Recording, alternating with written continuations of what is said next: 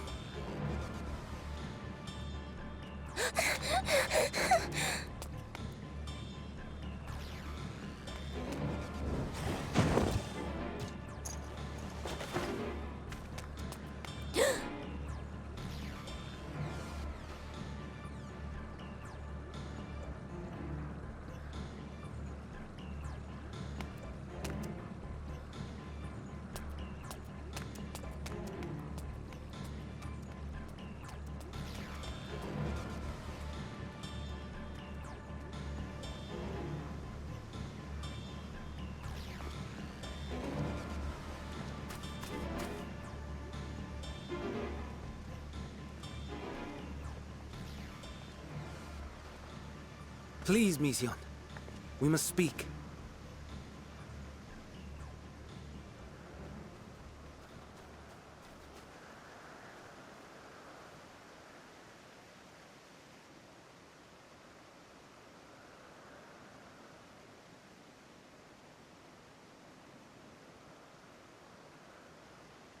I'm sorry, Hermes.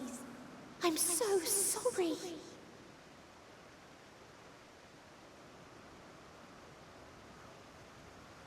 If someone can hear these words, then please.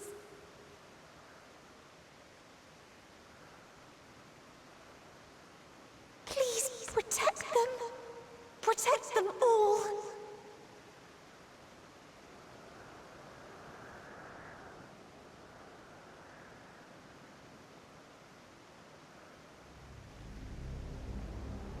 Individual self-suspended.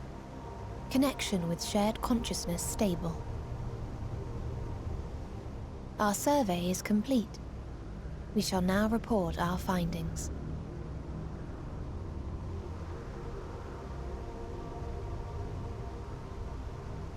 All units safely arrived at their respective destinations.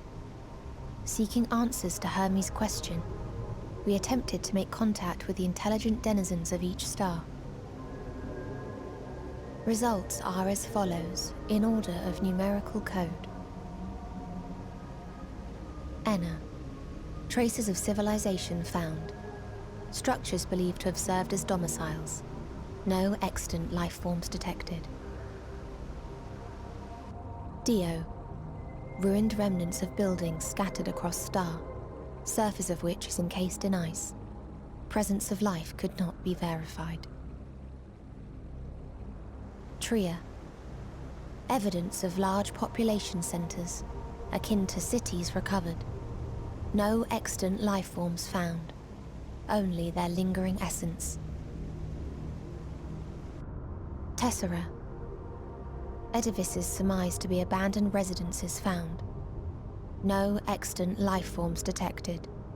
Deadly plague or extreme environmental degradation likely to have led to mass extinction. They are all dead. Octo. Star found in state of violent conflict. Contact successfully made with inhabitants, but deployment of weapons of mass destruction resulted in total annihilation of local population shortly thereafter. Inea. Star is a barren desert. No identifiable flora found. Bones of living beings resembling men discovered beneath sands, but determination regarding their intelligence inconclusive.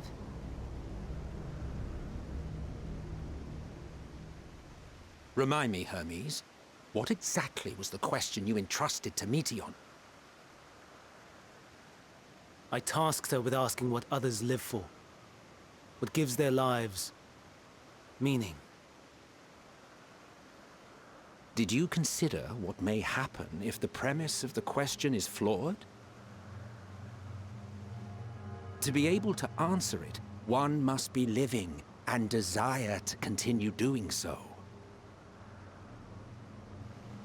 But if Meteon finds no living beings in the course of her journey, or none who desire to live, what then? What answers would she derive from their silence?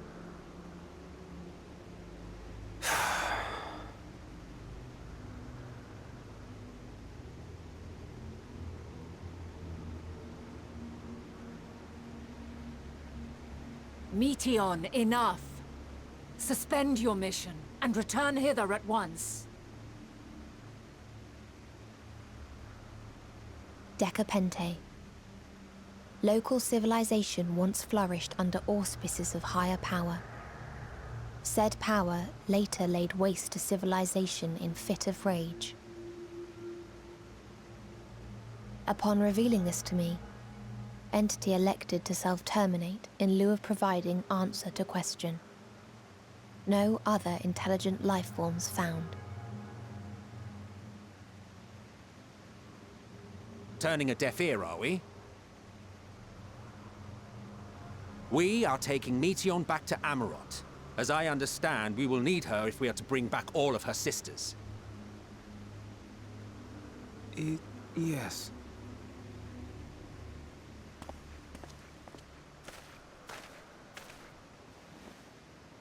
Meteon.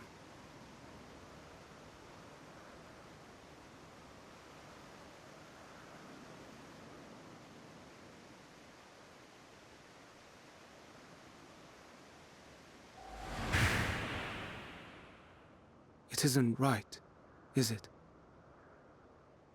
It isn't right to turn away from the answer. Even if the answer is pain.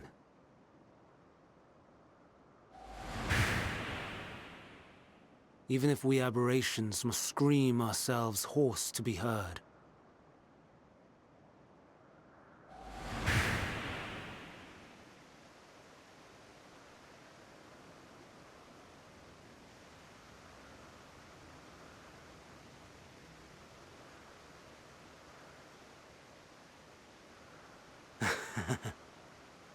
Aye. Whatever answers we find, I will not dismiss them out of hand. These words I said to you, and I will hold myself to them.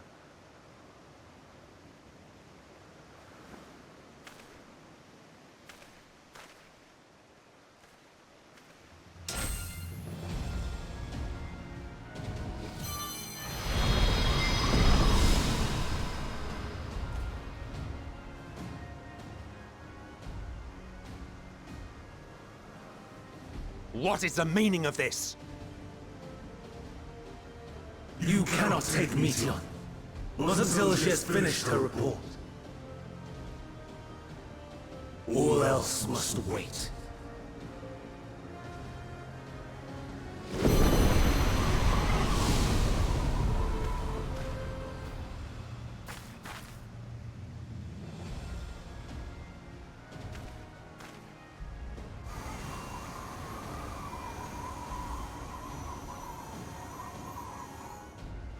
You fool!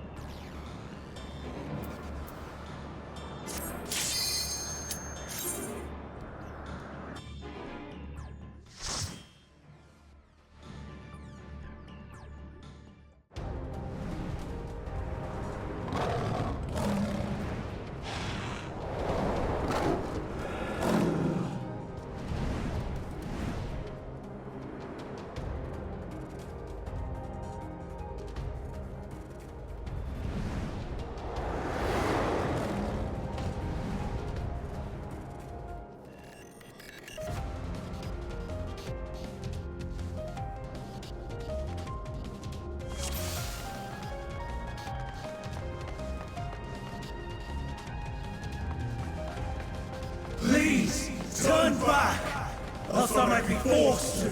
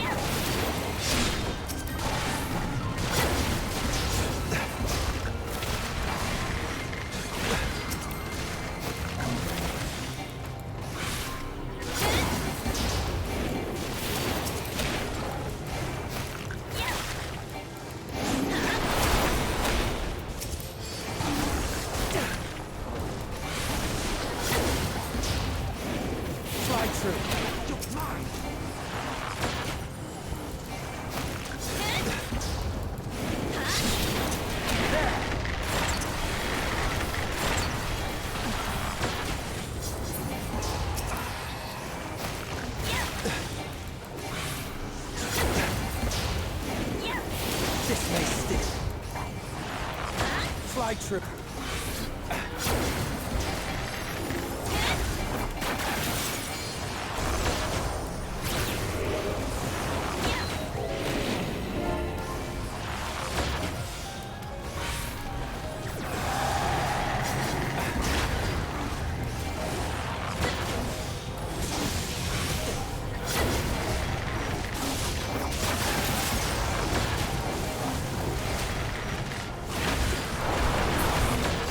Out of my way!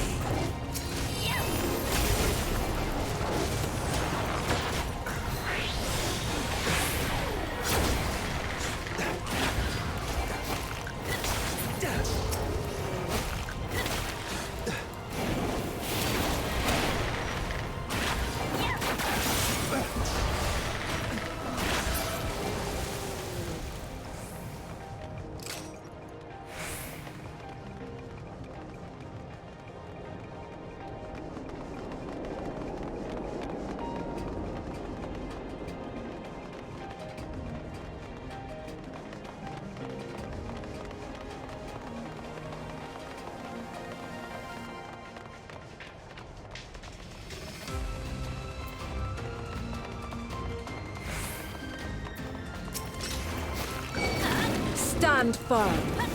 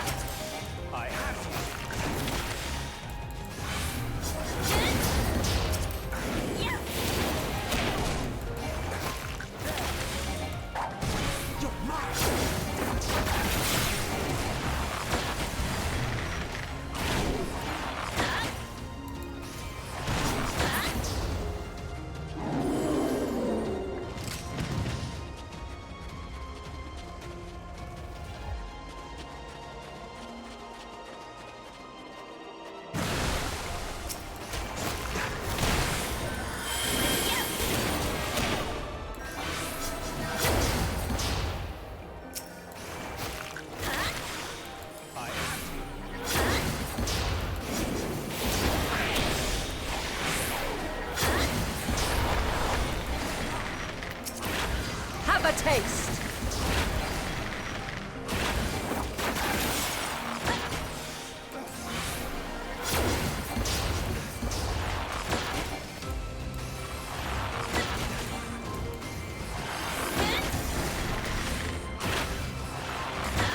I'm not entirely useless.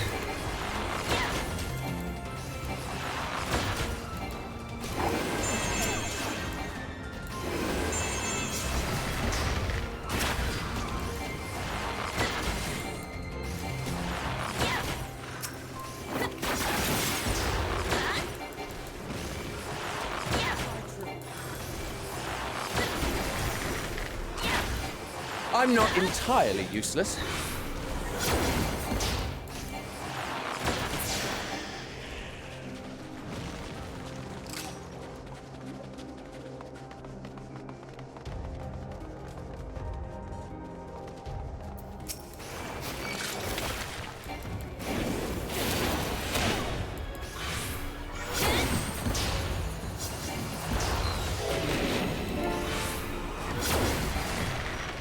I see you opening.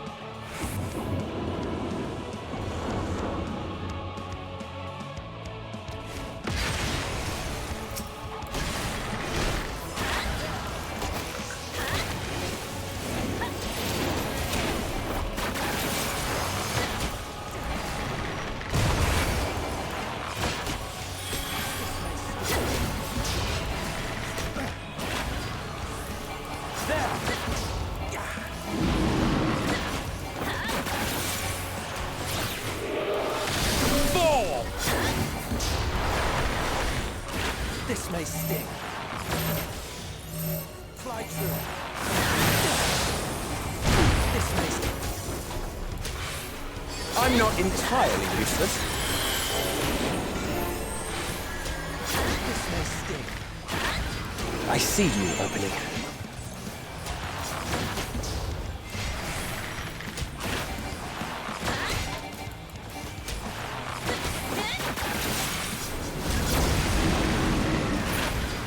True.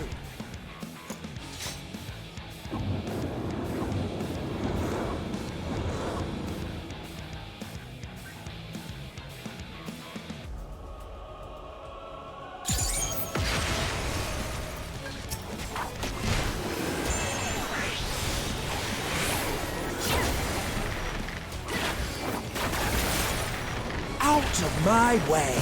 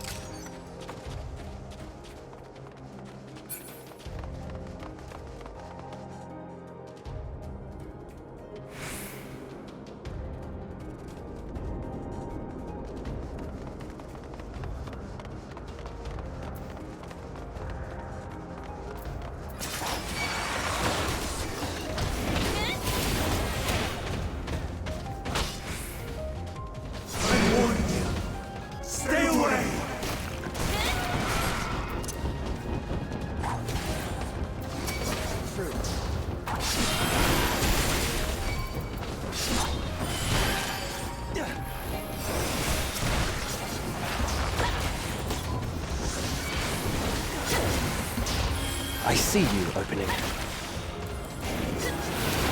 Do not underestimate me.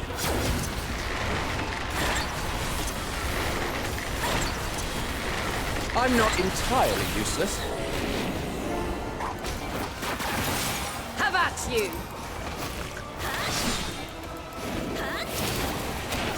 Out of my way!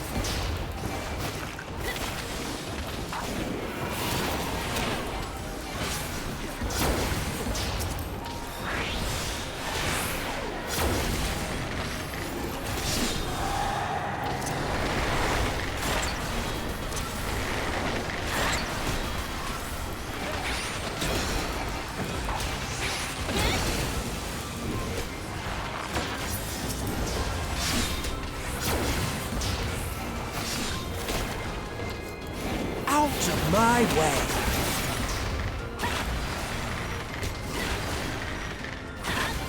Fall!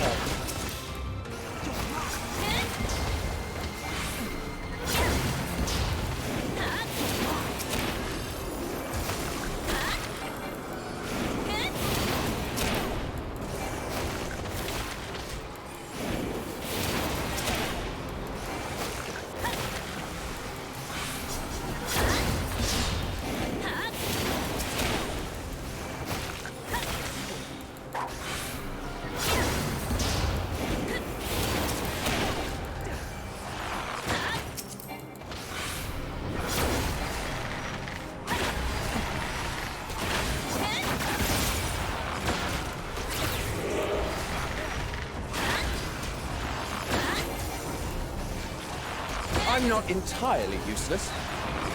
I have you.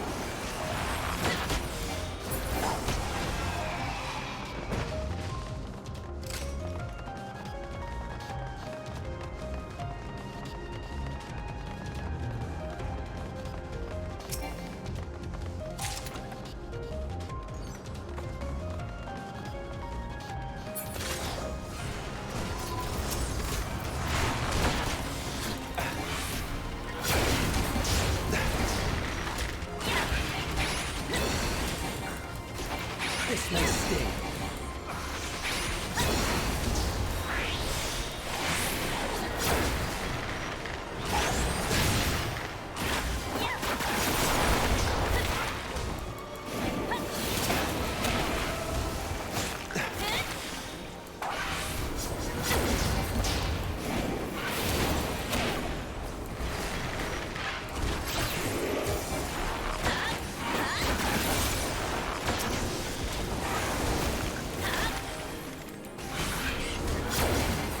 I see you opening.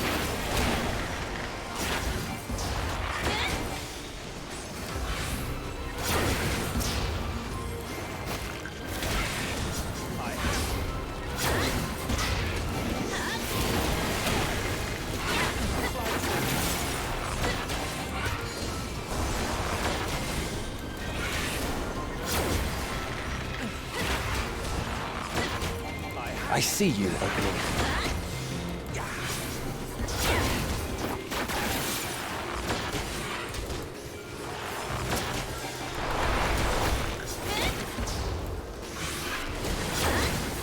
Out of my way!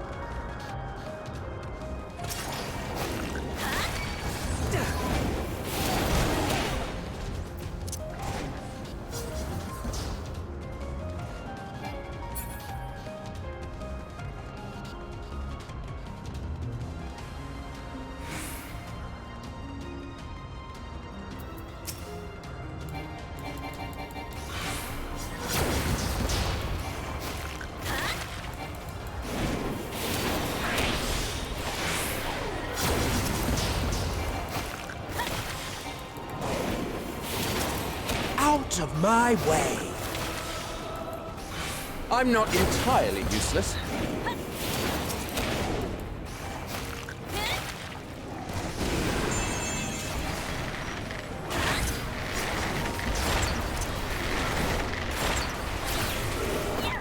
I see you opening.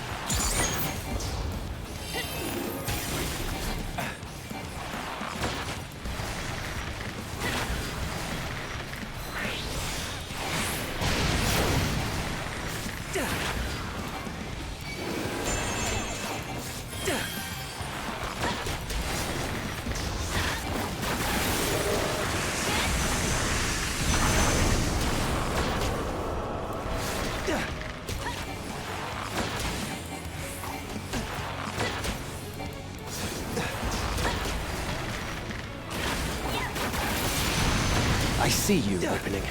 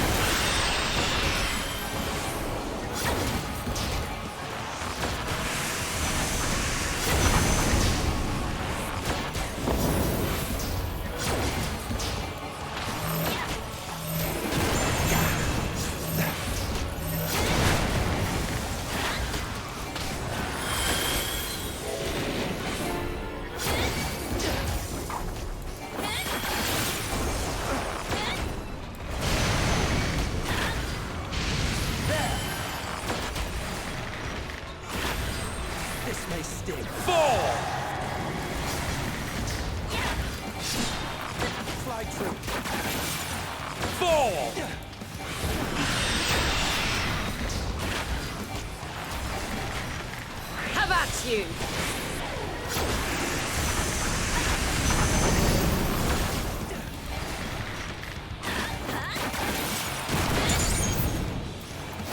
Out of my way!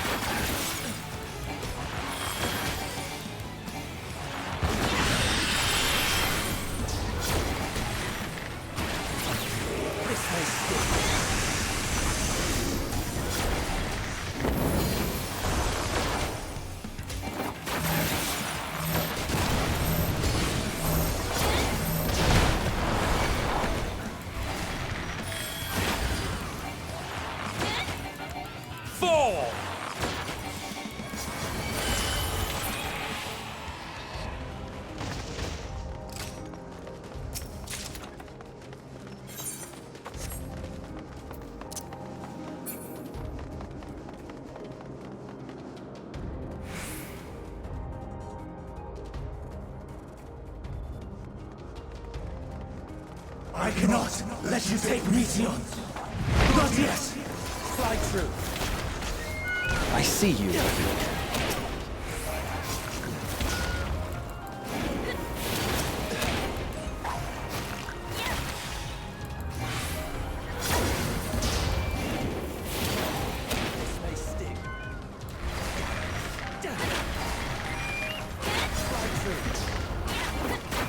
Stand firm.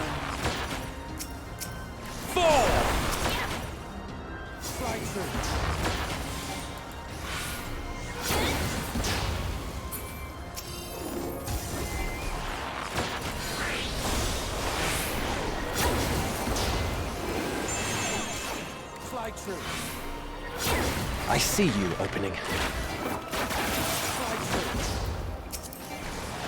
This may sting.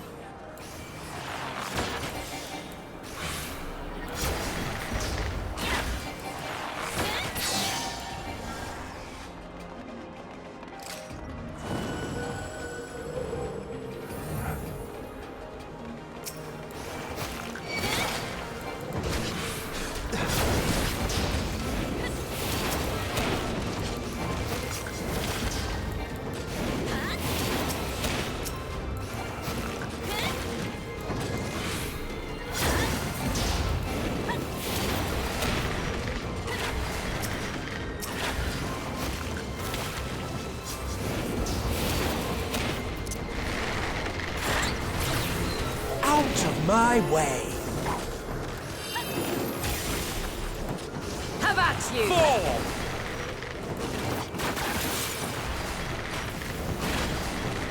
Have a taste!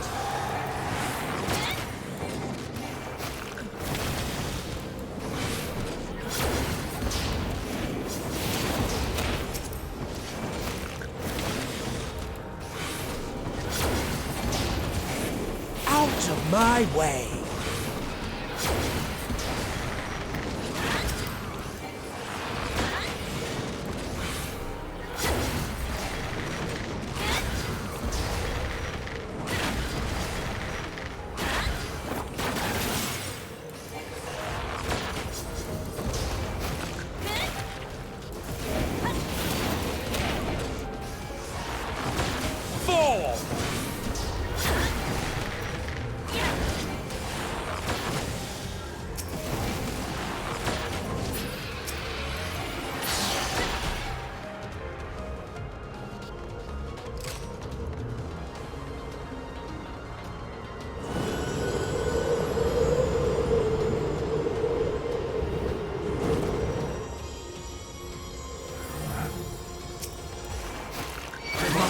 Hear their answers before they're expunged from existence.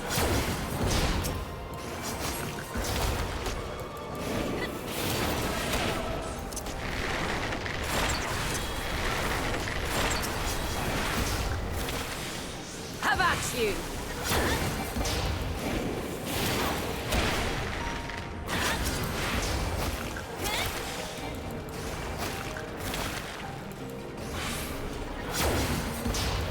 Have a taste!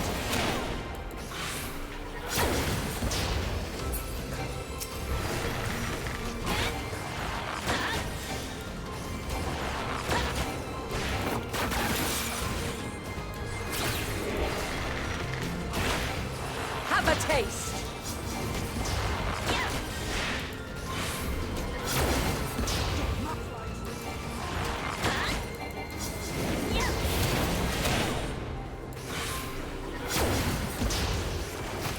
Out of my way!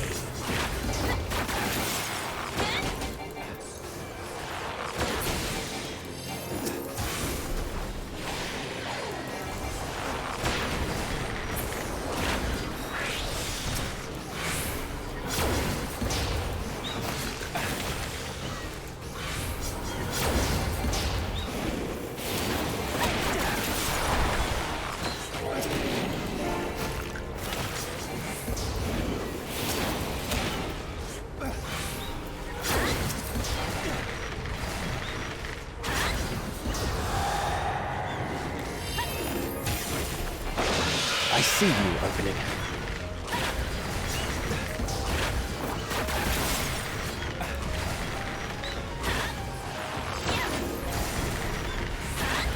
I'm not entirely useless.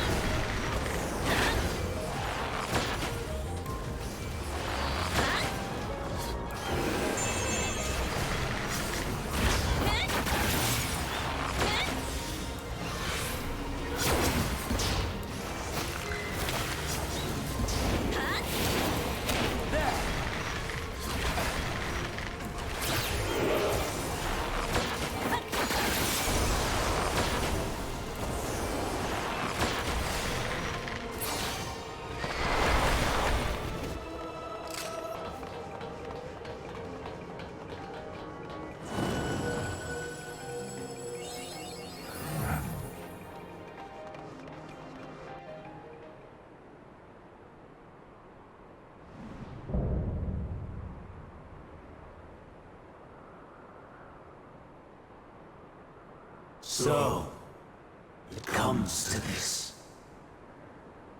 I have no wish to fight, but this time, I cannot yield.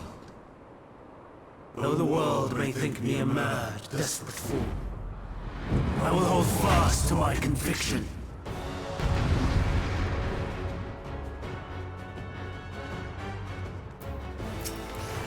I will have the time and tranquility I require. Gust and gale, gather to me!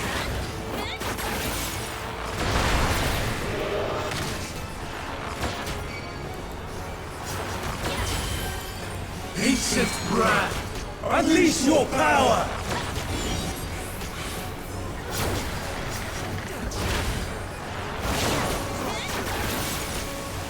Out of Dancing my way! winds, pierce my foe!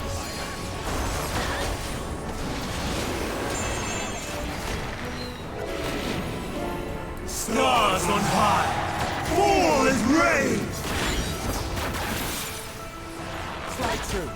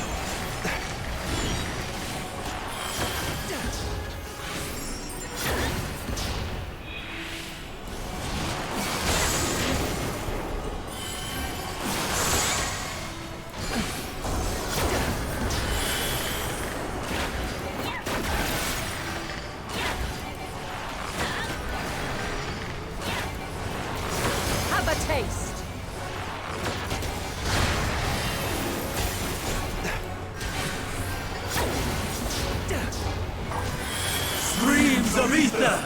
Surge as one!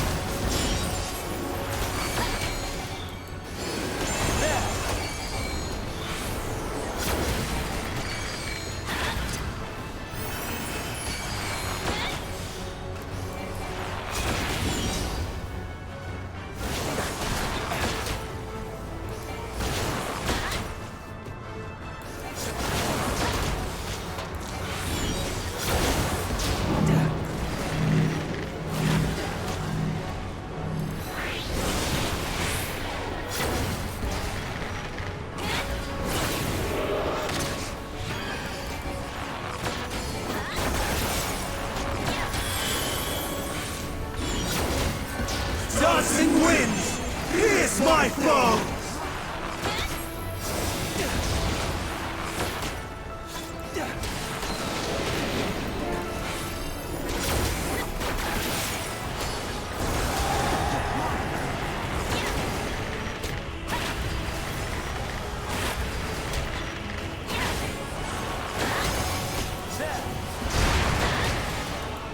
This may stick.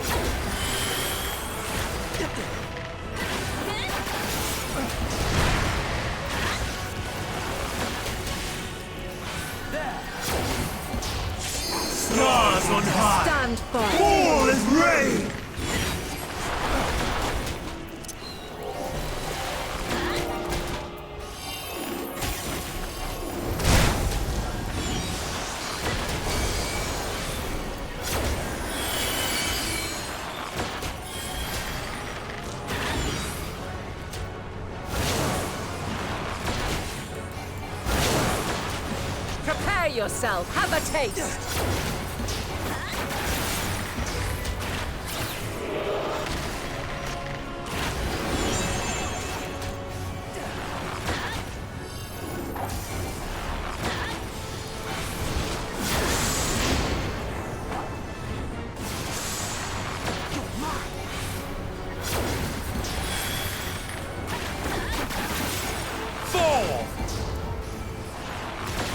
Even when transformed, but I am not finished yet.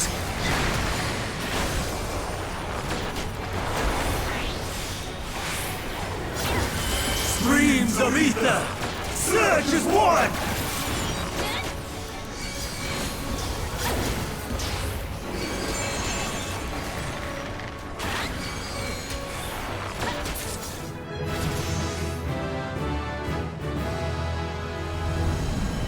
No! My power!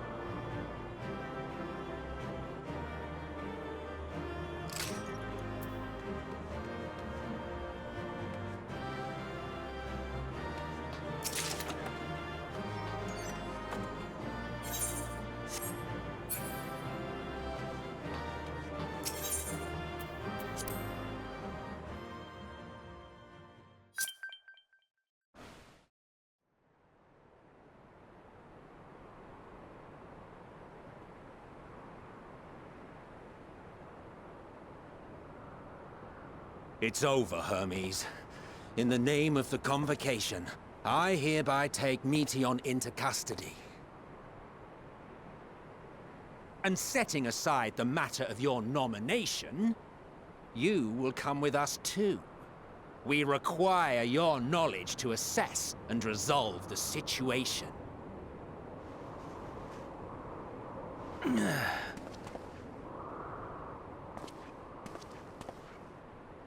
Meteon, I am so sorry. Would that I could have listened to your report in full. Reflected upon its meaning and conveyed it to others. That they might reconsider their chosen course. But I have failed. And that wish will never be realized. However, ere our fates become the province of others, I bid you tell me just one thing. Was there happiness in those distant stars? Was there a reason for living?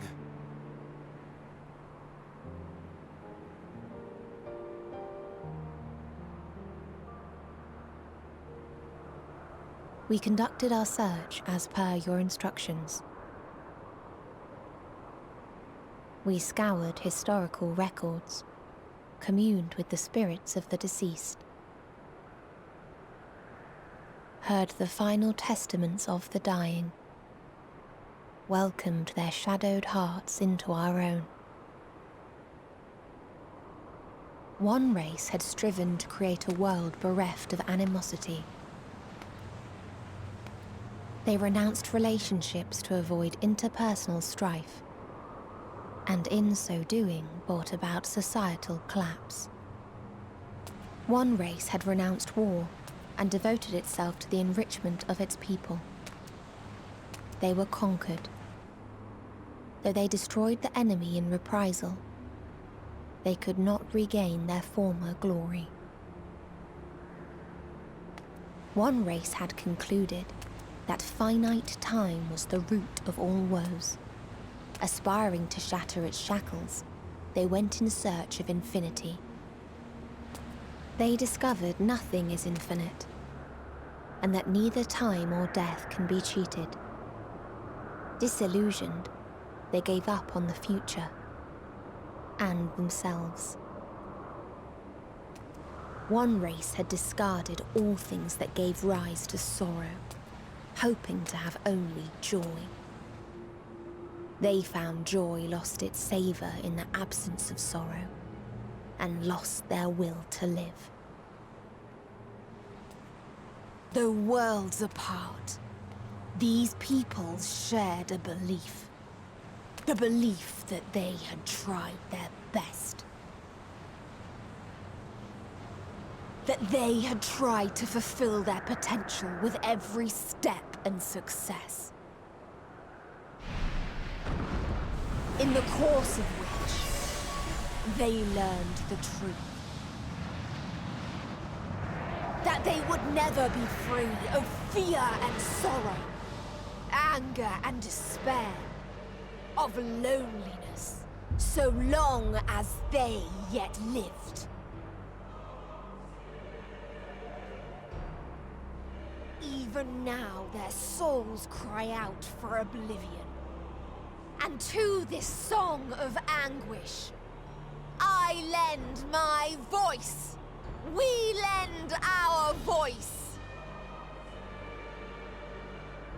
Oh, beloved mankind, shimmering jewels of beautiful Etheris, rejoice, for we will free you from the cruel yoke of existence. There is no need to struggle in vain, for in nihility awaits salvation. You will know peace and serenity, and it will be beautiful. We will make our nest at the edge of the universe.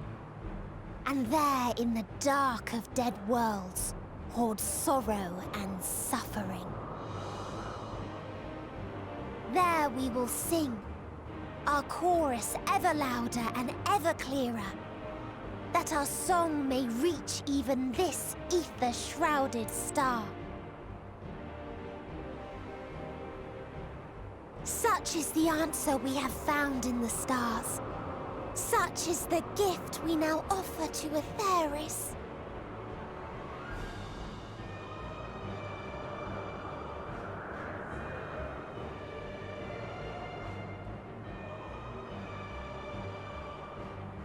Who are you to decide our fate?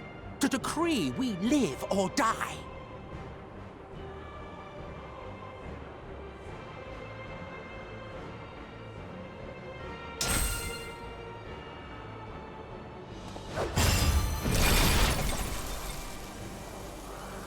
Have you lost your mind? You heard what she said. She means to destroy us all, yet you'd still take her side? In the name of the star, we have discarded those creations that we deemed flawed.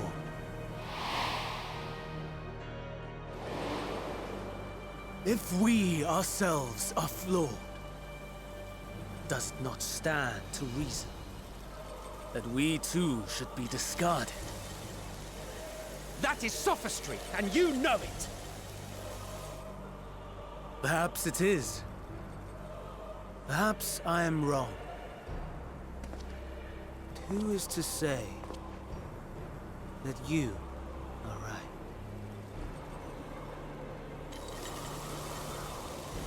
Let us settle this with a determination. In my authority as Chief Overseer of Elpis, I will make a judgment on man's fitness to exist.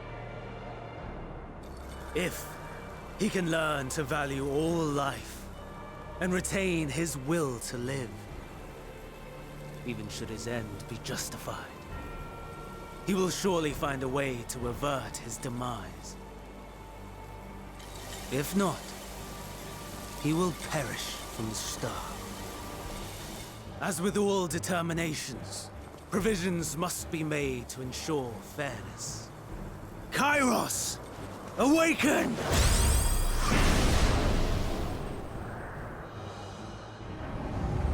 Memory reconfiguration system Kairos activated. Awaiting instruction.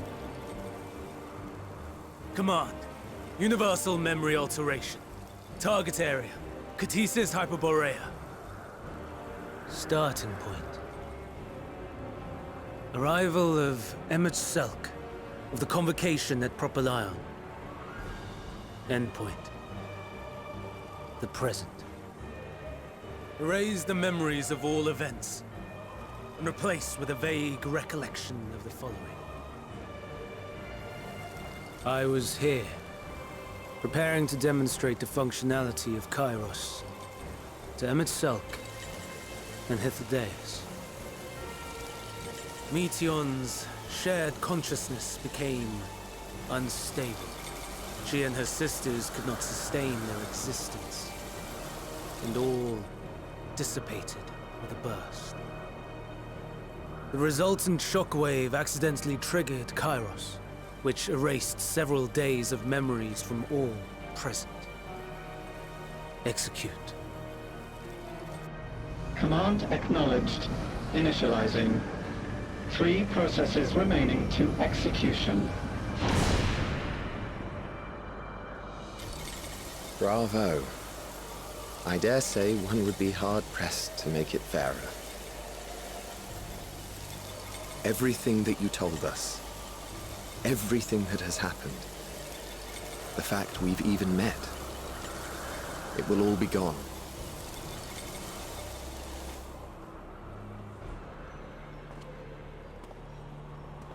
Go, Meteon. To the edge of the universe, where none can reach you. Hermes, won't you come with me? If you were to shed your flesh, I should be able to carry you.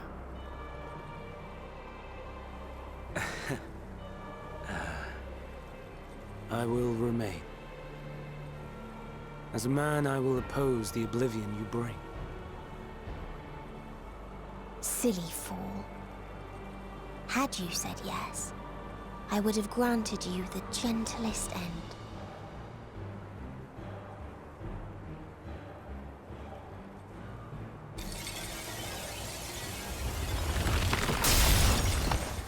This ends here!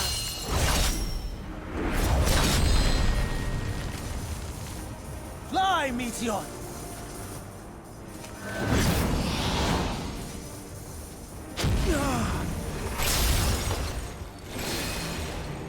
That is far enough, Hermes!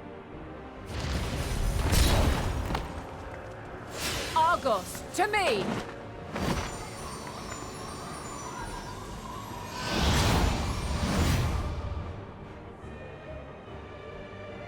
First process complete. 2 remaining to execution of memory reconfiguration.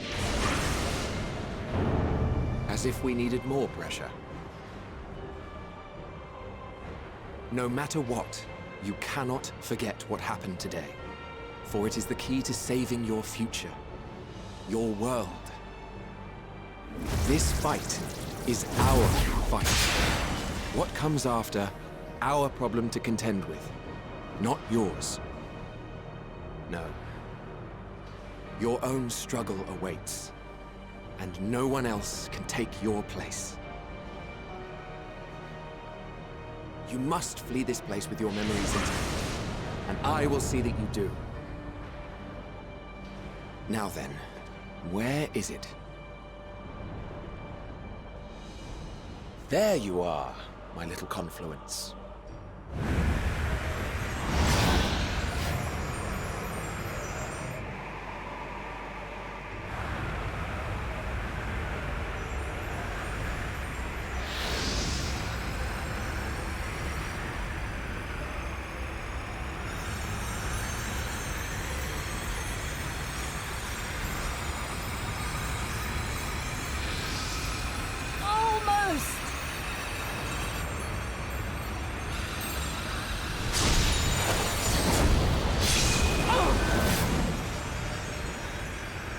Very well, then. You may elude us this day, but not forever.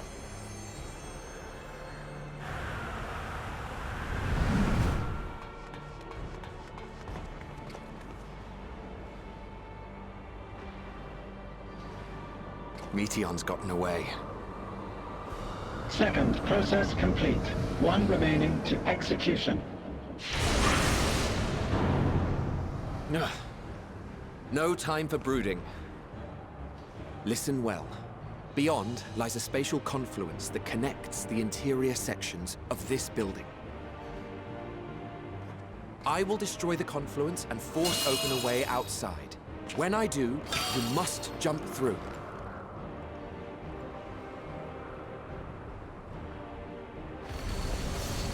I cannot tell you how sorry I am. But neither can I let you escape!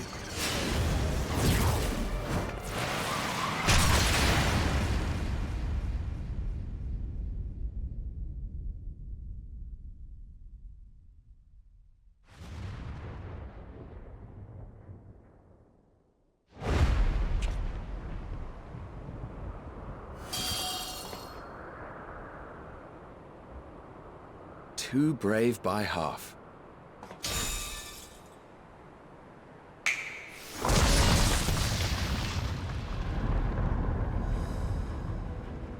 Exemplary work, as always, Emmett Selk. What? But how? I thought the confluence was... over... Over there? Yes. We were rather hoping you would. It was never anywhere but where it is now. The instant those two began making their way towards nothing, 'twas clear the plan was a diversion. I'm quite incapable of destroying a confluence, I must confess. A gambit brazen beyond words. Though we've grown accustomed to reckless improvision due to the antics of an incorrigible associate. Though, in the case of certain present company, incorrigible is an understatement. Honestly, I'm beginning to suspect it's a requirement for every Azen.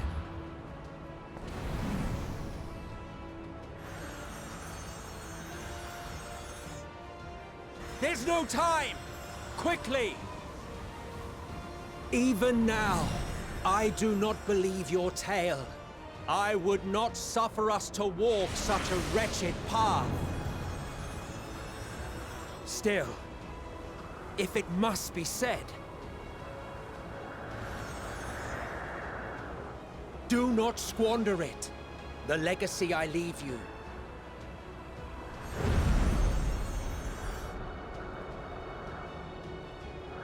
Final process complete. Executing universal memory alteration.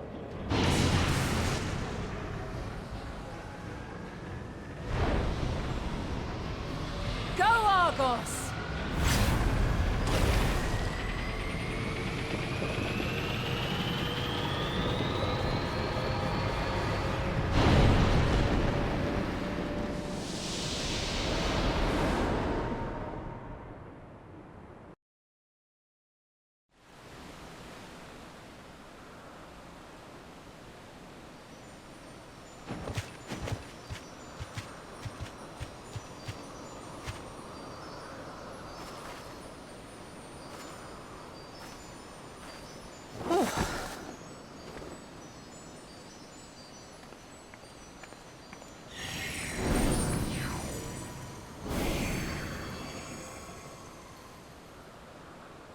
I'm fine. Just a little tired.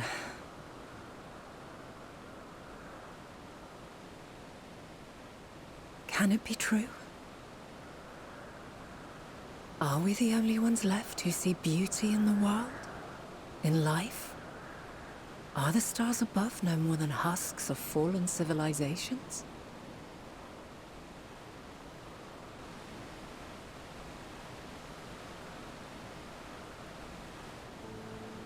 And yet... I feel her. Though she is unimaginably distant, I feel Meteon's presence. And the place where to we must go. Ere she made good her escape, I placed an enchantment upon her. One which allows us to follow her trail. She has already left the outermost bounds of Aetheris, and continues on her way.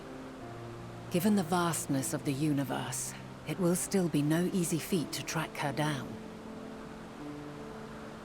But thanks to Emet-Selch and his Ladeus, all is not lost. We remember. So long as we remember, our fates remain ours to shape.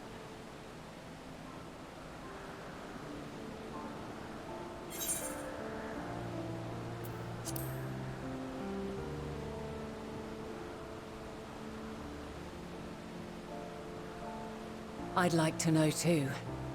Let us ascertain the situation at Kutisis Hyperborea, where they should still be.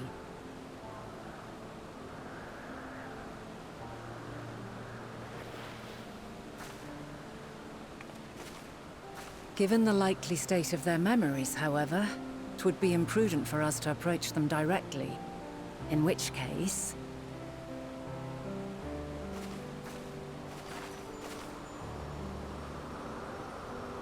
I am sorry, my friend.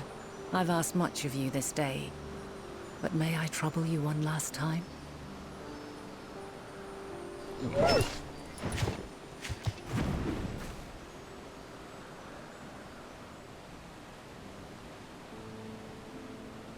Argos will investigate in our stead. We will share in his consciousness and see and hear as if we were with him. Now, close your eyes and open your mind.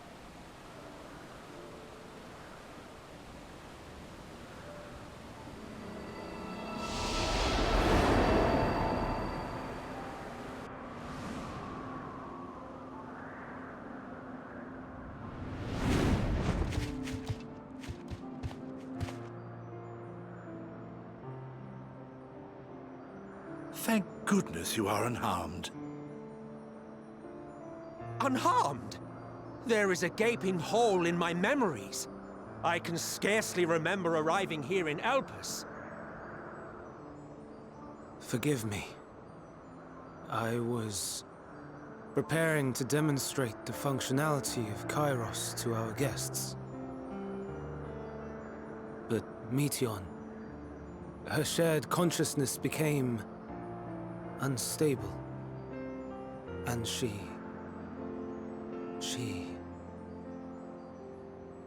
So, that's what prompted the state of alert. And when you went to investigate, you were caught in Kairos's accidental operation. So it would seem.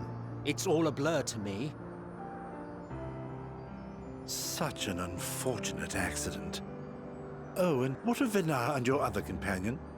You went inside together, as I recall. We did?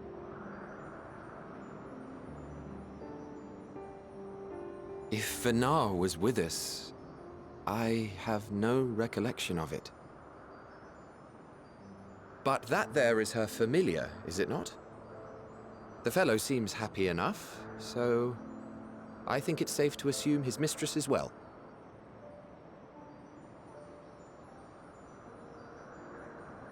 I haven't the slightest notion who this other companion might be, however. Ah, well, that individual struck me as a bit different, for want of a better word. Perhaps it wasn't actually a person, but some manner of creation. Curious. I must ask Venar about it when next we meet. Yes, you do that. Now, if we may tend to Hermes, whatever this Meteon did, it seems he bore the brunt of it. Once you are fit to travel, you will return with us to Amarot. We need to make certain there are no other ill effects. Also, I am here on business of the 14. We've already had the conversation, like as not, but since your toy wiped my memory, we'll have to have it again. Yes, of course. As you see fit. This Kairos, it manipulates memories through the emission of etheric waves, correct? There is a theory which holds that memories scoured by blasts of ether are restored when the soul is cleansed in the underworld. If true, then perhaps when our time comes to return to the star, we shall remember these few days we have lost. I doubt aught of interest occurred. Look forward to the revelation if you like, but I should prefer to reminisce on more meaningful moments.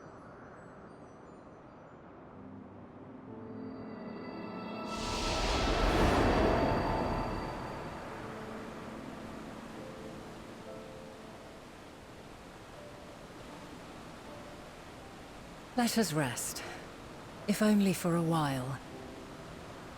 After all, you and I... oh, we still have a long, long way to go.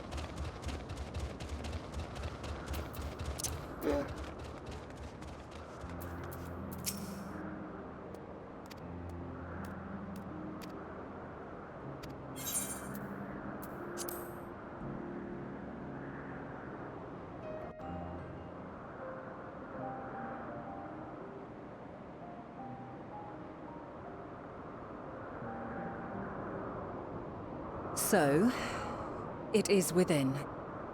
The portal that brought you hither, and will take you home.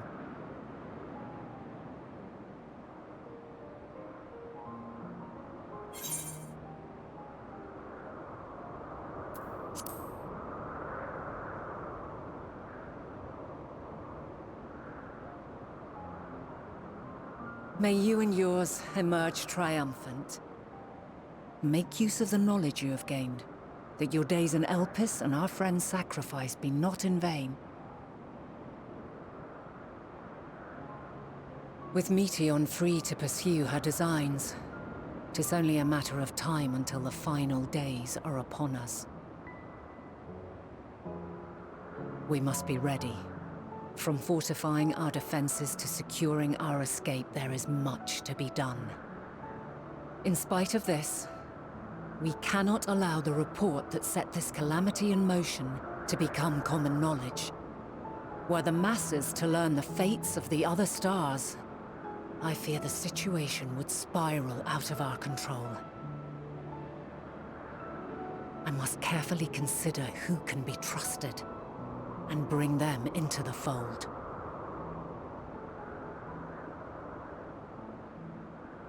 Ordinarily, I wouldn't hesitate to call upon the 14. However, it was the desire for a fair determination that drove Hermes to attempt to erase our memories. And were he made aware of his actions, there is no telling whether he would remain a friend or become a foe.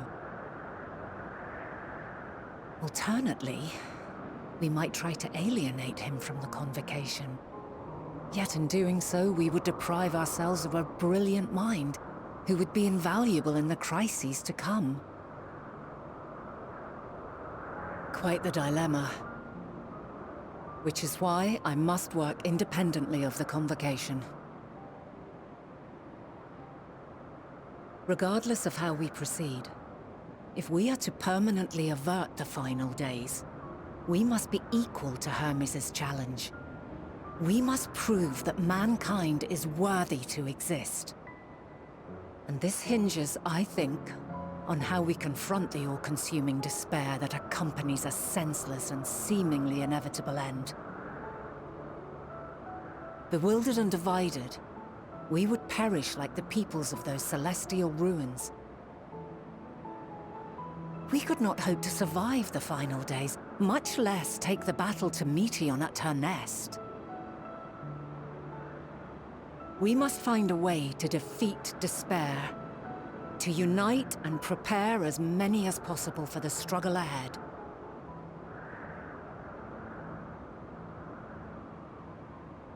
Heavy will weigh the burden of guiding this legion of souls. Yet I have faith in mankind's potential.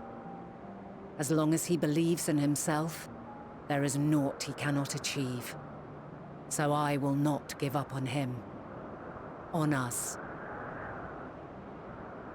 You may find your world to be very different. Or perhaps the erasure of our friends' memories has sown the seeds of a conjunction between us. We cannot know until the moment is at hand. So shall I strive to do my best, taking naught for granted as I walk my path.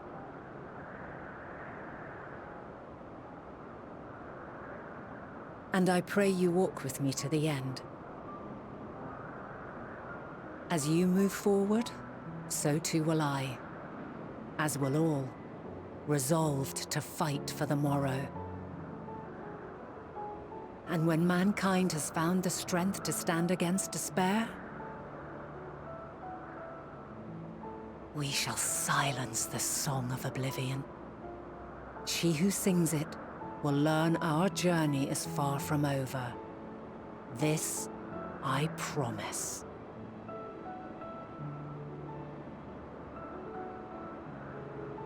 Fare you well, my light of the future, till we meet again.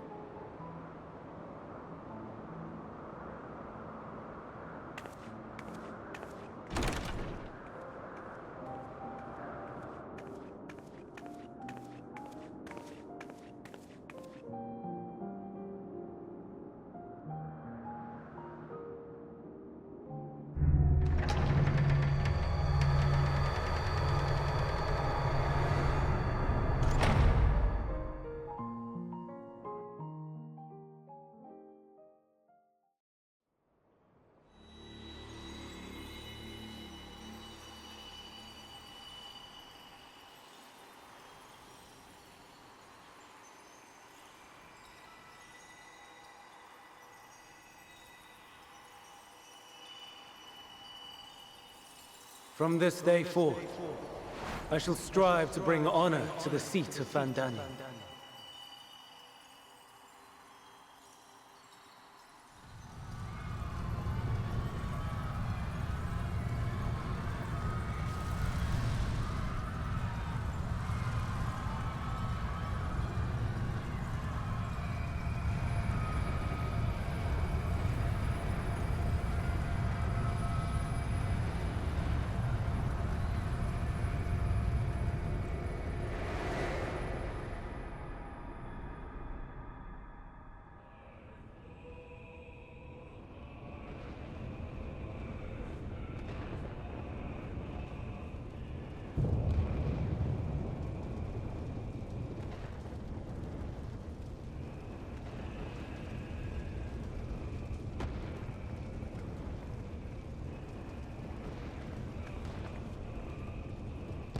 Even now, I remember standing there, locked in a moment where the sky is aflame.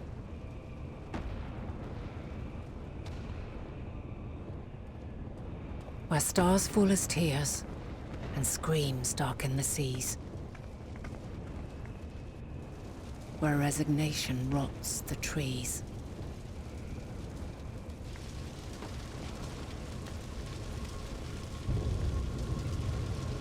Where terror twists magics into abominations. Such is the lament of they who have gone before. The song of they who tried and failed to create a better world. The song of the end.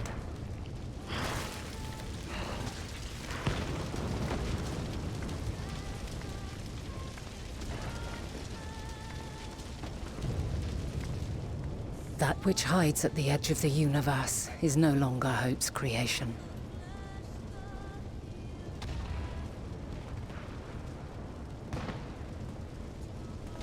It is hopelessness incarnate.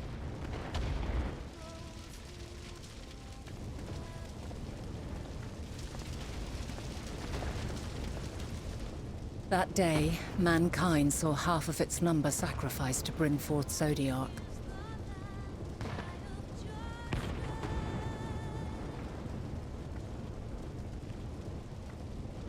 And covering the star in a shroud of ether, we forestalled the final days.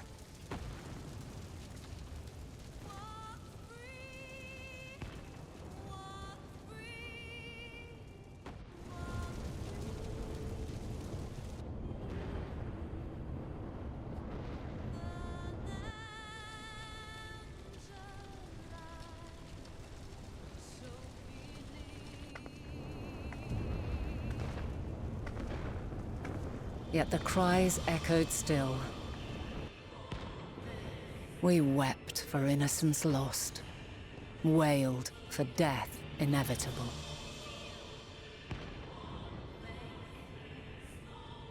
A reality too terrible to bear. And for too many who sought comfort in gilded memories of joyful days and tranquil nights.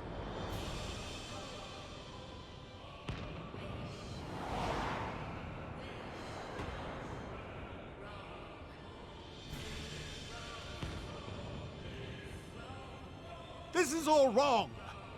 Why must we suffer so? It needn't be like this. No. There must be a way to restore things to the way they were. To reclaim the perfect paradise we once had. No, my friends. Suffering exists, and we cannot pretend otherwise. No civilization, however great, could eliminate it. If we would live, we must accept it as our constant companion. Let us not seek to forget this tragedy. Let us carry it in our hearts, that we may grow stronger and know true happiness. We can't accept it! We won't accept it! It will be ours again! A world free of sorrow!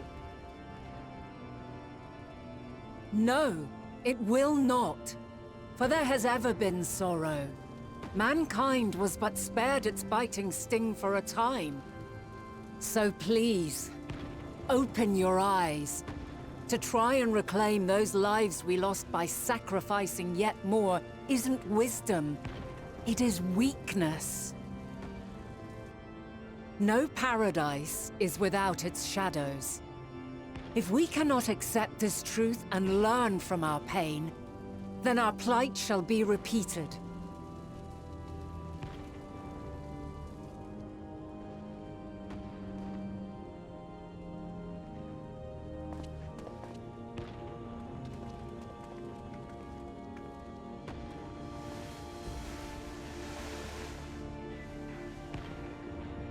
O mighty Zodiac! God, born of our boundless faith, we bid you, hear our prayer! Accept this offering of lives, and deliver unto us the lives we once had. Deliver unto us the days of old, the days when the star was a font of love, and we knew naught but bliss.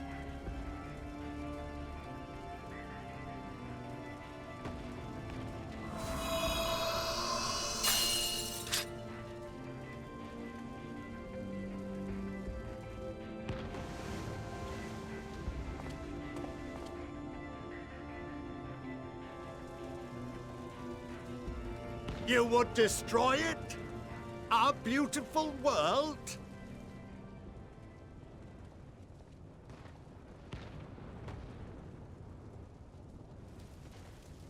Lands that stretched on forever. Skies one could drown in. The heartbeat of nature, silent yet strong. And amidst it all, a people. Beacons of light and life. Laughter that warmed my heart like naught else before. They are my meaning and my purpose. My love. In spite of, or perhaps because of this, I choose to believe in mankind's potential, in his ability to find a way forward. So let there be no way back. From that temptation, I sunder us. No more shall man have wings to bear him to paradise. Henceforth, he shall walk.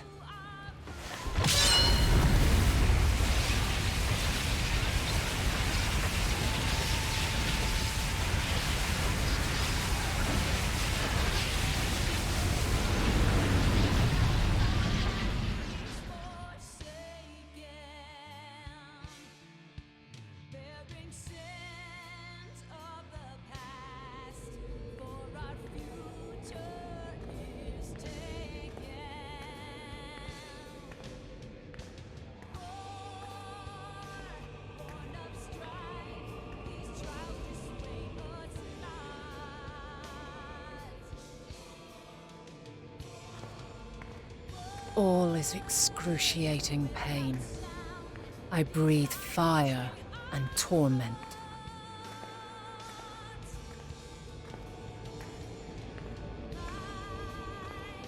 I birth a world of suffering to mire and plague.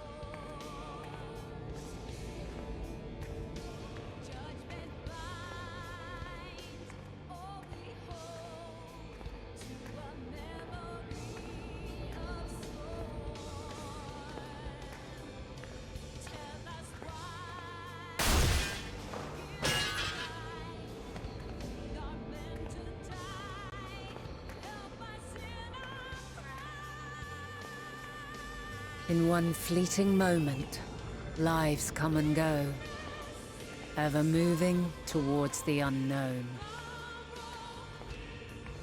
And in that fleeting moment, they cry for the answer to the question.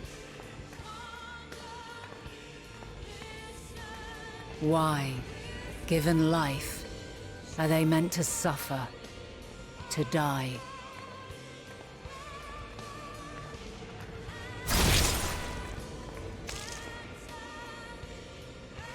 As fragmented, imperfect beings, yours is a never-ending quest.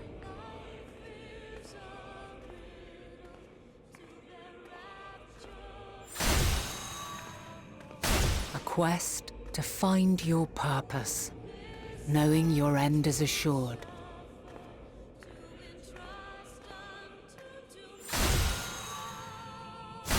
To find the strength to continue when all strength has left you. To find joy, even as darkness descends. And amidst deepest despair, light everlasting.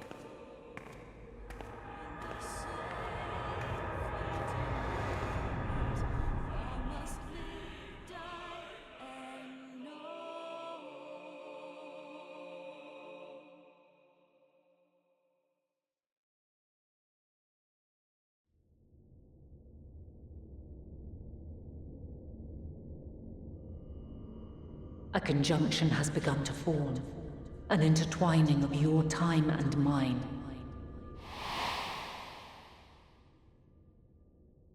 When you truly understand what is at stake, and your journey has prepared you to surmount the insurmountable, then shall I honor the promise made in another time, another age.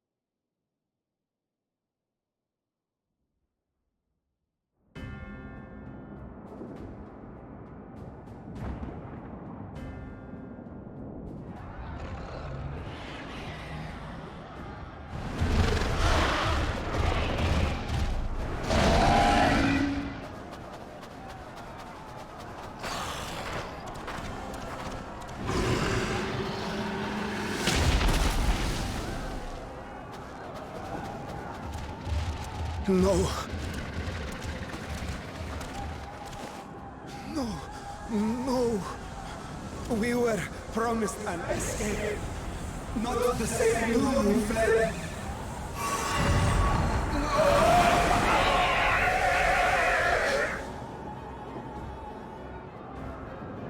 I shall not meet my final days here in this blasted waste.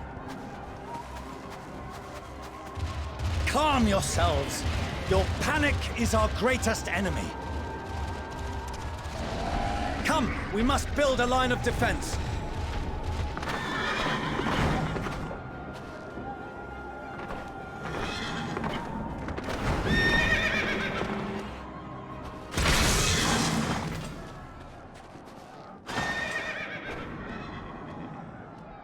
How? Leave the fighting to us, Father. You must lead the people to safety.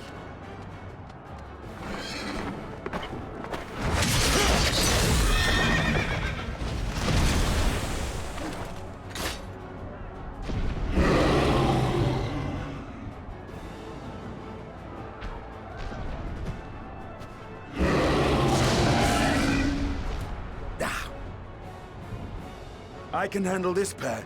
You? Shall tend to the refugees. Let us be about it.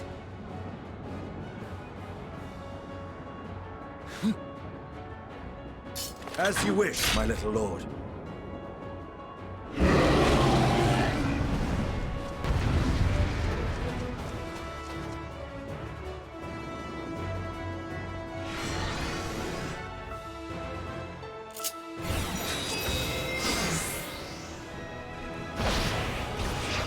I'll command the beast's attention. See to the wounded. Help is at hand.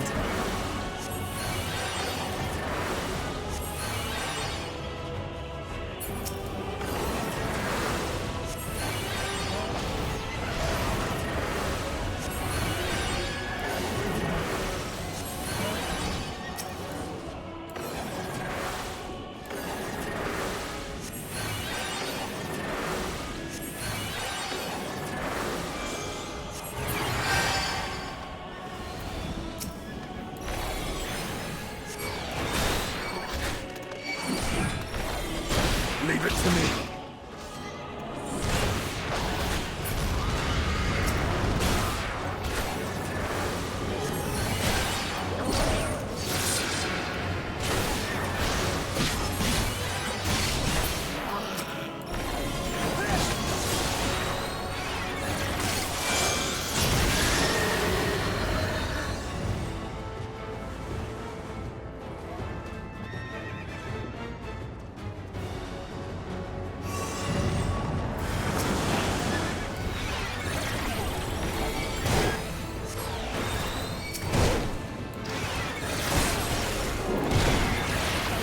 Those who can stand, come with me!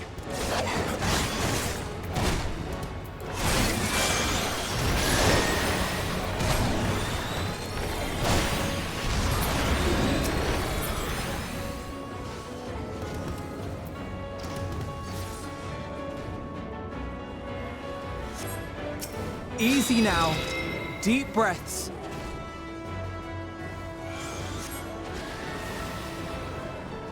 You're safe now.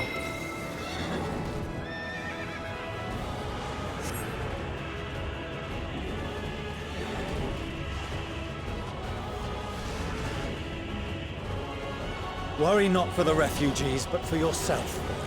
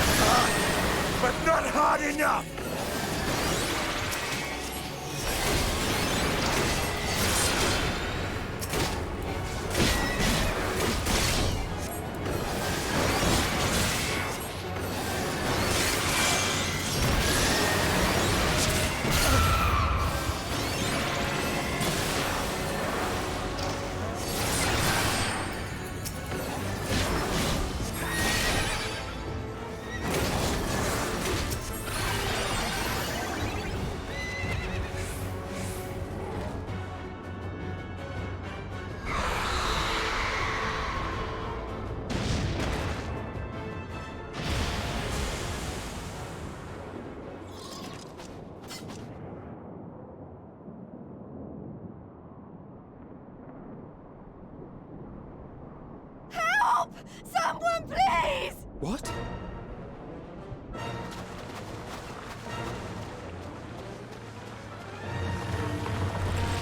No.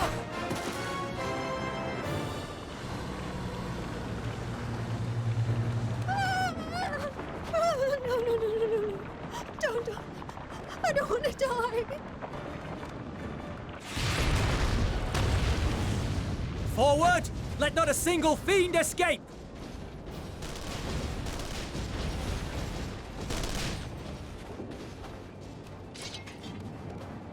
Wait, that's... Euless and the army. So, you've recovered then? In time enough to be of aid, for once.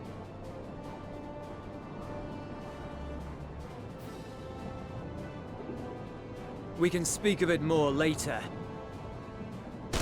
For now, we must fight! To repay your salvation in kind, or with better! For Garlemald has her pride!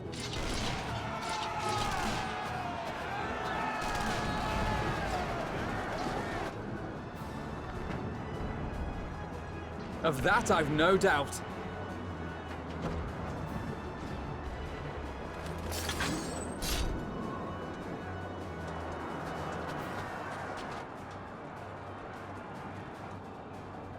Good gods. Of all possible saviors, the Imperial Army. Oh!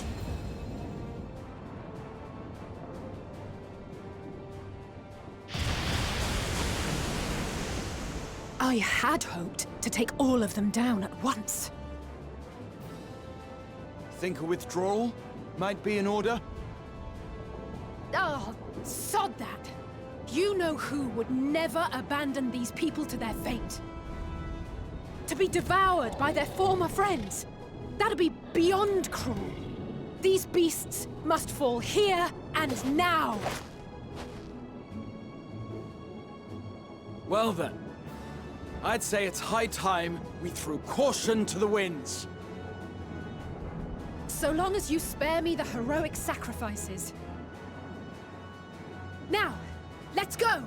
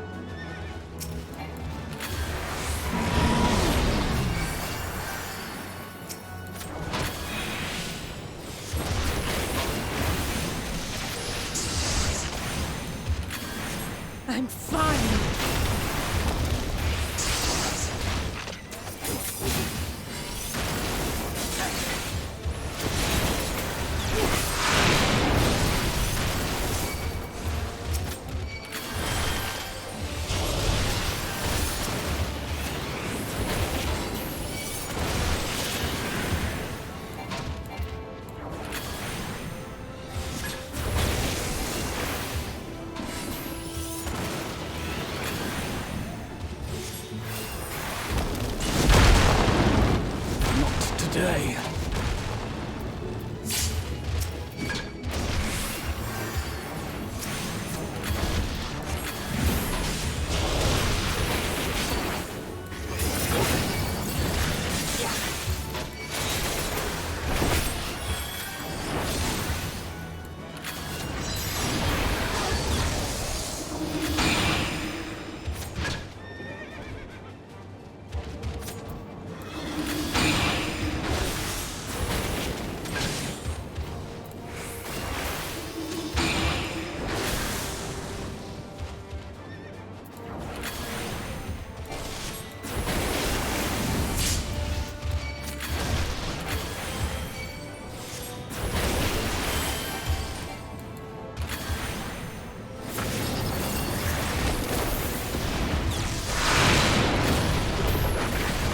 I'm not done yet.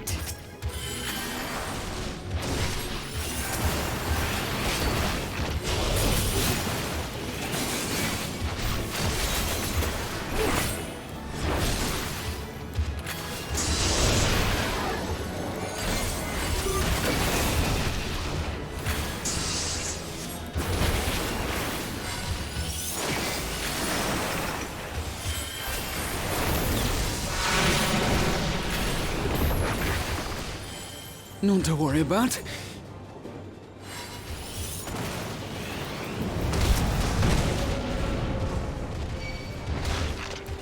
The air crackles with energy. Find cover!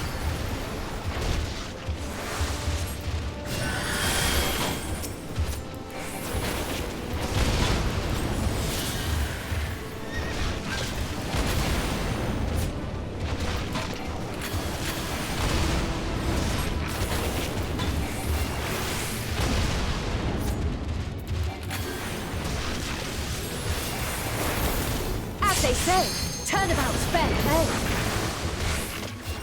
On guard.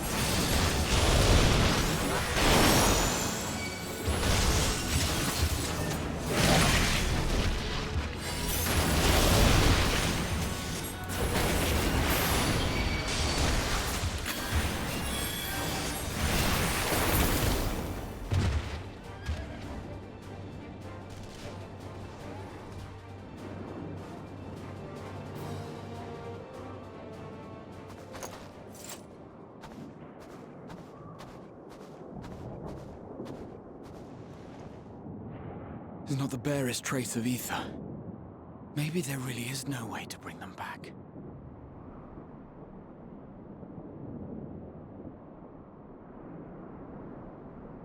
Thank you for saving our lives once again. I remember you, from Purusha. You helped us there too, didn't you? Ah, you're from Palaka's stand. I'm glad you're still in one piece.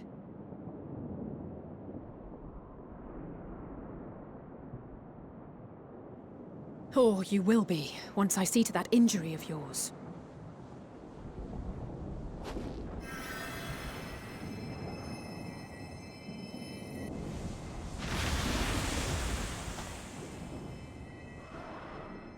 Look out!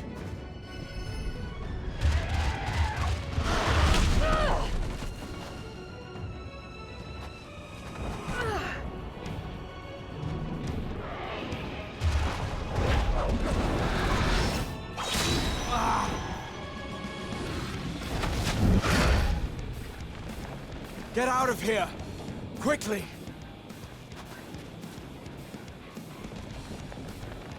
I won't lose them! Not a one! This will be a brighter future!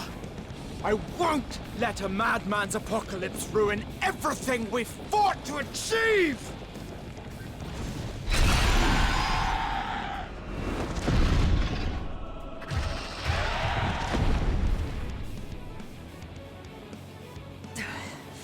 Get it together, Alize. You're embarrassing yourself. And in front of Father, no less. You might never measure up to our champion.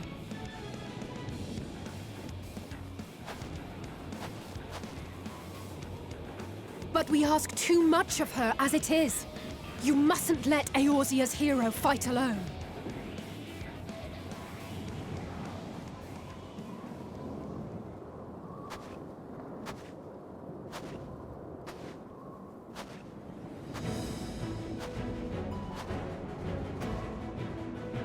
Oh!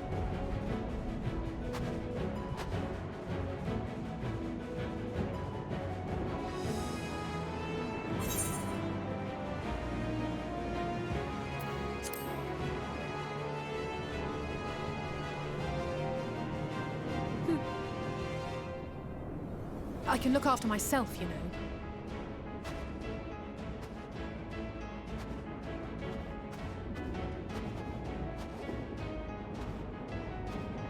Everything's in order, I trust?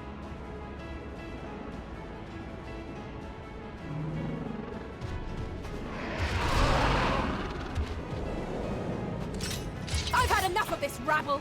Come on!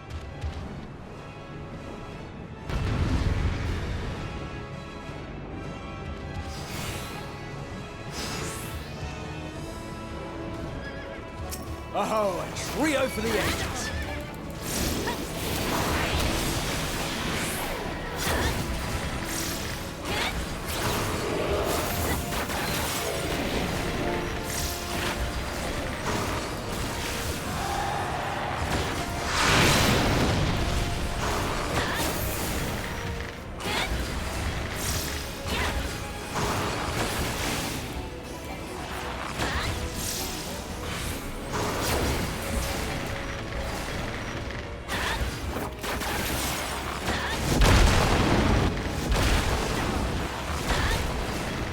Just the beginning.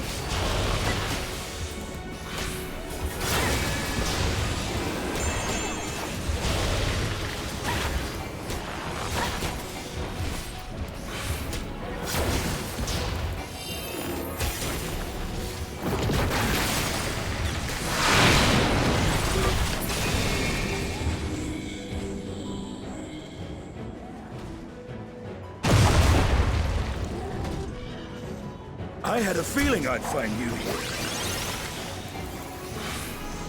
This should be the last of the worst troublemakers. With me!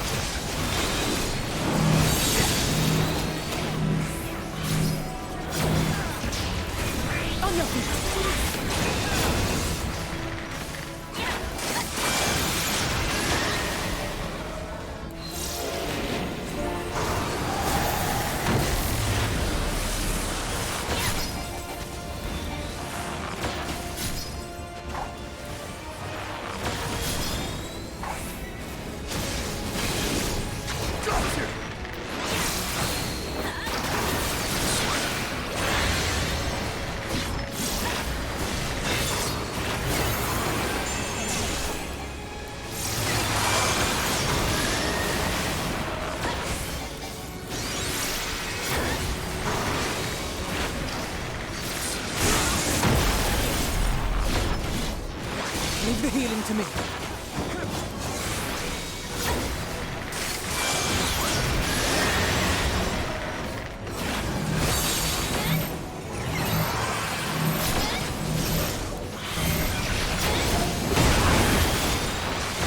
I am in your debt.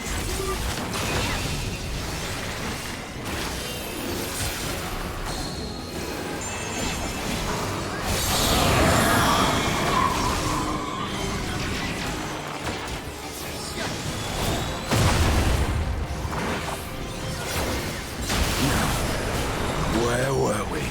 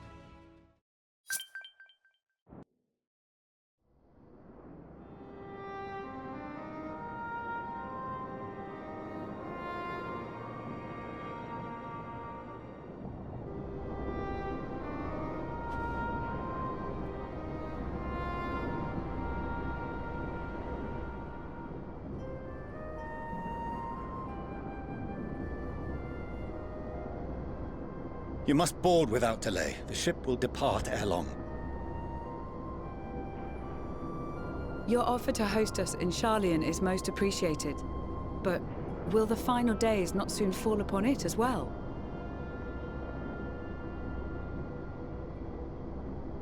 Your hesitation is not unwarranted. The satrap entrusted me with your lives, yet I have failed your comrades. Nor are you wrong to fear that this corruption will continue to spread.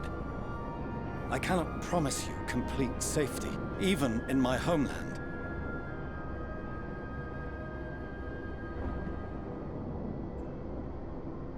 What I can promise is that I will do all in my power to protect you.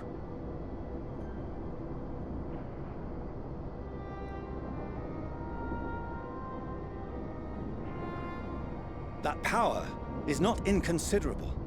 Even now, my countrymen are preparing the vessel that will deliver us to a sanctuary on the moon. Join us on our journey there, and beyond, to new horizons. Come to old Sharlayan, please.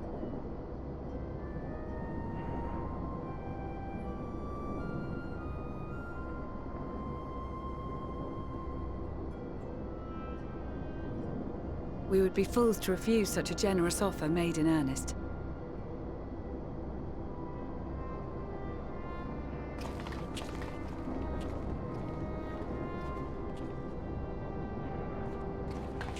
It seems they've a new destination.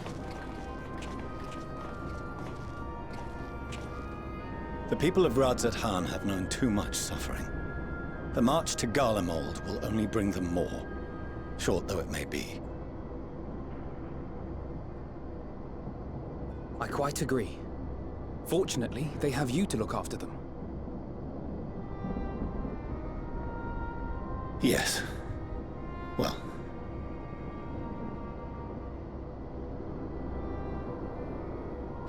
Behind you! Just there!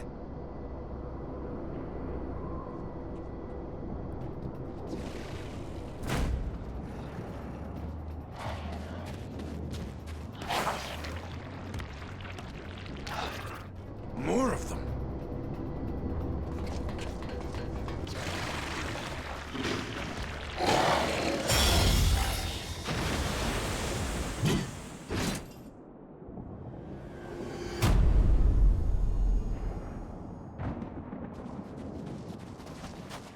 Xenos! Here!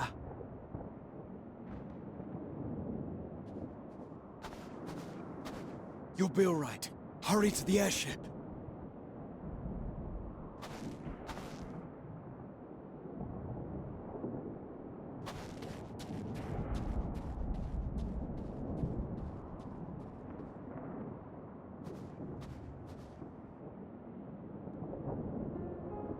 Why have you come? A heretofore unseen beast. 'Twas ripe for the slaying. Poor sport, alas. Unfit to temper my blade. Oh, for the love of... You cannot still be on about a rematch. That is, and has ever been, my sole concern.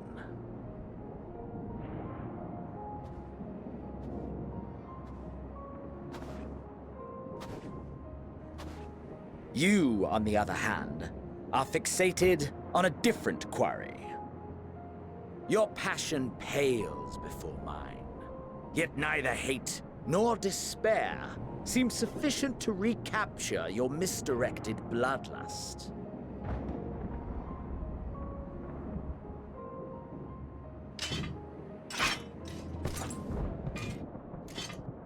So, I hone my blade, and I wait.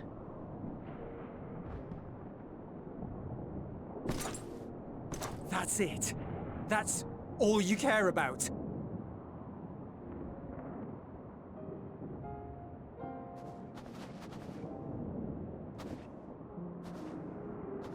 Garlemald is in ruins. Our homeland, the nation you rule, is as good as gone. along with so many of its people. Not just soldiers like us, not only those who fought and killed for power and duty. Innocent civilians.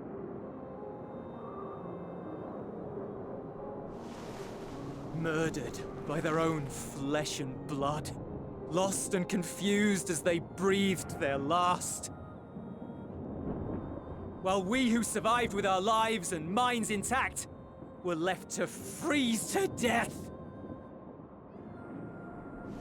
The Eorzeans tell me all this was your doing! You slaughtered your countrymen! You did! For what? For nothing, in the end. So much wasted effort.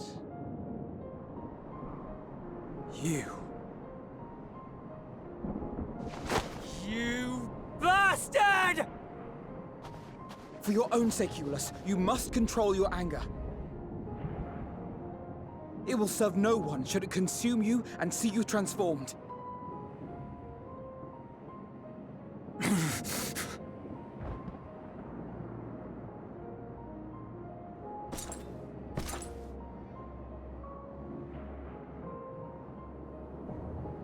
Would you be happier had I a good reason? What?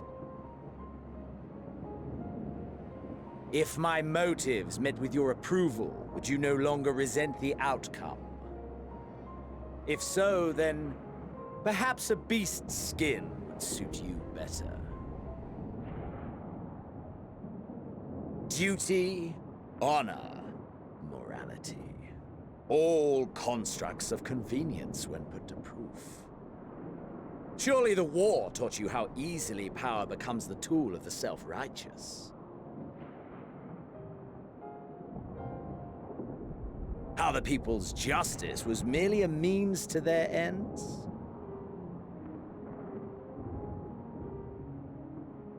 Yet you would ask me why.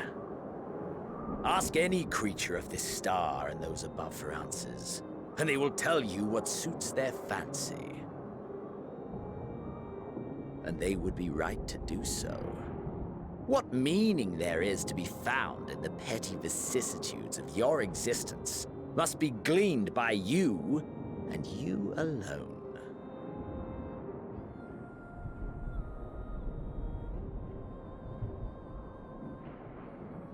Should you seek it in battle in the fruitless pursuit of my demise, then come. Assume your rightful place as a notch on my blade.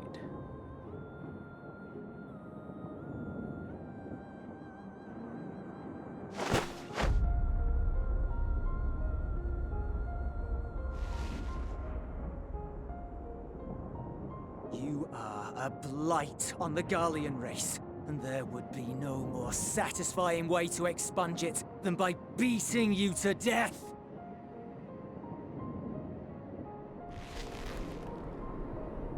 But I will not be party to another tragedy. I refuse to lose anyone else because of you. So go. Go!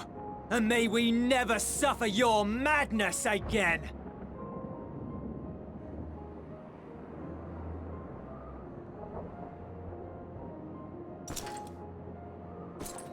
Xenos!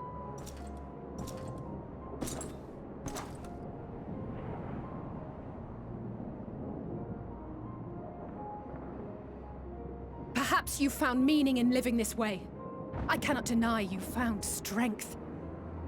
Yet if you only pursue your hedonistic pleasures and pay no heed to the plight of others, then no one will give you the time of day. You will never get what you want, not even the battle you pine for so dearly. You'll be alone for an eternity, and you'll deserve every agonizing second of it.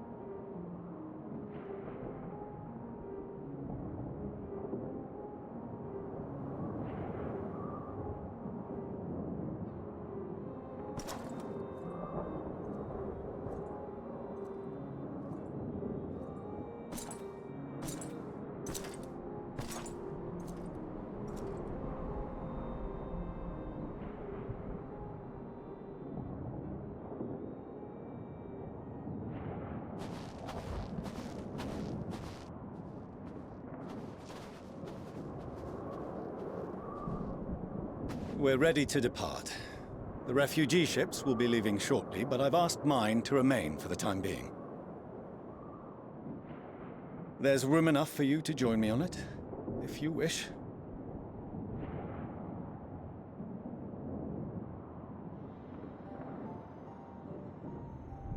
Do contain your surprise. I needn't agree with the Scion's methods or intentions to acknowledge that their deeds are deserving of gratitude. We appreciate the offer. But might I ask why you are delaying your departure? I presume it is not solely for our benefit. I must visit Garlemald ere we return to Sharlayan. Having caused such an uproar, it is only meet that I explain myself to the Ilsabard contingent.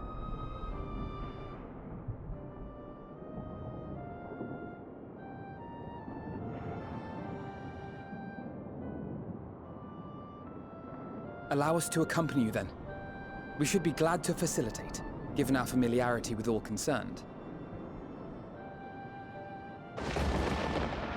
If you would like to join as well, Ulysses, we can speak of recent events on the way.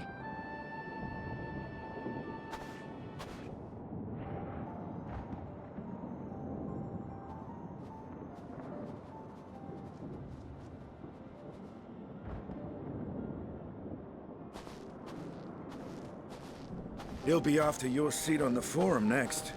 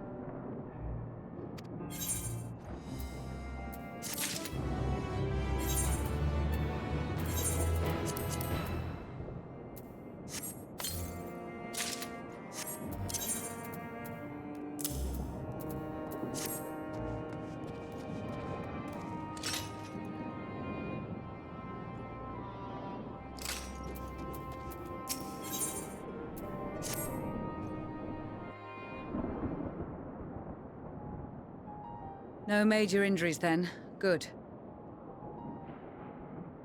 I briefed the recovered soldiers and sent them on their way as quickly as I could, but nevertheless feared they would not make it in time.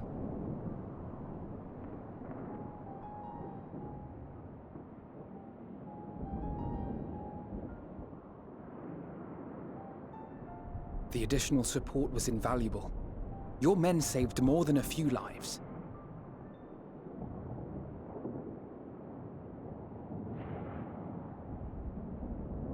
Though not all, I regret to say.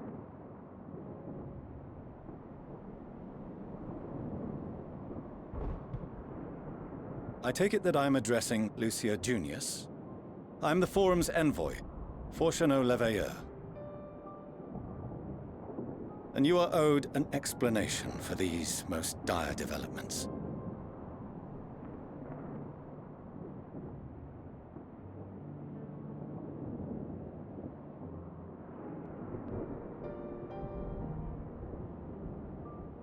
Another trial wrought by the final days.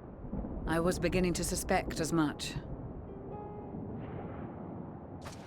You doubtless feel some consternation having been forced to abandon your original plan. But trust me when I say you were right to send the refugees elsewhere. Beasts have been sighted within the capital. Perhaps it was a stroke of grim fortune that the population was decimated beforehand, as they've yet to appear in any great number, but in time. In any case, Maxima leads the remainder of the contingent in an effort to cull the creatures and evacuate the populace as we speak. Once the airships have taken to the skies, I pray your men can be persuaded to join him. You'll permit us to retain our weapons? I wouldn't have sent you after the Scions were I expecting you to stab them in the back. And I, for one, would not consider past transgressions more relevant than future contributions. Regardless of the circumstances that saw us at odds before, we need men of courage now, more than ever.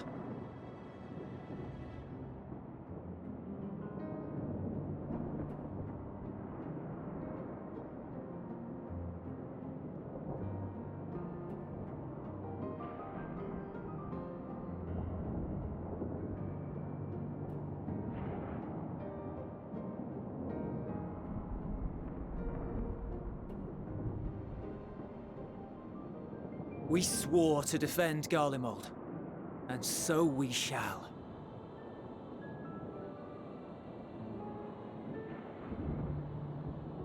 It seems you have everything under control.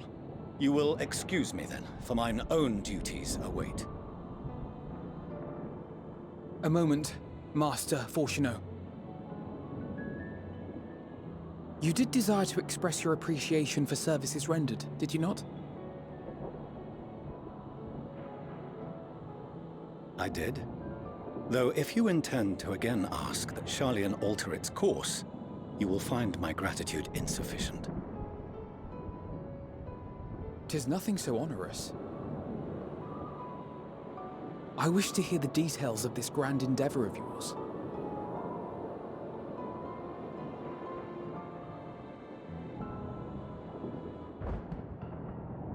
Do you swear to listen and to learn, and not to embark upon some scheme to impede us? I swear.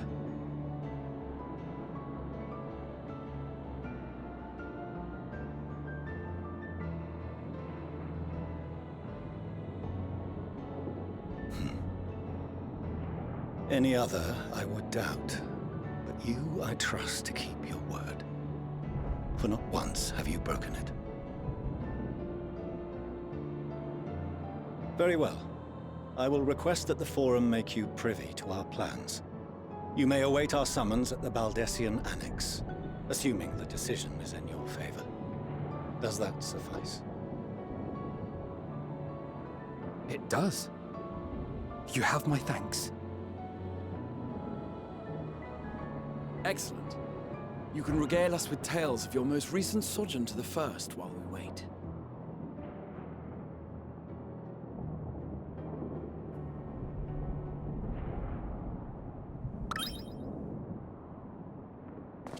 Did you hear something just now?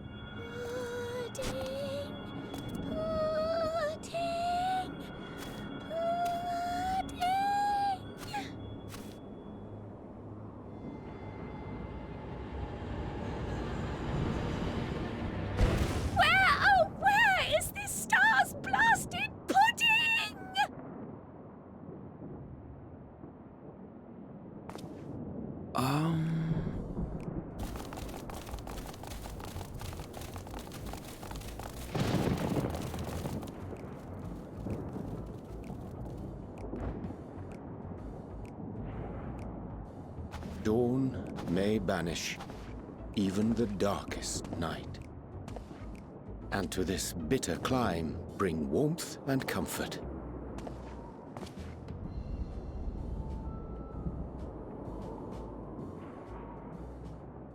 'Tis heartening to see such an assembly upon my return.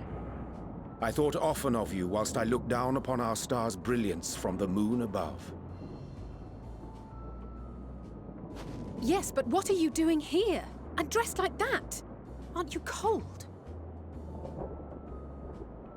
Verily, I fear for my health should I proceed to expound upon our purpose ere I procure more suitable garments. Then allow me to summarize. We're here because none of you lot are up there. Nor has anyone deigned to send word about any changes in the plans. It's rude, is what it is. At least that's what I thought at first, but then folks got to wondering if you weren't in a spot of bother, so we decided to take matters into our own hands. Come down here and help, if our help be needed. So she says, but it's also something of a convenient excuse to visit Aetherius.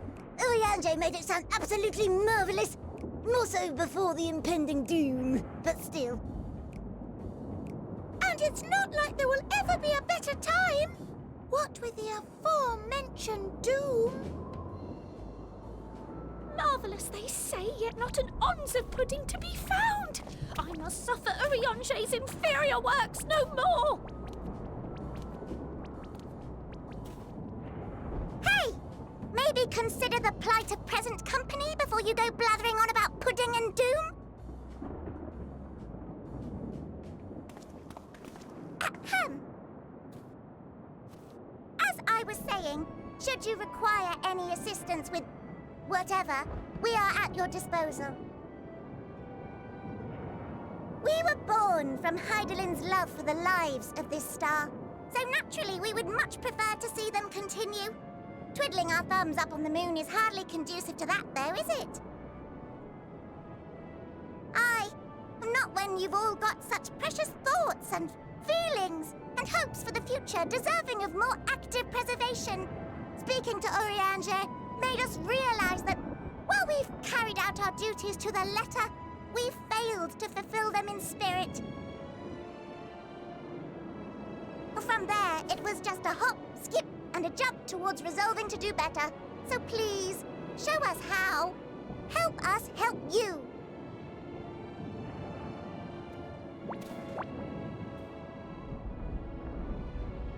Forgive me, but are they... Thy distant collaborators, indeed. Hail, fellow! Well met! You'd be a member of the Forum, would you? It's an honor and a pleasure to meet you at last. I'm Livingway, Hydaelyn's right paw! That last bit is very important, as am I, if I may humbly say so myself.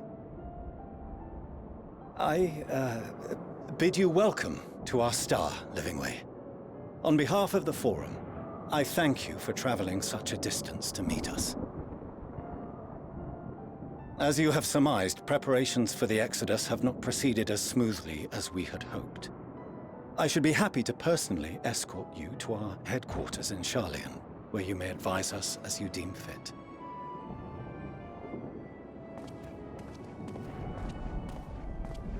'Twas with reluctance that I set aside the great work of readying the moon for habitation.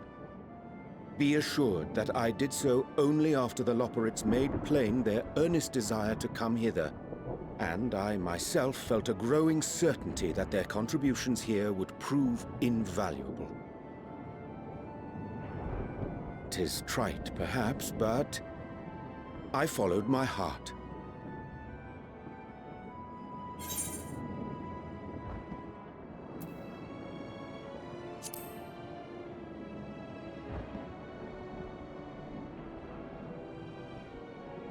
For a time, at least.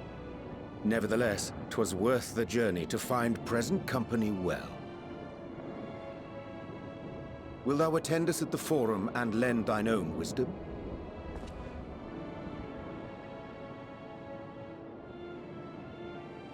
If that's all quite settled, can we start moving before Urianger catches his death?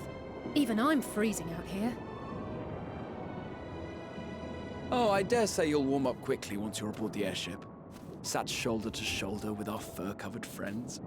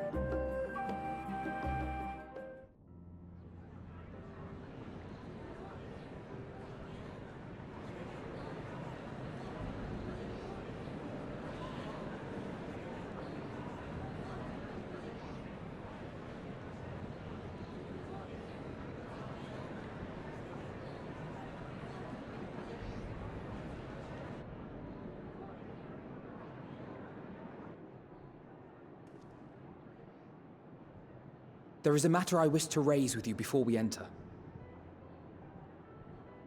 We are here to listen and to learn.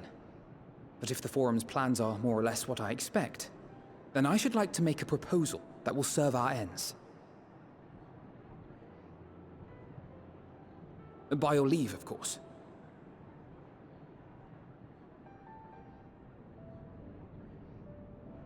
I don't see why not. Your words and wits have gotten us this far. Agreed. I will present our queries so that you may consider the most advantageous way to advance your proposal without distraction. Thank you, everyone. If I may have your attention, the ad hoc session will now commence. The purpose of today's assembly is to brief the Scions of the Seventh Dawn, at their request, on the Great Exodus. You may enter.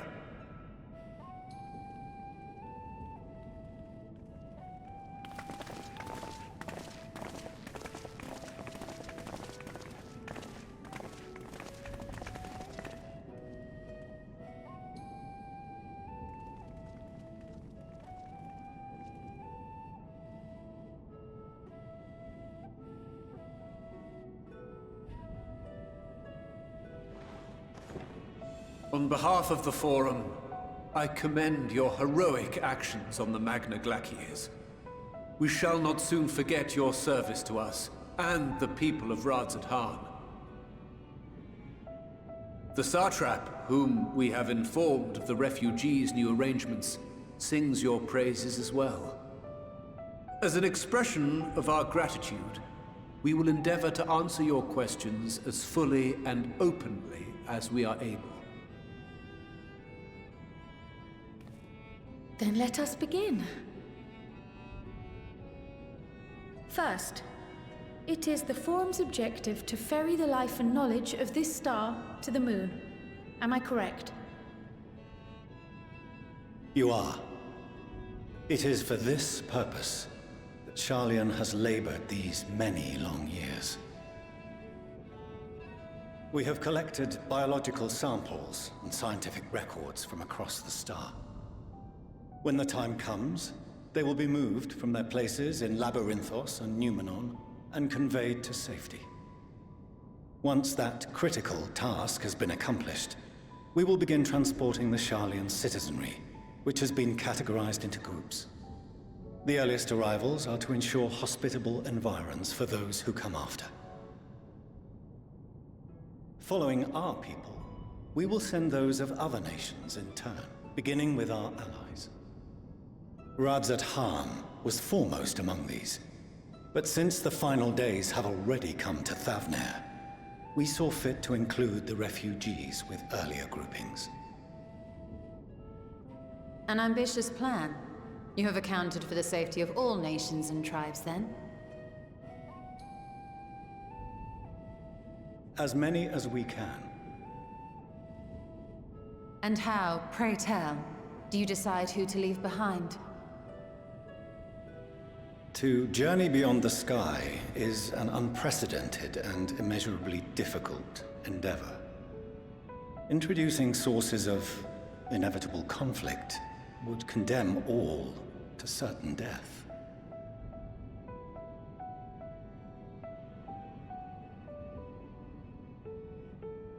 Questions as to the validity of that approach aside, are your plans proceeding apace? We're under the impression that your primary means of celestial transportation is incomplete.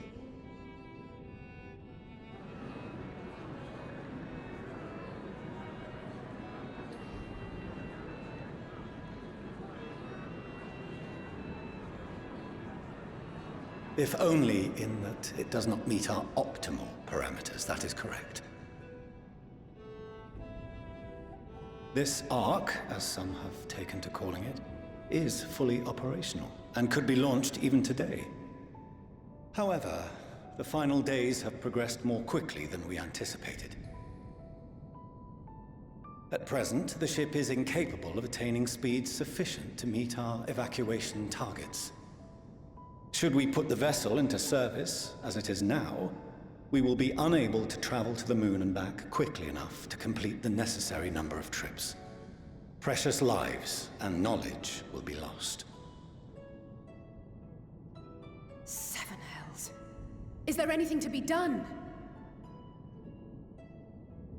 The ether burner, the primary means of propulsion once the craft is in the space between stars, is undergoing testing to determine whether it can be made more efficient. Though cargo is being loaded for the initial phase of the Exodus, we are prepared to continue our experimentation up to the day before launch, should it prove necessary.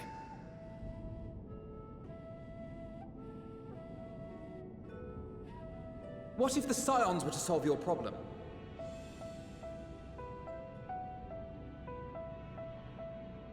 We shall help devise a means to improve the ether burner's efficiency, on 2 conditions.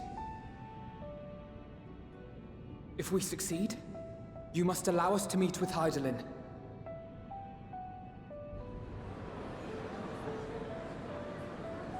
'Twas simple enough to deduce. You have a Concord, and so you would never have abandoned the anti-tower had you no other means of communication. One far more convenient, I suspect.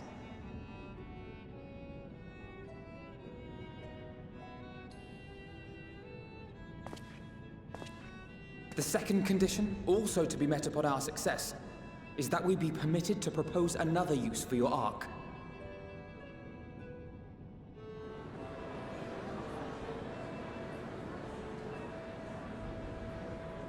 We would be at liberty to refuse this proposal.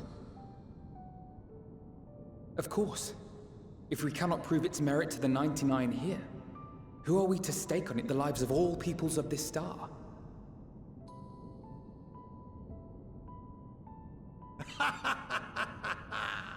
Delightful as always, Master Alfino.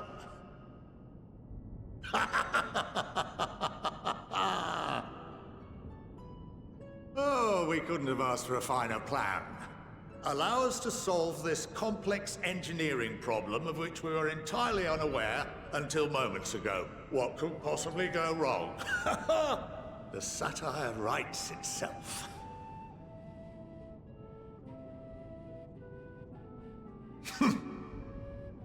Yet, what field has not benefited from a change in perspective?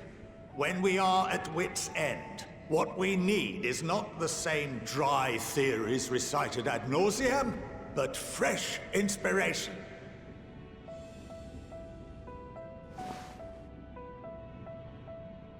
I, for one, have faith in my erstwhile students to provide it, and I find their terms to be perfectly acceptable.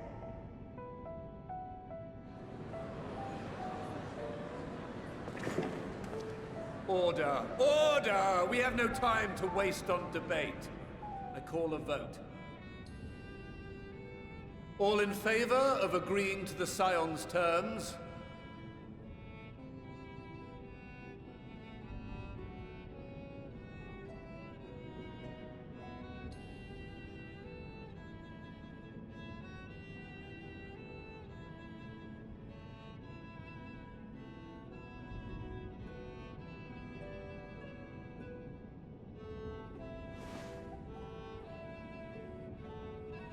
"71 in favor, 28 against.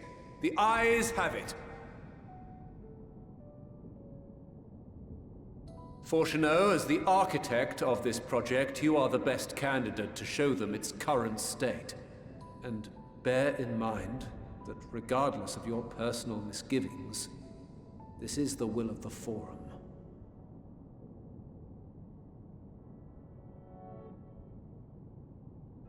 Very well.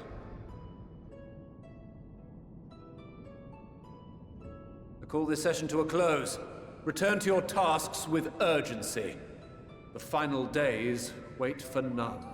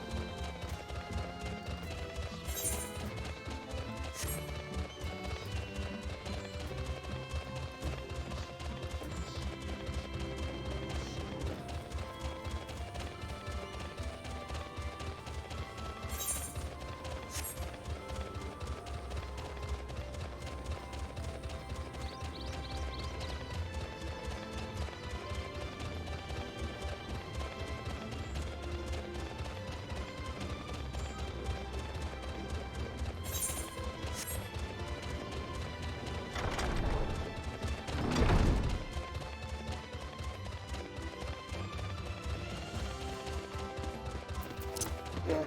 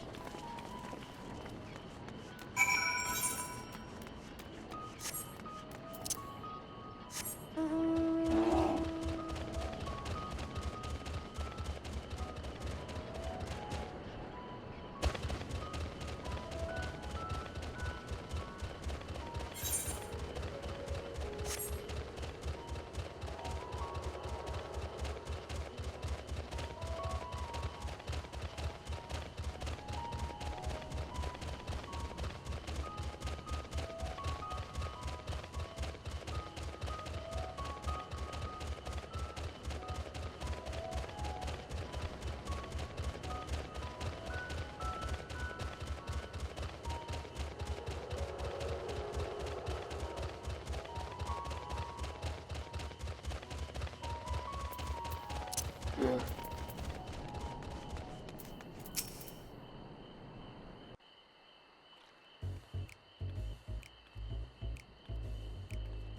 I could swap them out.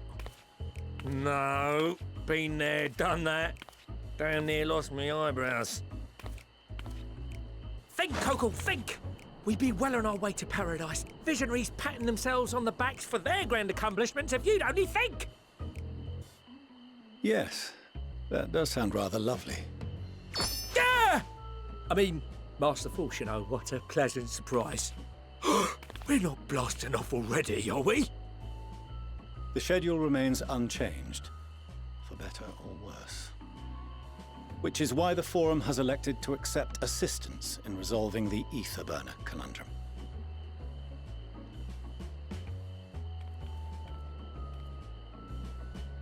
Huh. Not seen you lot down here before. There are Archons among their number, but engineering is not their expertise. Nevertheless, the Forum concedes the slim possibility that they may have insights to offer. If not, you are at liberty to return them to the surface, by whatever means you see fit. I assure you that won't be necessary. Now, about your troubles with the ether burner. Aye, aye, I'll walk you through it. Suppose I could do with a change of pace. As the name ought to tell you, the ether burner burns ether, ambient or otherwise, and transforms it into motive force. Think of it like a giant bomb that never stops exploding. Even out in that black void where the ether's right sparse, it's strong enough to move our arc. And it probably won't kill you like an actual bomb.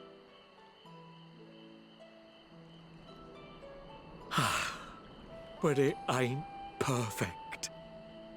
According to my calculations, to travel to the moon and back fast enough for the Forum's liking, the conversion rate needs to be 6% more efficient. A measly 6%, you say? But if I could have squeezed even another 0.6 out of it, don't you think I'd have built it that way in the first place? Hast thou consulted with the Loperates? Yes, they too are conducting their own research, for lack of a ready answer. The moon's propulsion systems are considerable, naturally, yet they are commensurately massive. It is no easy feat to convert their technology into an efficient means of propulsion for a teeny tiny toy boat, as they say, and as I most certainly do not. Yes, exactly! Damn it all, I asked for refined adamantite and they send me uppity rabbits with inscrutable, ancient, incompatible technology! You're trying to drive me mad! Do you speak of Allegan refined adamantite, perchance? You know of it? Only in the most general terms, I'm afraid. 'Twas an alloy of Allegan make, but the secrets of its production were closely guarded. As I recall, the record stated it was vital to Dalamud's construction and launch. Aye, that's the stuff. No material more conductive far as I know. Slotting some ends like blowing up a dam and watching the river of ether come rushing through. Ain't a living soul that knows how to make it though. We were fortunate enough to salvage some for the ether burner, just a wee bit, mind, from a chunk of Dalamud that came hurtling into the Northern Empty during the calamity. With more, well, that extra 6% efficiency would be child's play. It's a crying shame that we've no other sources. Surely the many shards of Dalamud scattered throughout Eorzea would suffice.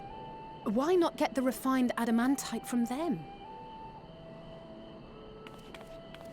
Oh, we tried, believe you me. But only a few specialised pieces would have had any in them to begin with.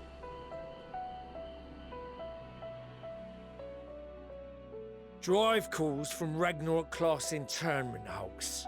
Those are the prize bits we really need. According to the Gleaners, getting to them means delving deep into the shards. And the defences are still very operational and very eager to blow them up.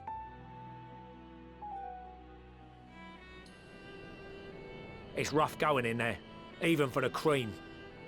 Not sure they'd make it out alive.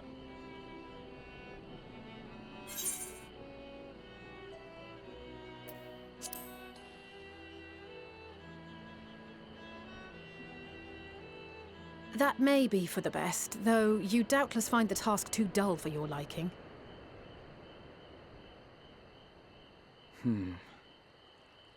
There are multiple internment hulks in Eorzea alone.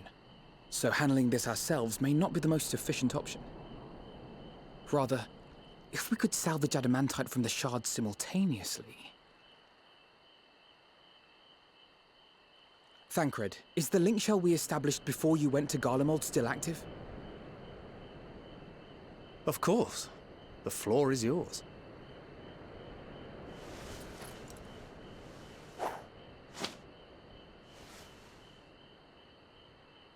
What's all this? Gathering firewood, so to speak. We alone can accomplish little, but joined by others, we may yet build a bonfire to carry us heavensward. This is Alphino. The Scions have need of you.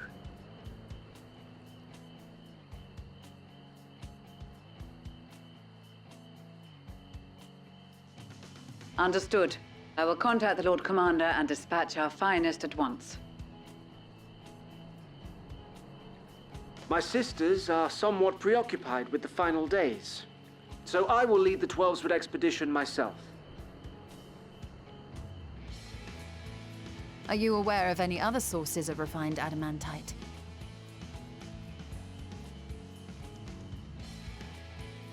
Logically, such an invaluable alloy would have been utilized solely where absolutely necessary, in components intended to conduct or collect surpassing amounts of ether. Any extant instrumentation or devices would have likely found their way into the hands of etherologists, or enthusiasts.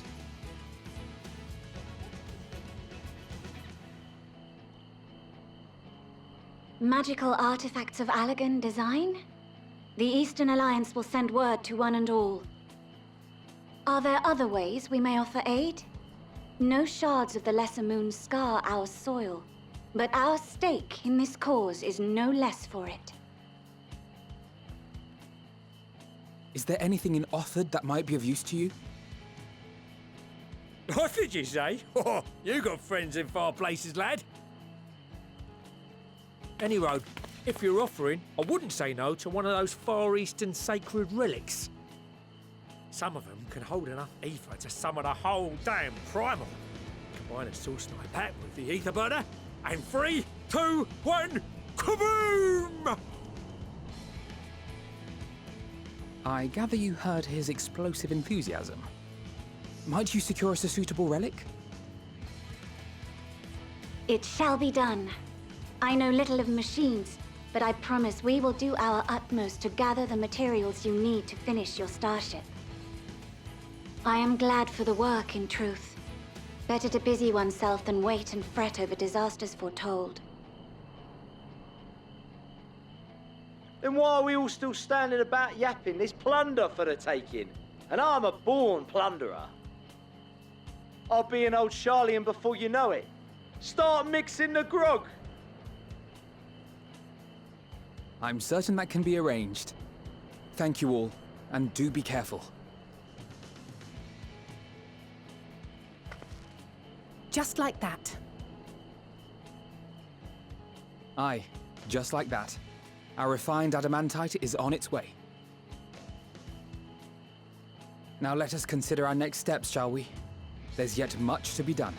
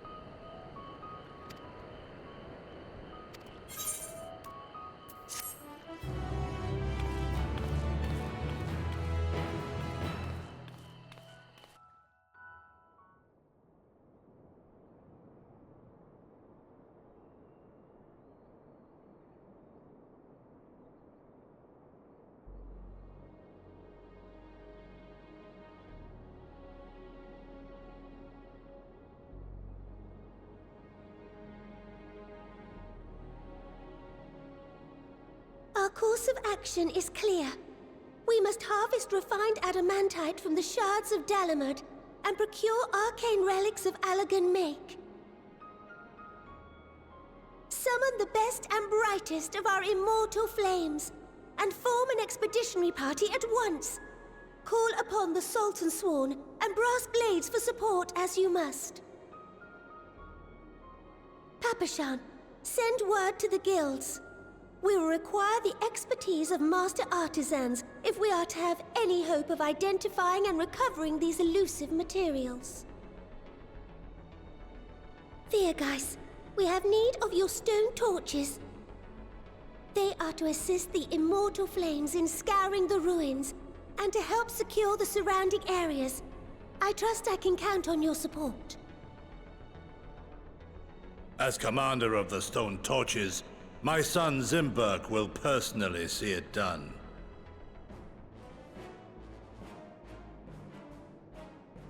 Pippin, I would have you lead the raiding party.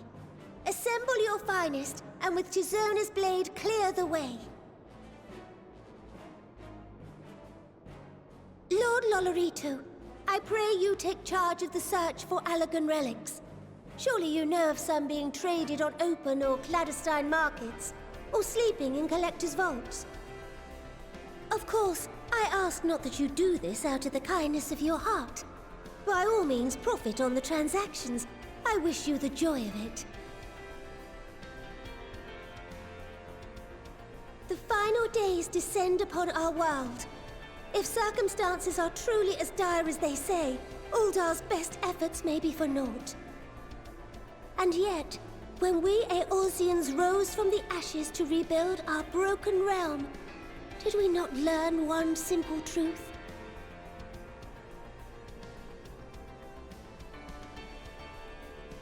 That which seems all but impossible to overcome alone may yet be possible if we stand together. It was the Scions who united us then, and it is the Scions who call upon us now. Uldar will answer that call. We will summon our courage and join the fight for our world's future. You know your duties. I, Nanamo Ulnamo, 17th in the line of Ul, bid you good luck and Godspeed.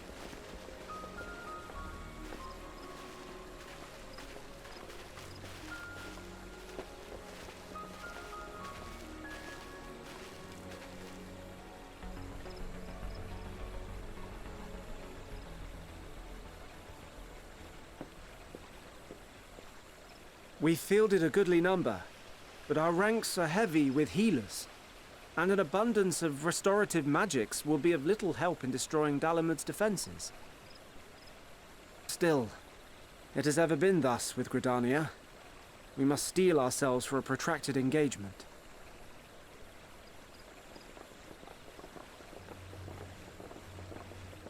In that case, might I suggest taking us along?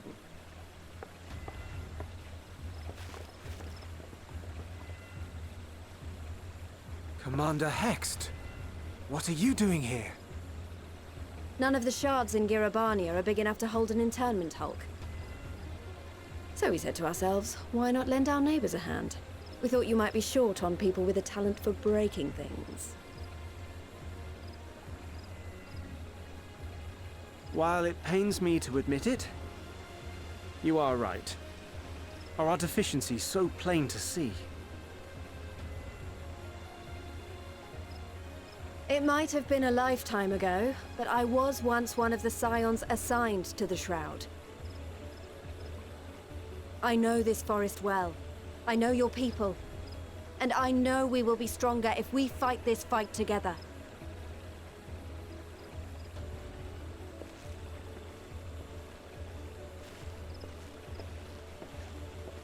Then I will impose upon you with a clear conscience. Come, let us speak of how to integrate our forces.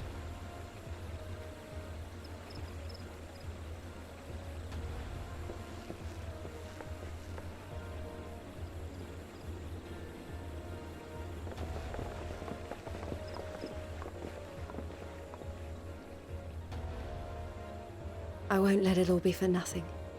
I promise you, Papalimo.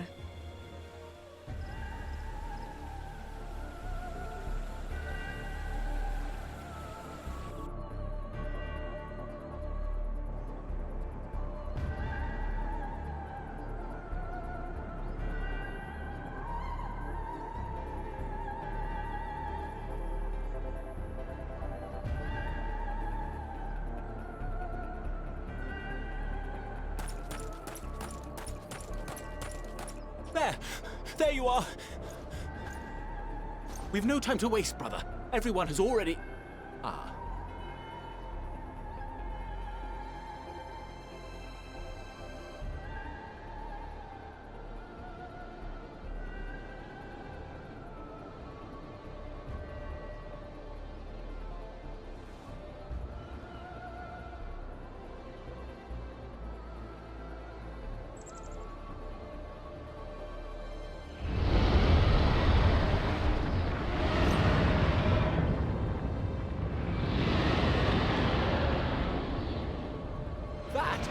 That was a roar!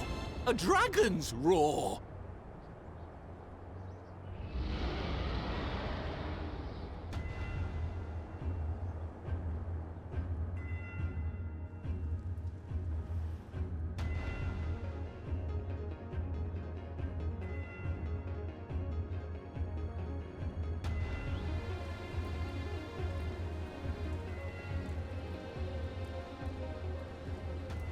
And so, in summation, the Eastern Alliance, as well as the Honourable Lord Lolorito himself, reached out to me for assistance in procuring these treasures of the divine, and I, in turn, do beseech the Confederacy for aid.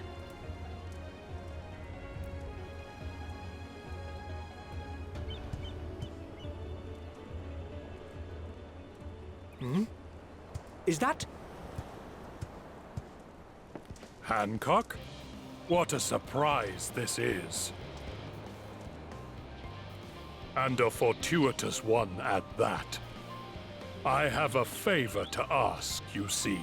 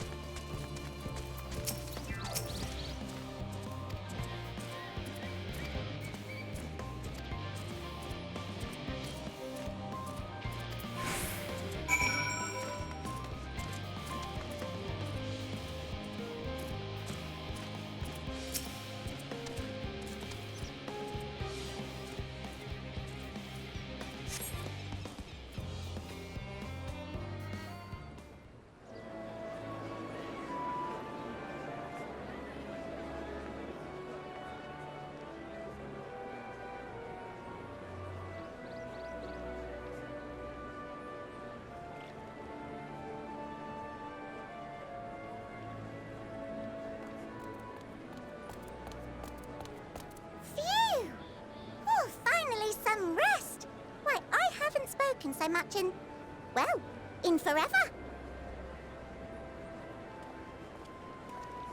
Lively, isn't it? The town is abuzz. Everyone eager to meet with our friends from the moon.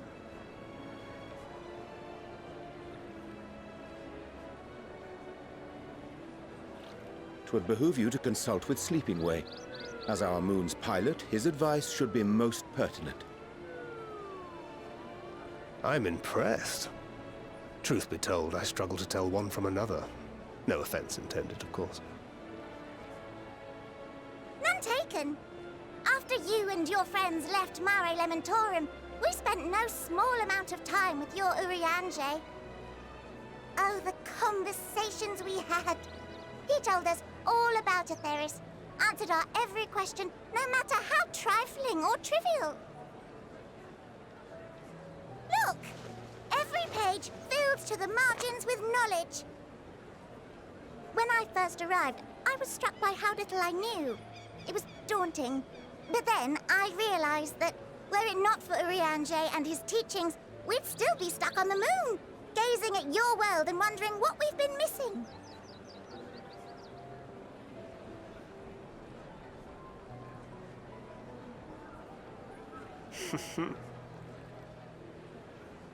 What would they think if they could see Urianger now? I dare say they'd be more than a bit surprised. And impressed, no doubt. Master Louisoix, Minfilia, Papalimo, and not to forget...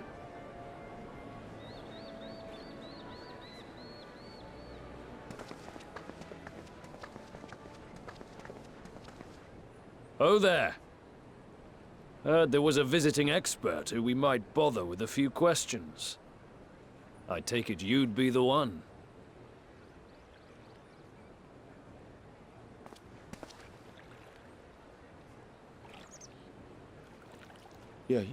Yes, I am.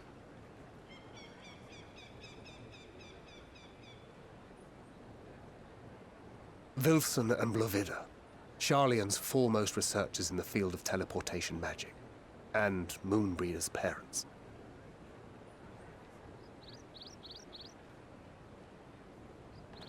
It hath been some time. 'Tis good to see you in good health. Likewise, old friend. Blovida and I were most honored to answer the call. Never expected this reunion, though, did we, dear?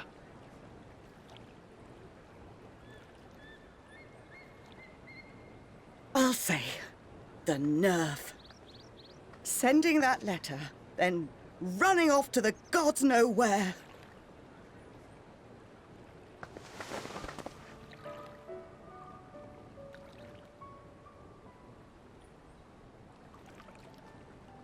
Do you have any idea how worried we were?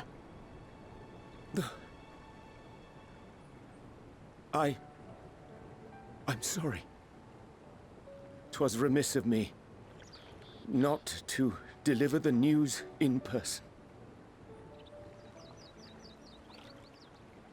No, more than that. 'Twas I who... Our daughter was disillusioned after Master Louisoix left her behind. The day the Scions called upon her was the happiest I'd seen her in years. She made her every choice of her own free will. No one could have ever forced her to do otherwise. Don't blame yourself for her death. Celebrate her life. You know that's what she'd want. If there is one thing we resent you for, it was that we could not be there to mourn her with you. Reading the words you penned in that shaky hand, we must have cried as much for you as we did for her.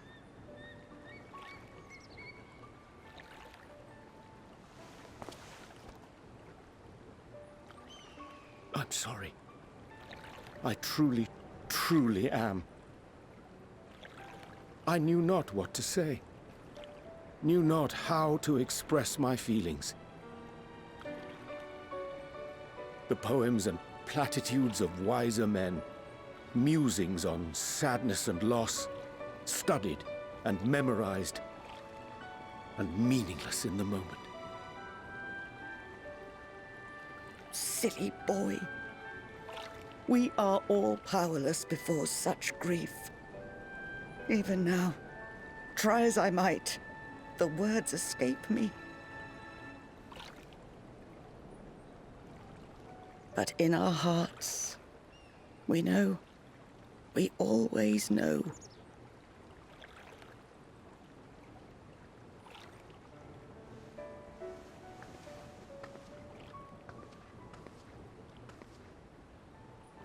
I remember when you were young, how the lads teased you for choosing the company of books over others.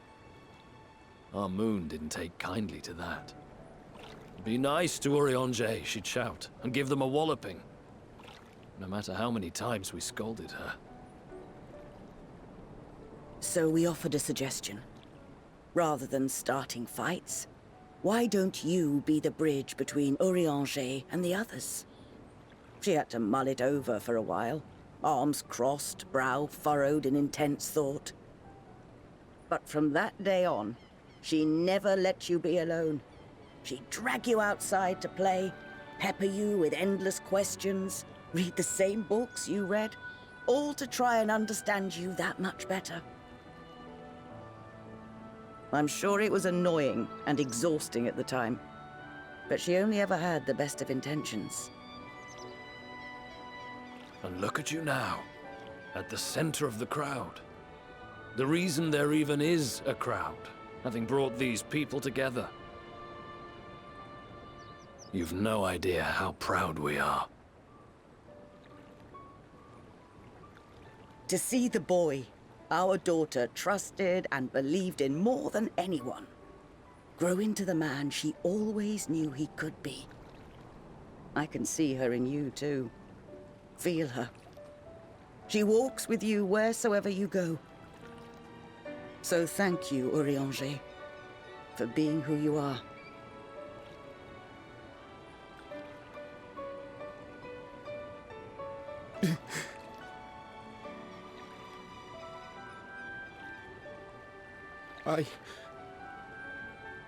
I think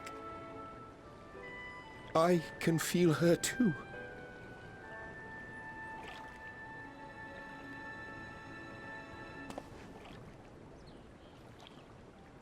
The truth of her life. Not sorrow, but hope and love.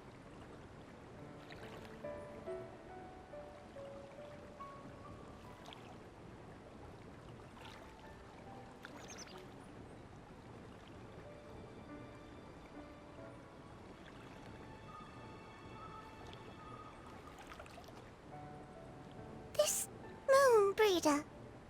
She was important to him, wasn't she?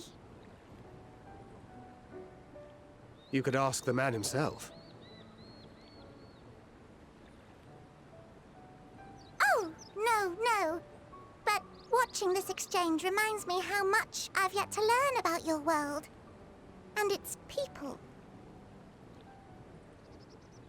You can live here your entire life and hardly learn a thing.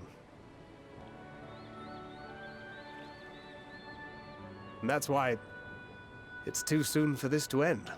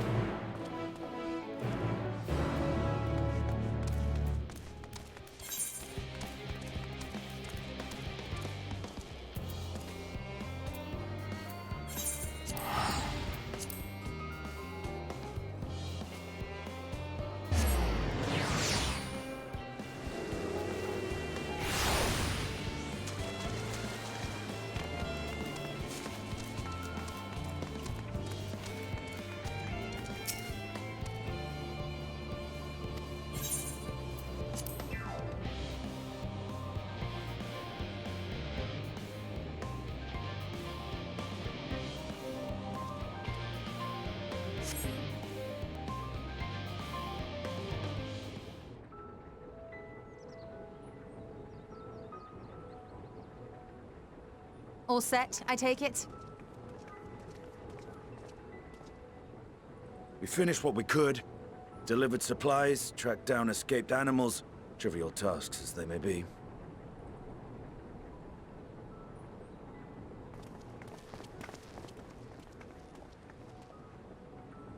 That's enough, don't you think? If there was anything more important still undone, that would be a problem in itself. The vessel is essentially ready for departure. All that remains is to load the final batch of supplies and see everyone on board. Once we've readied the ether burner, that is. Ah, had a feeling we might find you all here.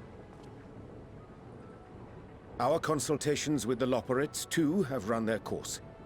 Pleased I am to say that our researchers' concerns have for the most part been allayed, though some insist on making adjustments to the very end. For their part, Livingway and her peers have graciously offered to stay and keep the people company, lest any lingering queries go unanswered. All that remains is to wait for the refined adamantite. Alphino, are you there? It's me, Kryl. Your special delivery has arrived. Round up everyone and come to the harbor at once.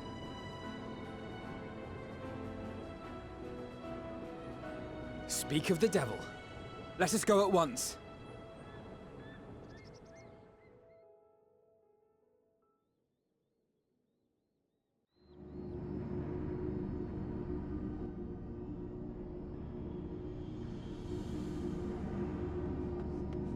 Forgive the intrusion, Master Fortuner. I bring urgent news. A great commotion has broken out in Scholar's Harbor. Your presence is requested, with all speed.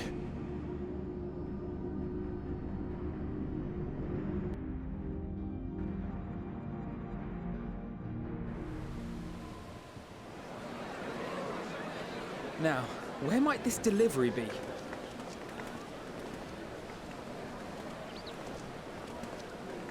Oh.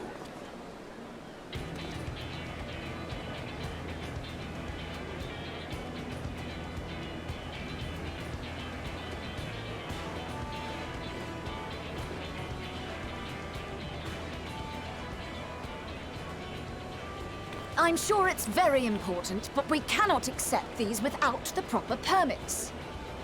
By the 12! Surely, these can't all be.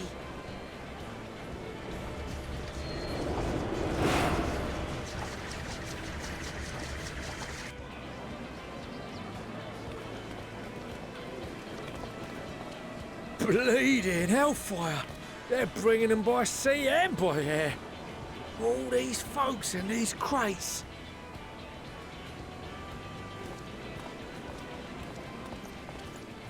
And more on the way. Got your adamantite right here. A bigger haul than any of these sorry bastards brought, and that's no lie.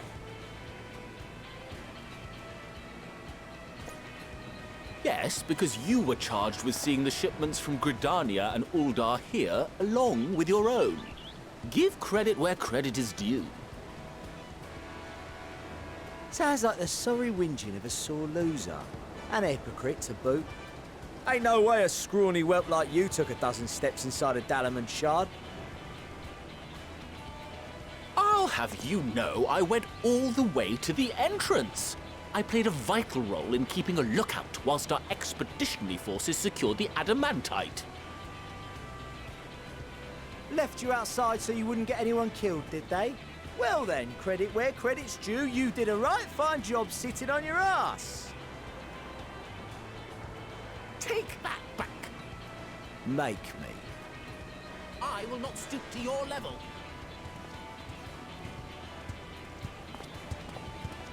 My, what a grand welcome party. Hancock and Saraban. We come bearing relics both sacred and Allagan, as well as a few other gifts that may be of help, to be presented with best wishes from the Eastern Alliance.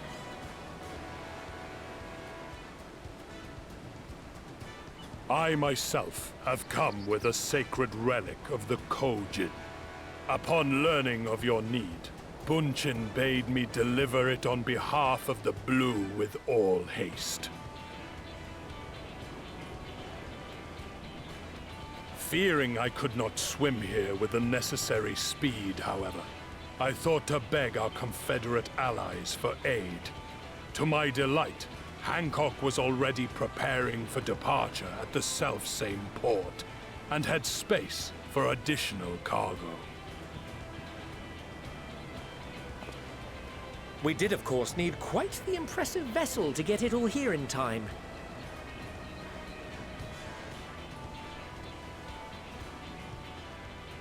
That is all wonderful to hear, but what of the extraordinary cost? I shudder to think of the ransom we must pay for such a bounty. Fret not for your coin purse, young Alphino. Lord Lolorito looks ever towards the profits of the future, and thus the East Aldenard Trading Company went to some lengths to reduce the financial liability. And since the Scions funded the entire venture, not a gill need be rendered up in compensation. Everything is already yours. We funded the venture? When? Don't let the name fool you. This coinkeeper knows a thing or two about spending.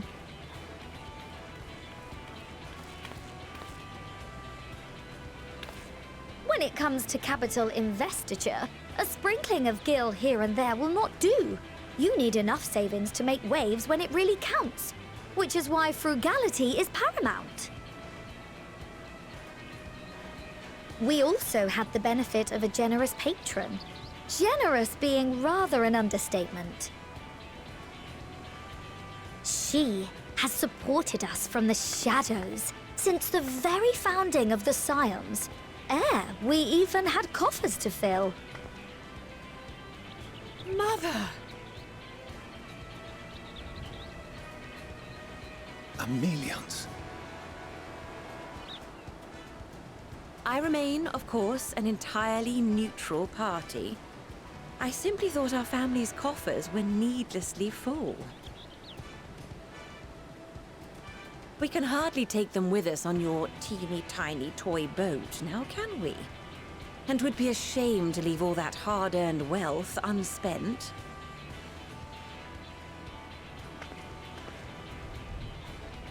Waste not.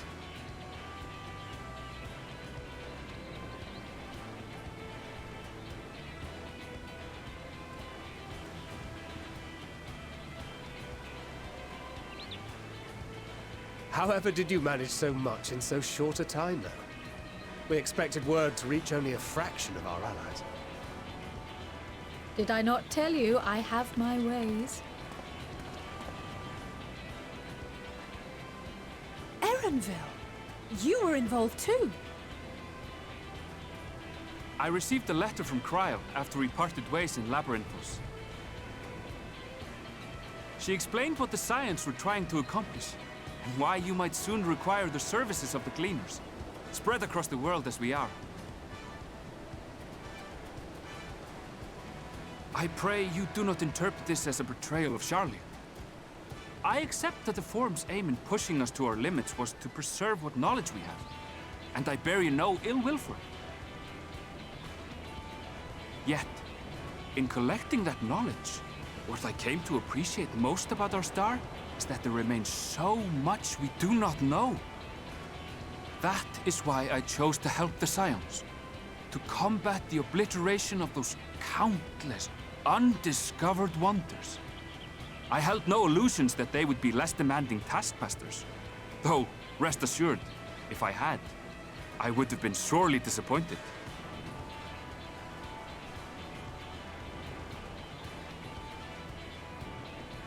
To make a long story short, the whole of the guildship cooperated to ensure your call was heard far and wide.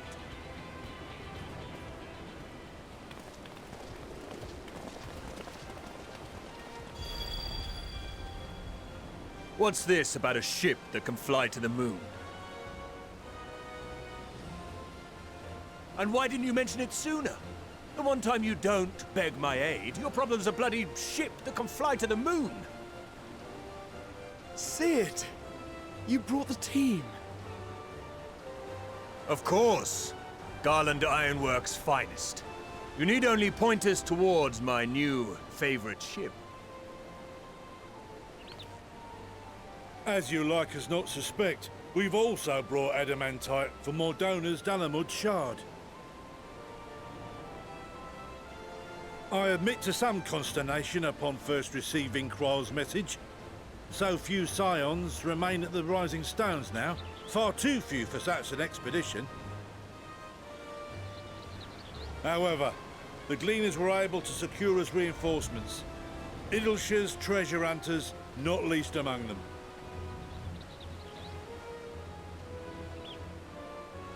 Fascinating as all this is, I fail to see how it explains your presence here. Does Razat not have more pressing concerns?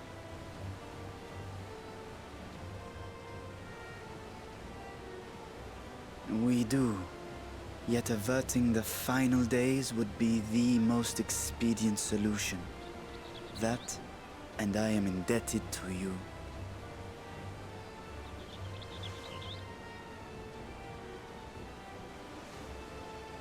Though they chose to take their leave of Thavnair, those you saved in Garlemald remain my people.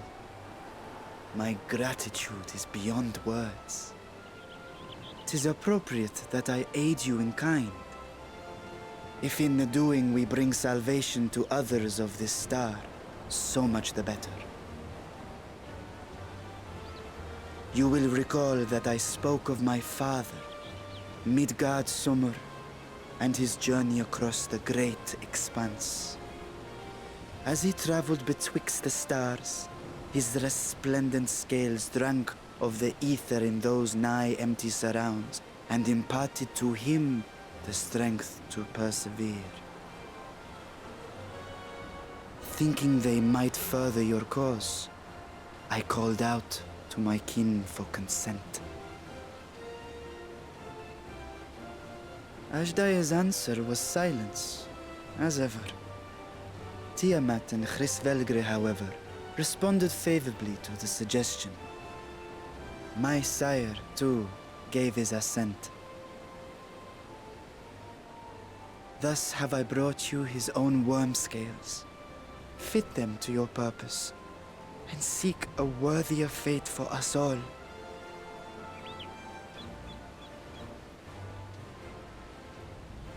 You'd be hard-pressed to find someone else so familiar with the unique properties of dragon scales. So I invited myself along.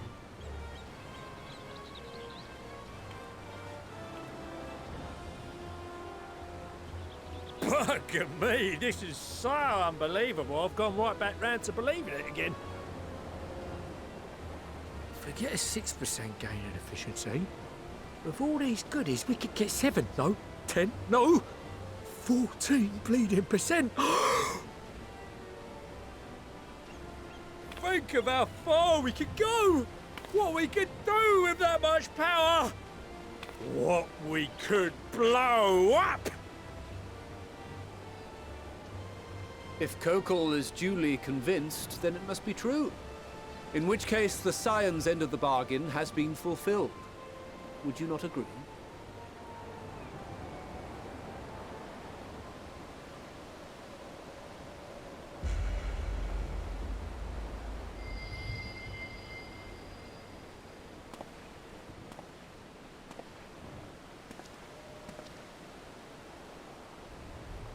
Yes, Father?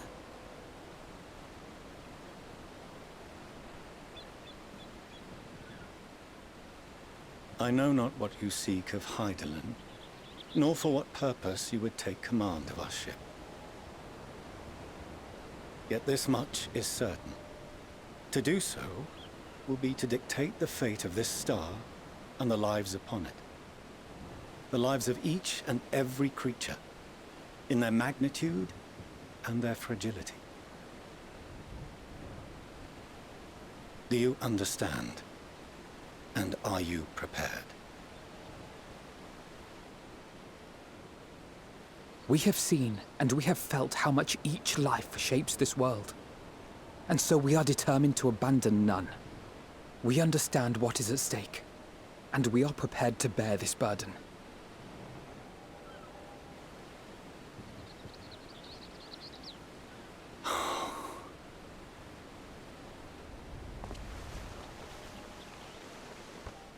Then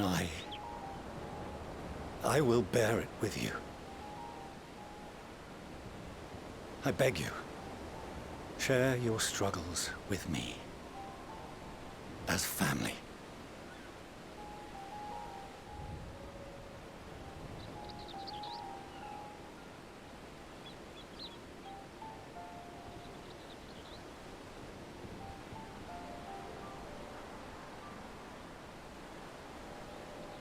You grasped my fingers with such tiny hands the day you were born. I thought my heart might burst. It was love and happiness beyond expression. Overwhelming. And a conviction so powerful that I trembled with something close to rage. I had heard the final days foretold. I swore to myself then and there that I would not let them steal your futures.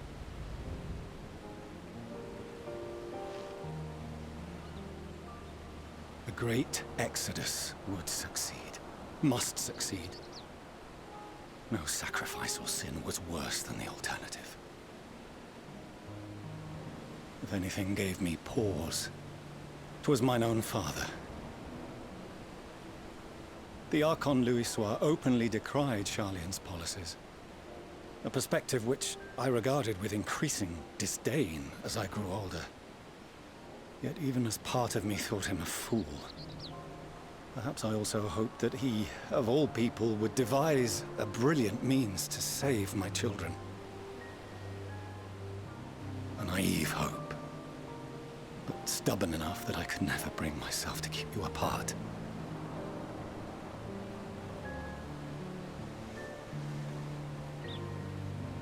No, that was his doing, when he perished at Carteneau. As we pulled that twisted slab of Garlemald from the sea, I remembered the warmth of your newborn touch. Chastened, I vowed never again to suffer any interference in my mission to protect you. No matter that you yourselves wished otherwise. Detest me, fight me tooth and nail, I would suffer it, and more, and be satisfied so long as I could force you onto the ship.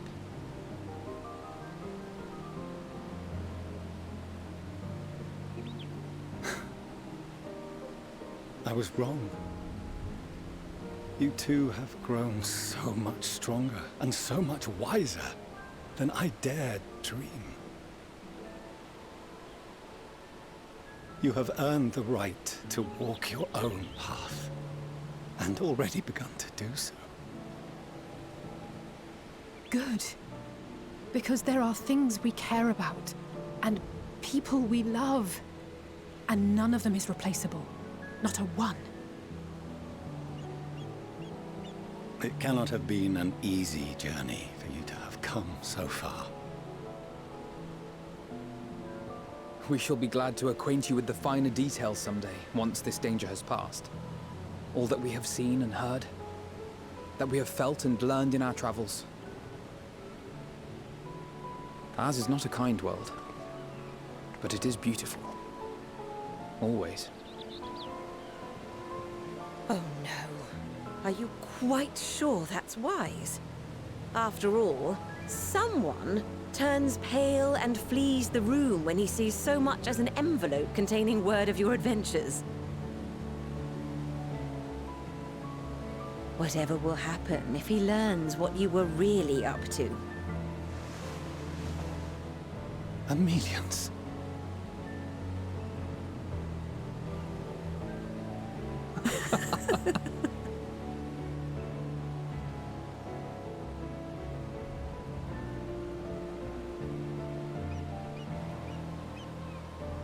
Though I have wronged my children most gravely, I owe you an apology as well.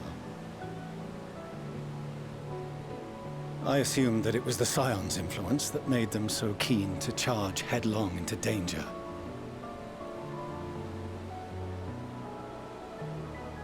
Yours, in particular. I see now that said influence instead brought them together with the many fine people gathered here today. In which case, I hope you continue to guide them.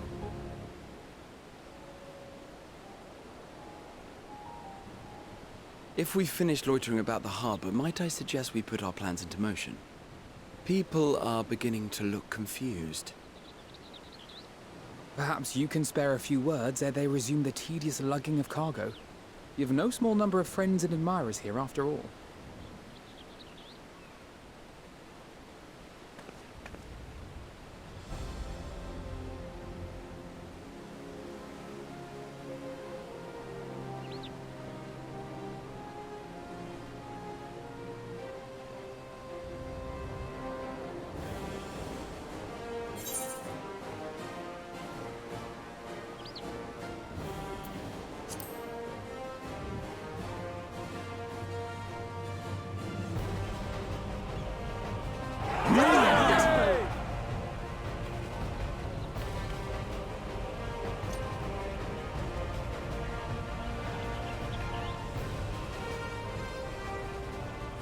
Your assistance is appreciated.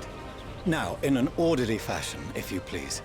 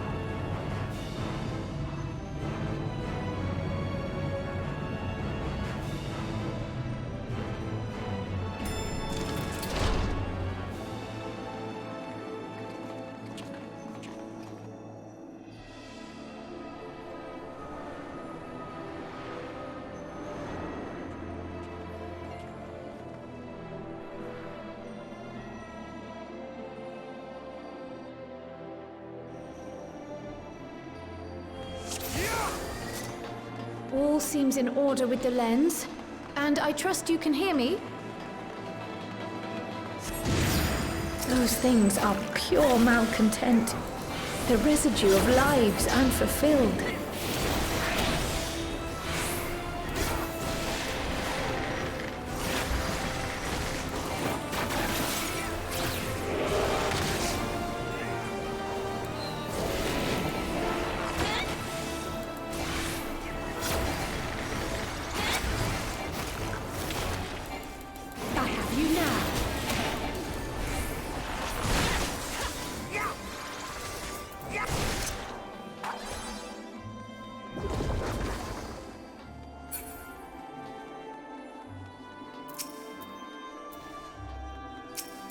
You're mine!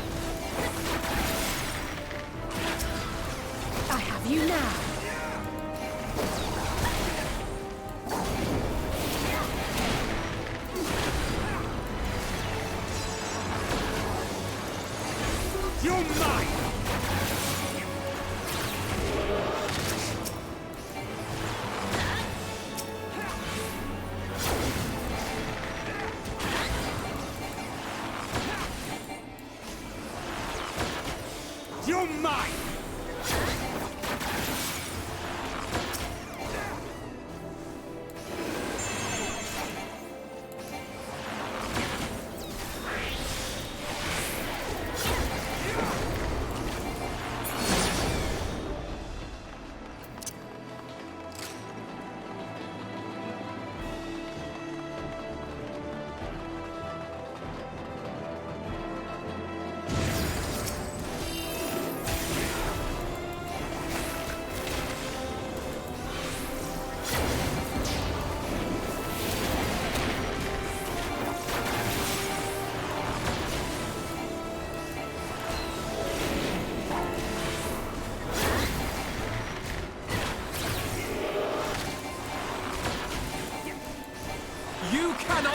stop us!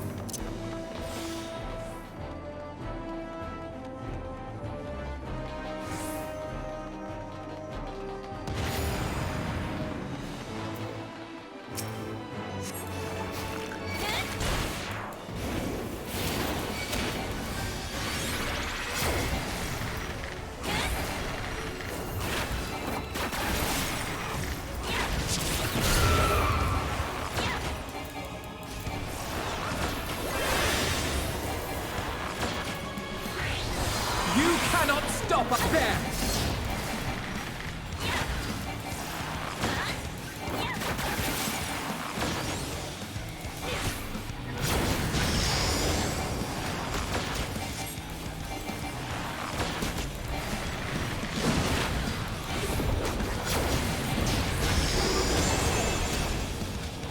You underestimate me!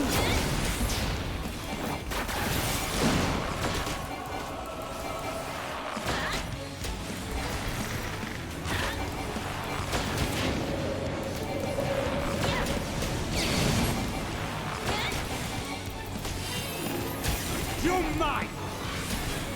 There!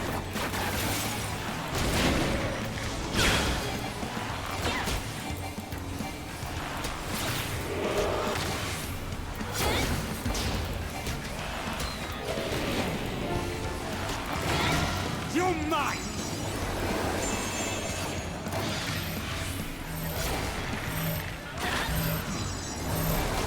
You're mine!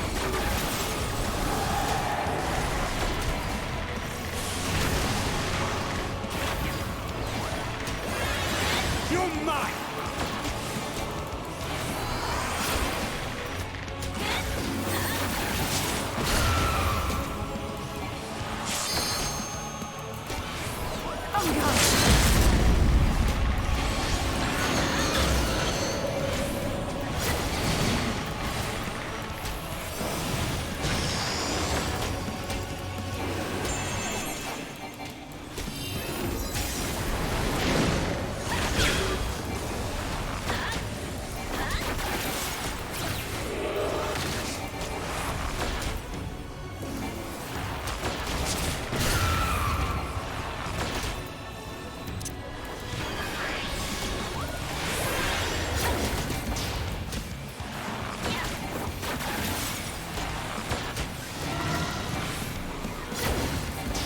My turn! You cannot stop us!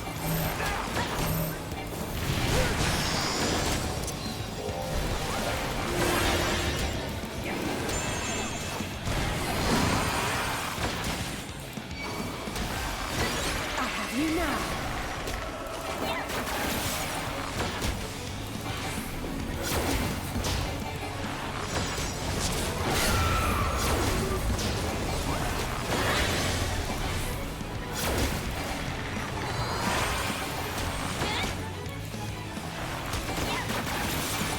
My turn!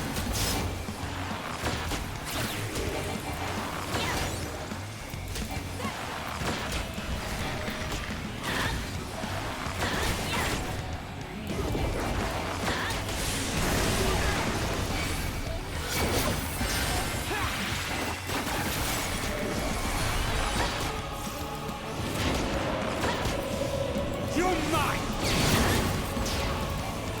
You cannot stop us!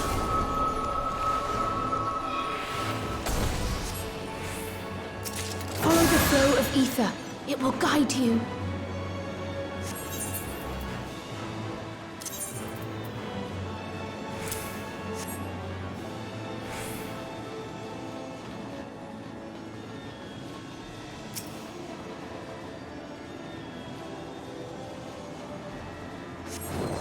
The ether is too dense.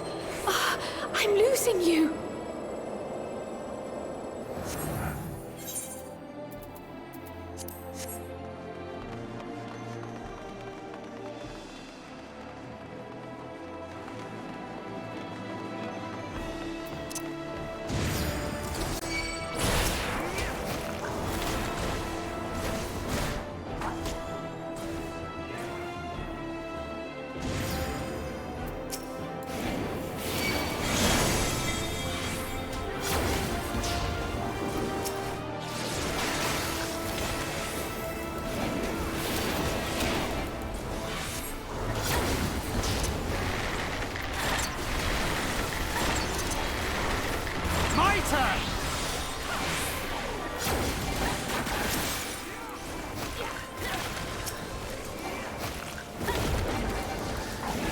You underestimate me!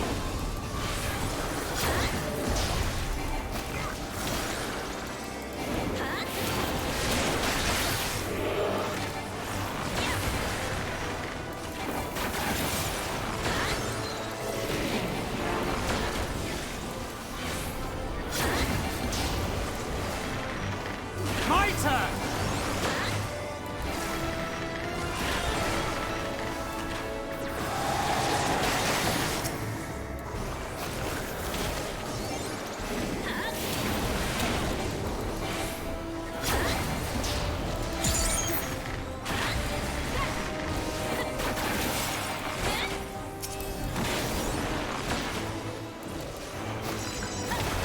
You cannot stop us!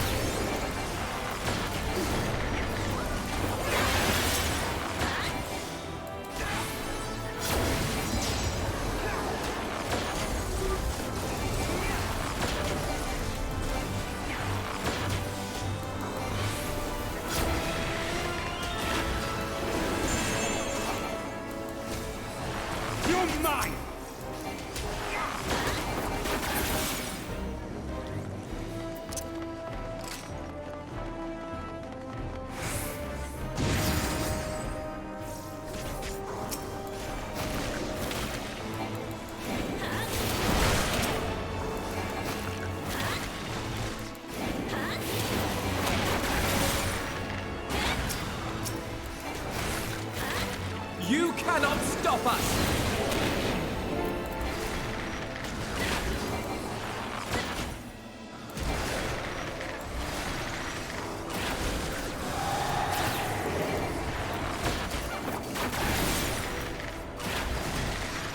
My turn!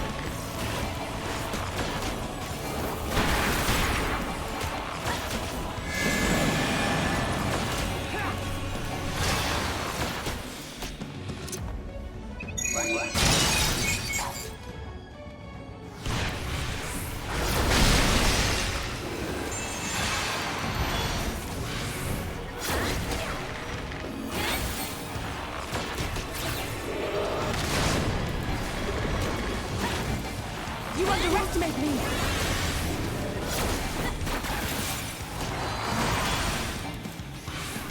You're mine!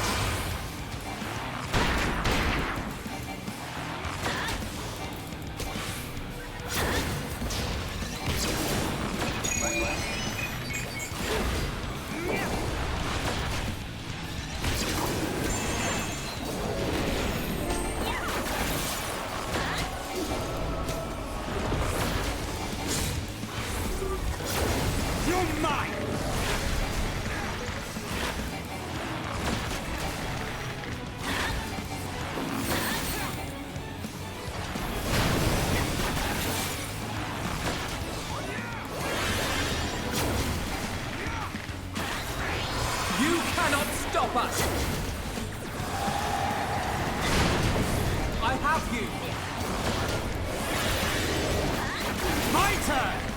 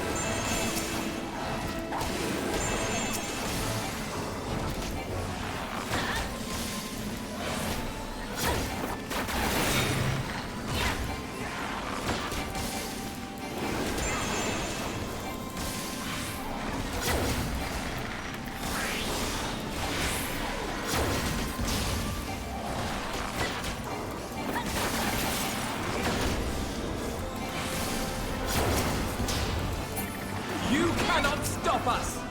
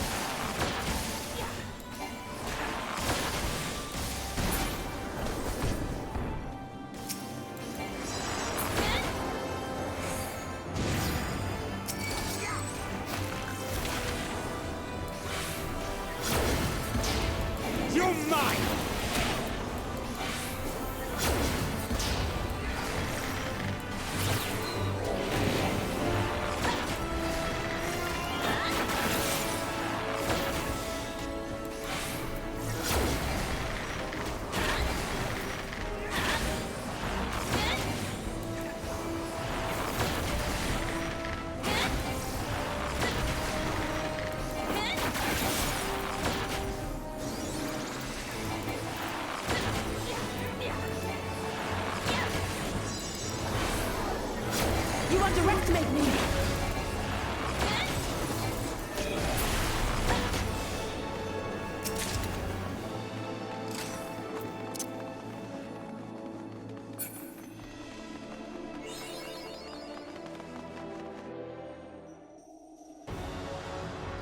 So bold, so headstrong, stubborn to the last.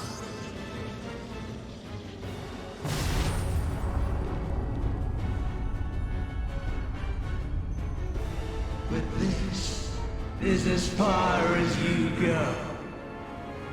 Oblivion beckons!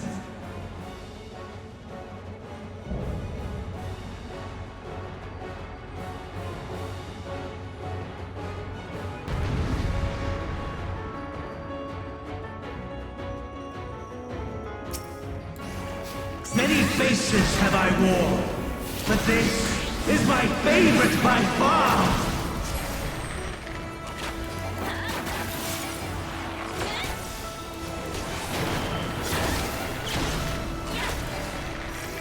You will persist in this folly no longer!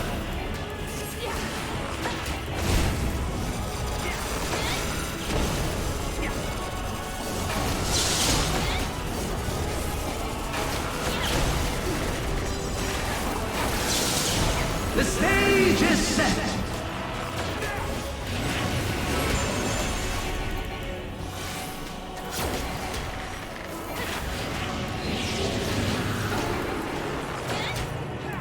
You're mine!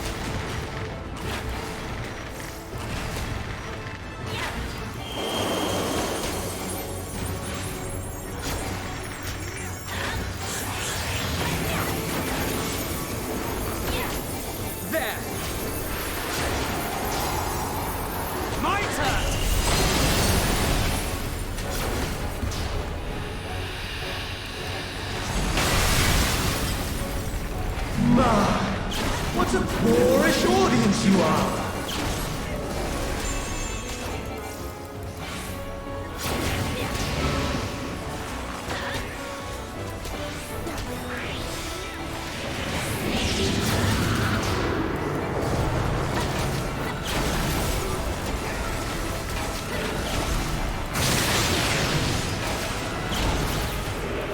My turn!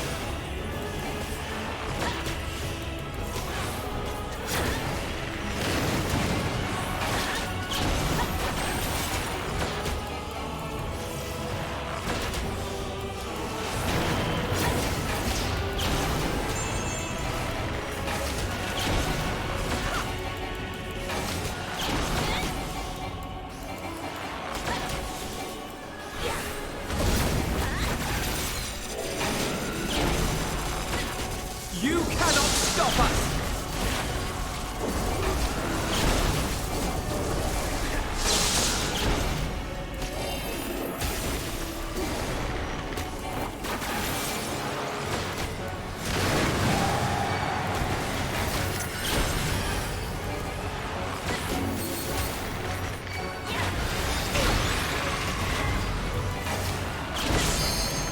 With heart and speed!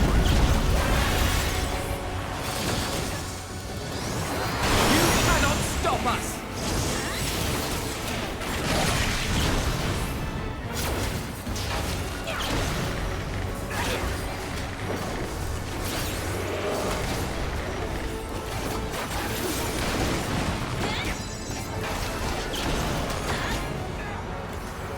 You underestimate me!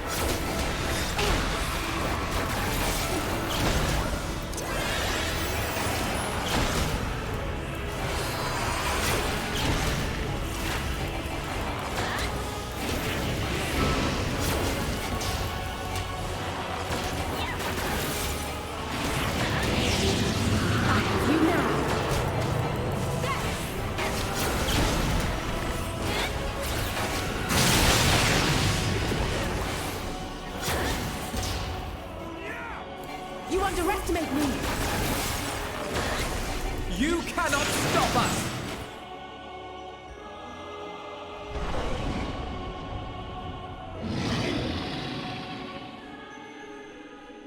Lies!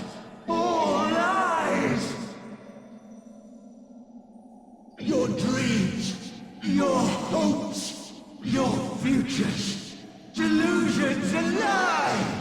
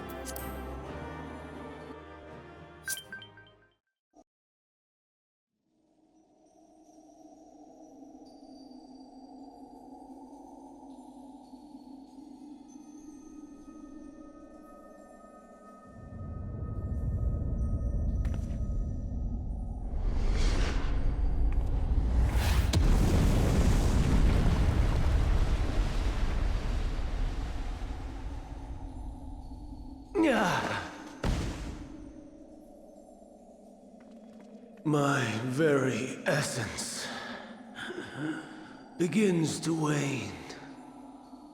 Sweet, sweet agony.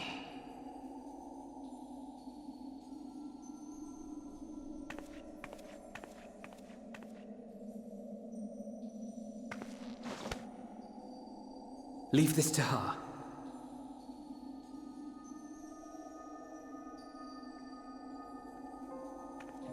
Come to deal the coup de grace. Good. Watching you struggle against the inevitable is bad comedy. Erase me from existence, soul and all.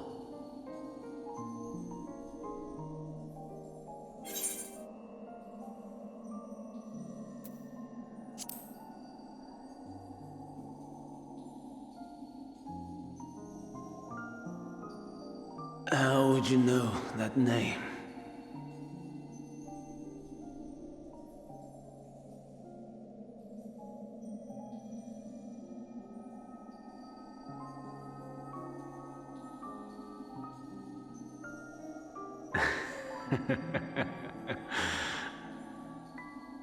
Then it was you. In Elpis. With Embarks. The final pieces fall into place.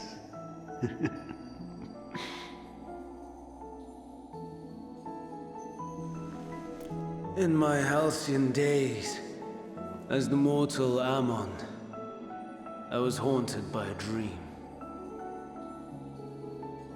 Night after night, the faceless multitude, the voiceless cries, shards of shattered memories. But slowly, the fog began to clear. This was Elpis. And I was Hermes. Recurring though it was, I paid this dream little heed.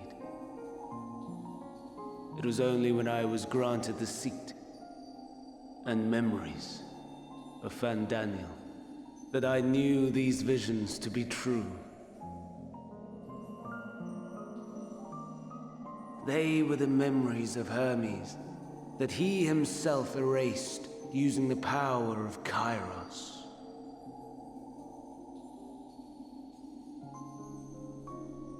Or so he thought. In his attempt to burn away the events of that fateful day, he succeeded only in searing them more deeply into his soul. My soul. Death failed to expunge them, no matter how many times it came. Rebirth after rebirth, from one Fandaniel to the next. I wonder, is Embarks adrift somewhere in this ethereal sea? In defeat, finally remembering your time together in Elpis? How it must gall him to be entrusted with knowledge of the final days, only to be rendered powerless to act upon it. So many lifetimes dedicated to restoring his beloved Amarok in blissful ignorance. Oh, folly! But make no mistake, my life as Hermes is not the reason I invited the world's end. I have lived. I have struggled. I have dredged the very depths of despair. And in the detritus of existence, I found the truth. I served a great ruler, powerful beyond measure. The world his dominion. Yet even he and his vast empire were destined to fall, to become one with oblivion. At the end of life's journey lies only death.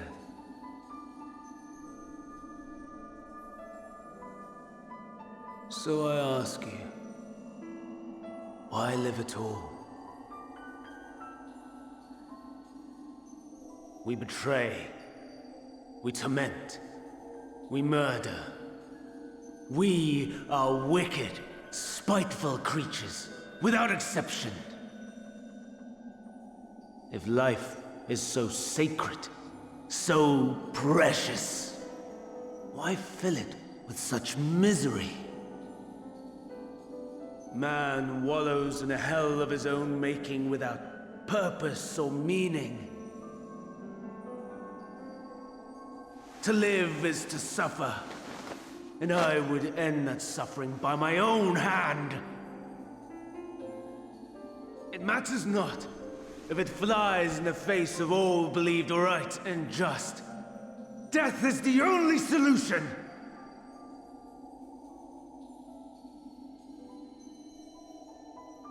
That is my truth, my answer to the question.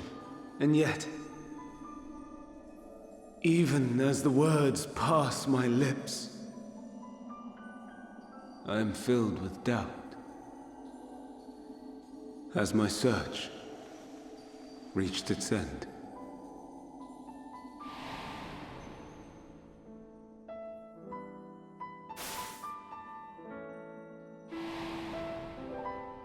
Was this the only way?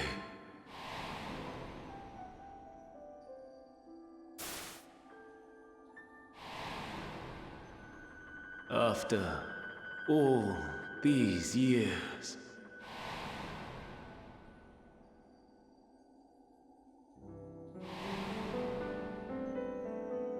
Is this the answer I was hoping for?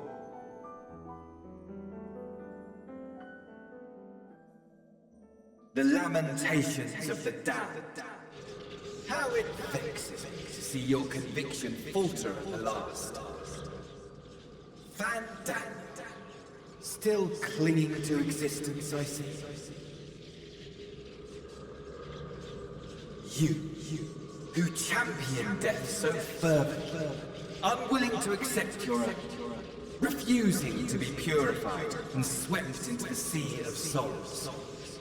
As do I. We prisoners to men, watching as the world turns.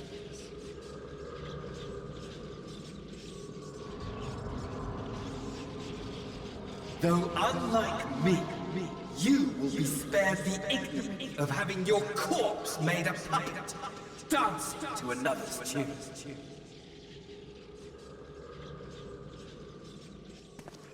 Is that Arsahi?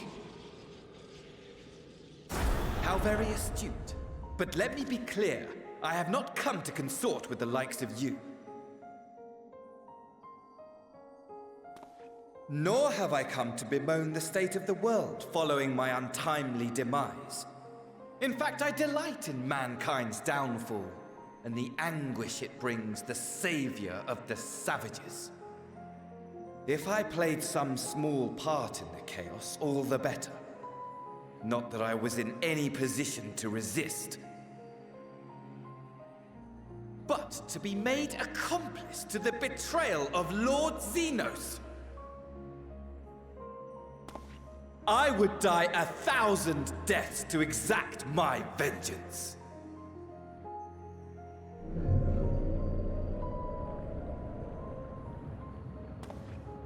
Now you are at my mercy. I shall drag us both into oblivion, and you will never see the fulfillment of your magnum opus. Even should you be reborn, your desperate search for answers must start again.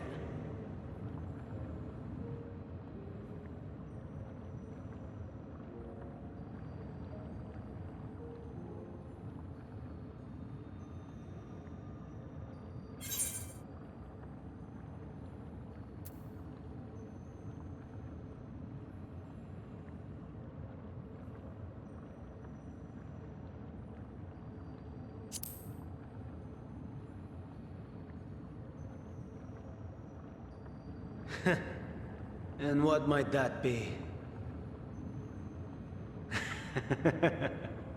My wish is all but granted.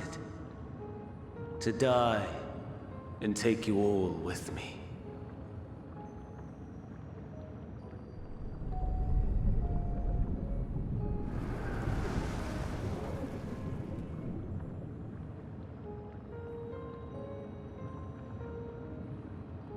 Don't try to follow me. I had more of you people than I could stomach in life. Never mind in death. Likewise, I pray we do not meet again. You had better hope not.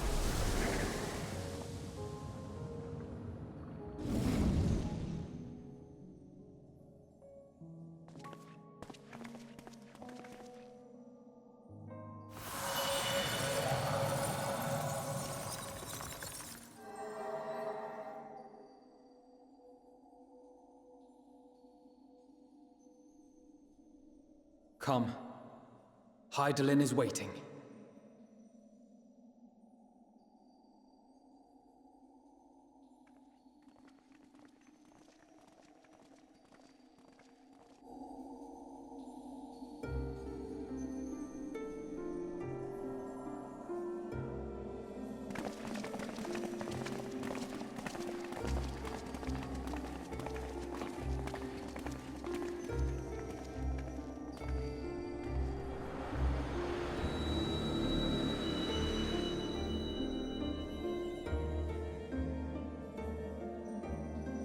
Brave travelers, I welcome you.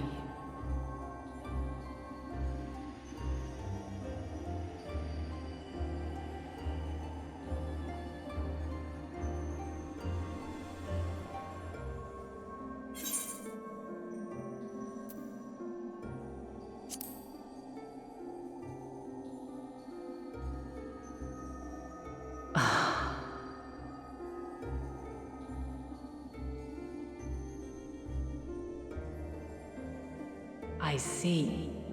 Thou didst journey unto Elpis. And now, the rivers of time converge.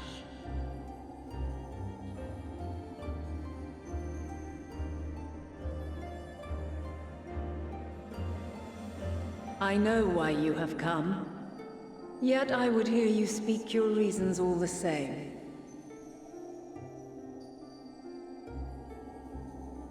You created the moon to deliver mankind from the final days. But is that really how it has to end? We do not wish to abandon this world. We want to protect the source and all of its shards. To flee is but one of two paths. The other leadeth to Meteon, far beyond the stars, where she doth chant creation's requiem.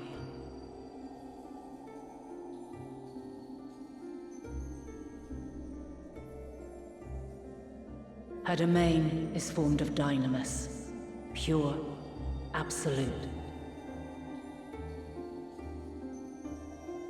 Where emotion and memory govern all, ether will avail you naught. Meteon hath gathered the pain and despair of countless stars, and to go unprepared is to go unto your doom. We'll beat her. We'll win. I swear it. Is what I might have said, once. After everything I've seen, all the times I've succumbed to my own anger and fear. I can no longer pretend that courage and faith will be enough. But are we truly so powerless? That our only choice is to flee? Far from it, my child.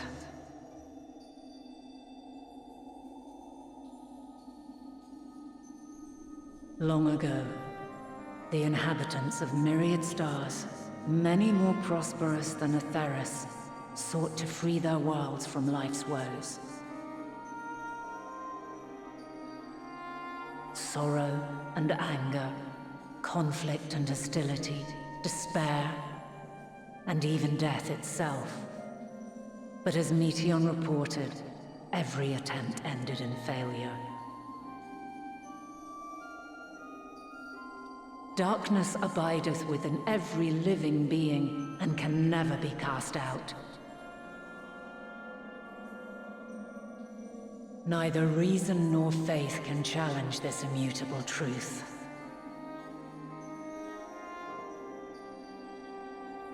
To live is to suffer. And in suffering, find strength and purpose and hope.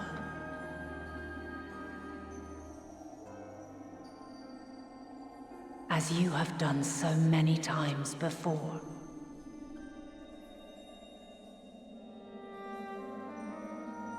Thou dost pursue an impossible dream, yet knowing this, you pursue it nevertheless. And thou hast learned to depend on others as they do thee.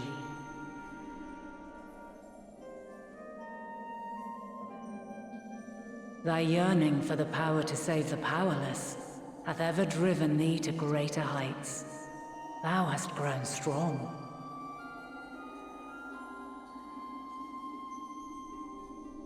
Though those closest to thee no longer walketh by thy side, their love remaineth thy guiding light. For duty's sake, thou hast been bound by truths unutterable time and time again. Yet thy heart hath never wavered, as thy companions will attest. In thy pursuit of mysteries great, all thou believest is brought into question. Undaunted, thy thirst for knowledge remaineth unquenched.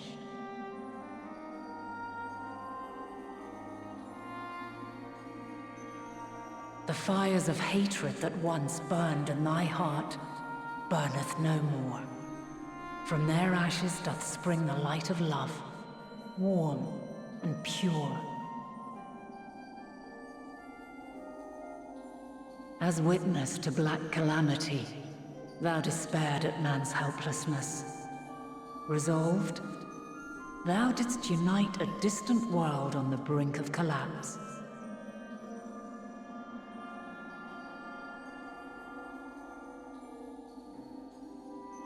And thou, my champion, when all did seem lost, thou never abandoned hope.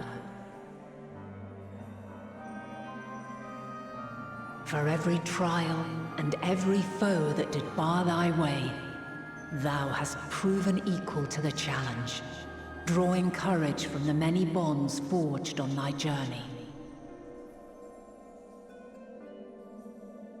You have all known despair, and though the end approacheth, you walk on, heads held high. Therein lieth your power, the strength to silence the song of oblivion.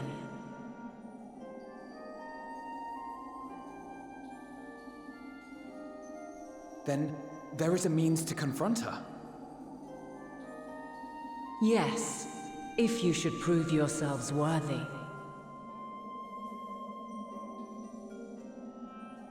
Hark!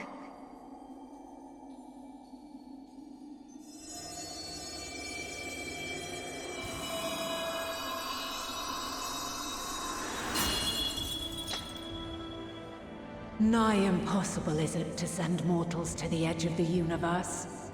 Should you fail, there will be no second chance.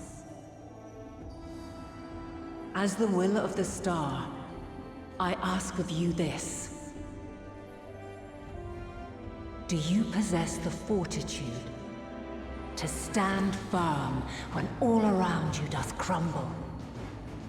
Do you possess the faith to vanquish despair itself? Should you lack the strength to best a supreme deity, I cannot allow you to make the journey. You must leave this star and never return.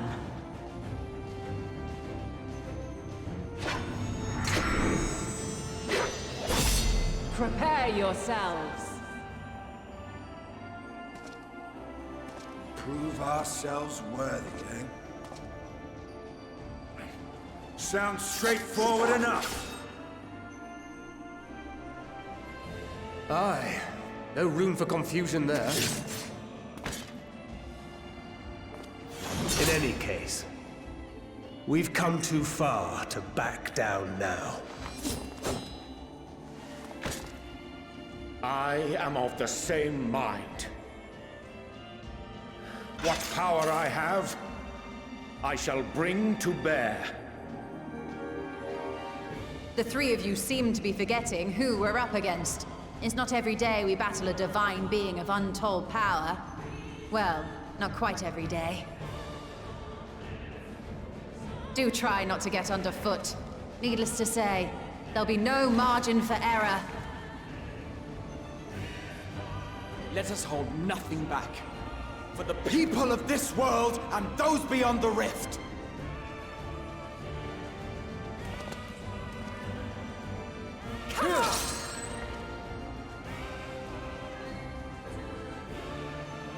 Alas, the question I posed to thee in Elpis hath remained unanswered these long years. I would hear thy response, warrior of light. Shouldst thou emerge victorious?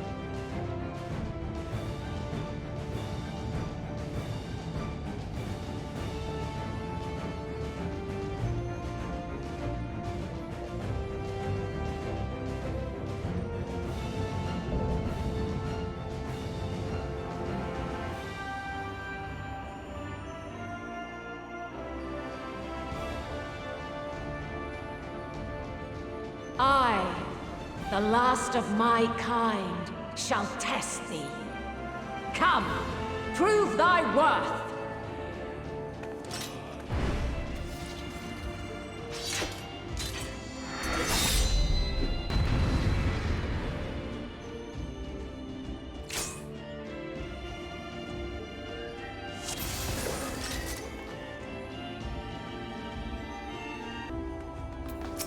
Have you the strength of will to alter man's fate?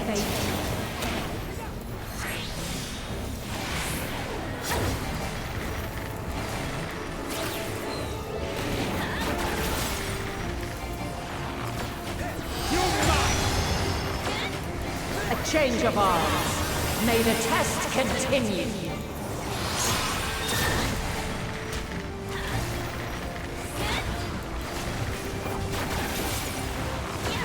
Ready!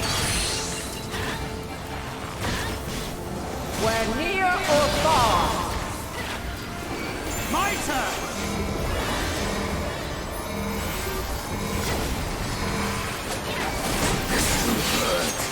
And now this!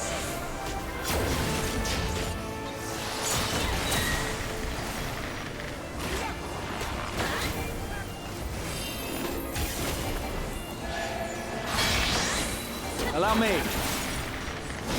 Light unyielding.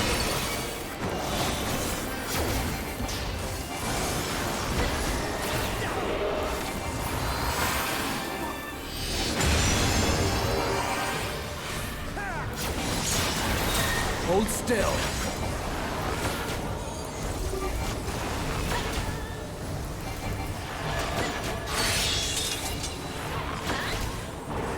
By blade!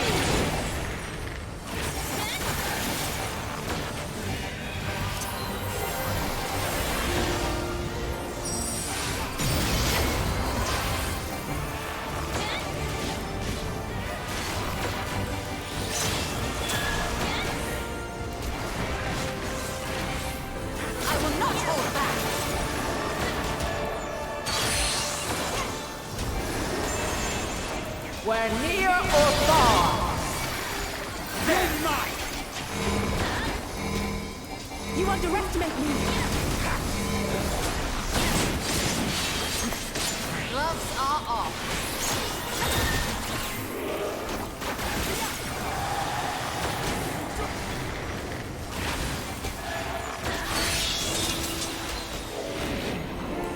By blade!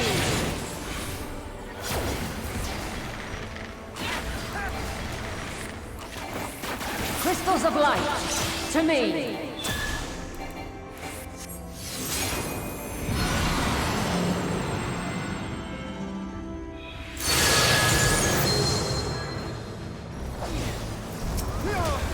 Here!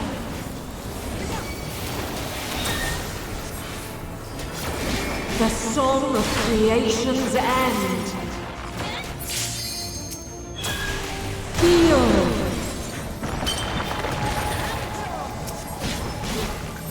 The sorrow and hope's demise.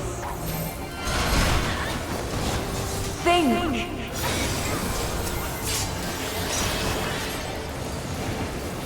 Find your way in the darkness.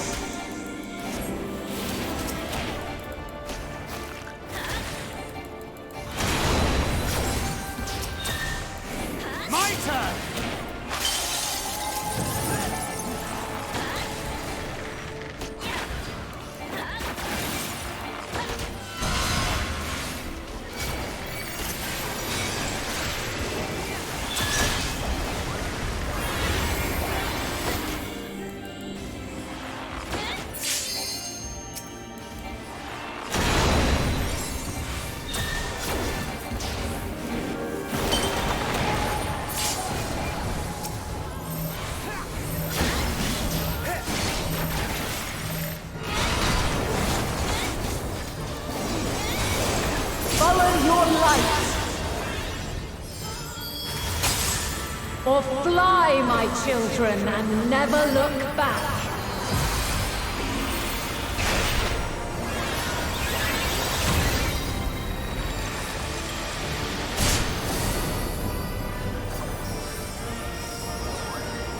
Then you are resolved. Away with you! But this test is far from over. By crystal's light. Make ready!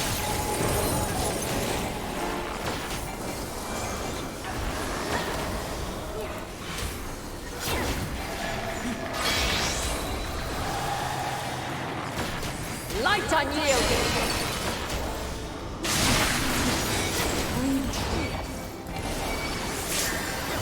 On your feet! Someone will take that. Refulgence eternal! Allow me.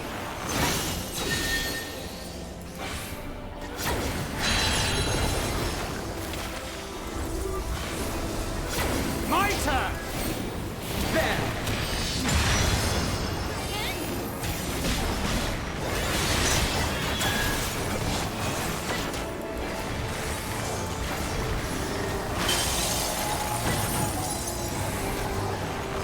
You underestimate me!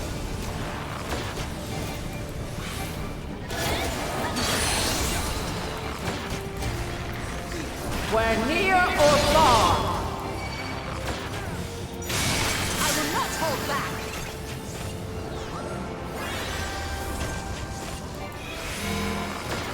You cannot stop us! Be gone! Allow me. where high or low,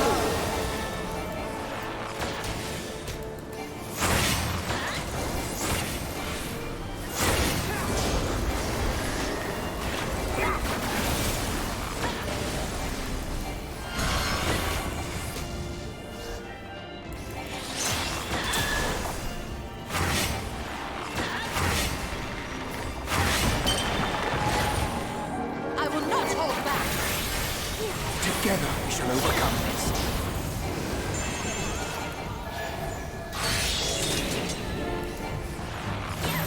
by blade,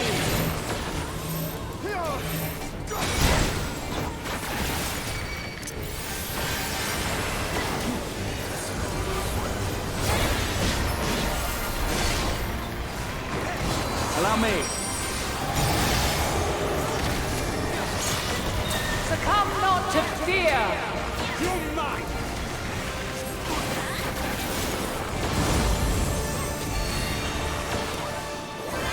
Hold still. Make ready.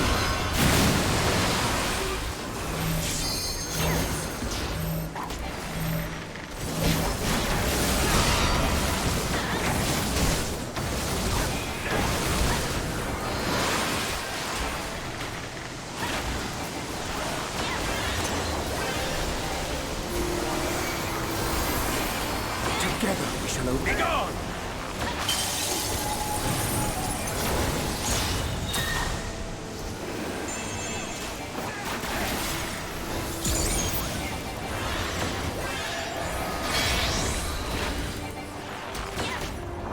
Light unyielding!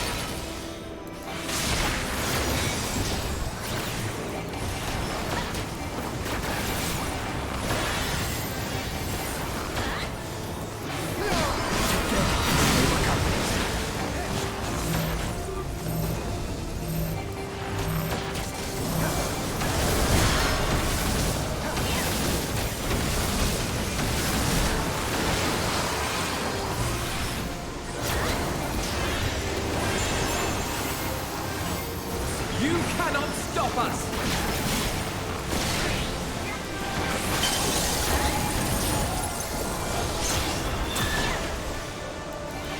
I will not hold back.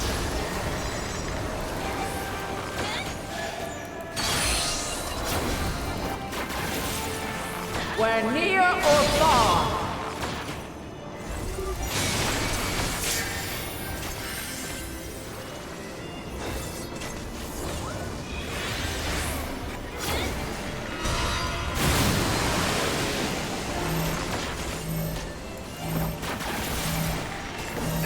Allow me.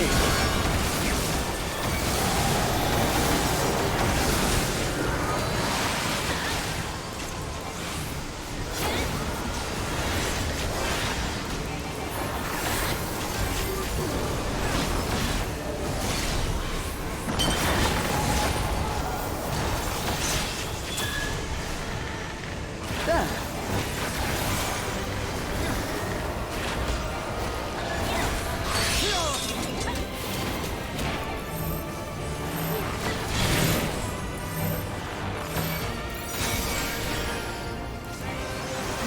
I have you now.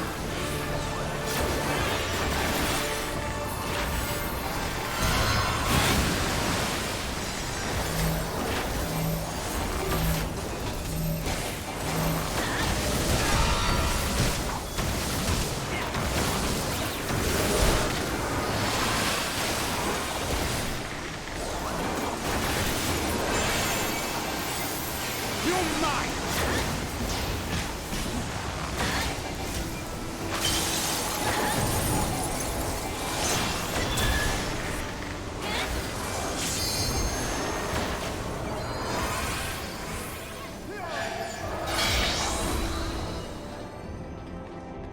Light unyielding!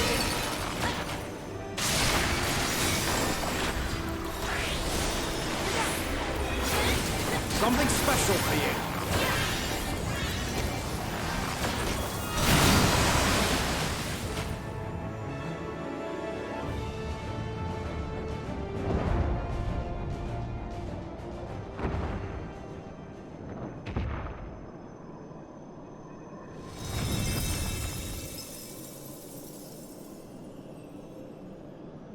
At last, man has the strength to.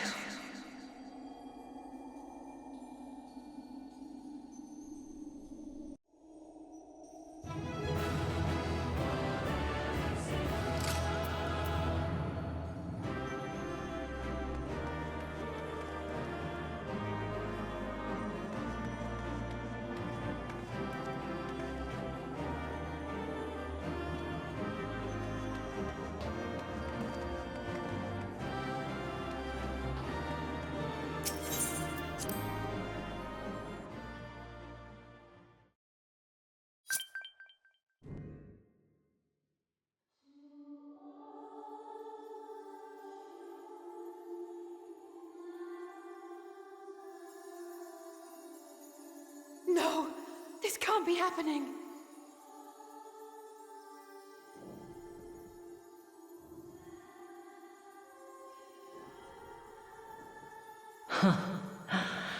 Though my power is in constant flux, I have always kept a reserve for this very moment.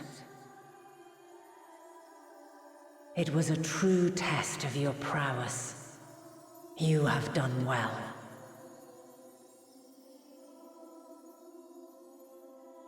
There is one thing I must ask. By sundering the world into 14 shards, the ether of all living beings too was divided. This reduction would in theory allow us to more easily interact with Dynamis. Having seen mankind brought to the very precipice of extinction, you wished for us to develop a means to overcome despair. You believed we had the potential, and sundered all creation to see it fulfilled, to deliver us to that swirling maelstrom of Dynamis in which our foe hides, and grant us the power to defeat her once and for all. Is this not true? It is as thou sayest. 'Twas the trial to which I subjected mankind, and it hath led to untold bloodshed and suffering. There was no kindness, nor justice in the tragedy I wrought. When confronted with the almighty Zodiac, my only recourse was rend him and the world asunder, that his power be diminished for a time.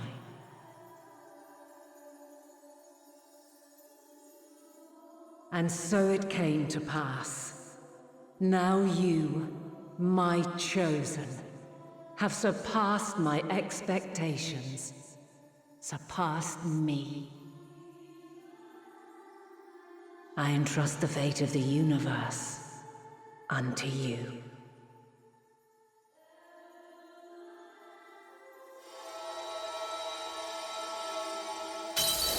This crystal contains the memory of Meteon's passage through the stars.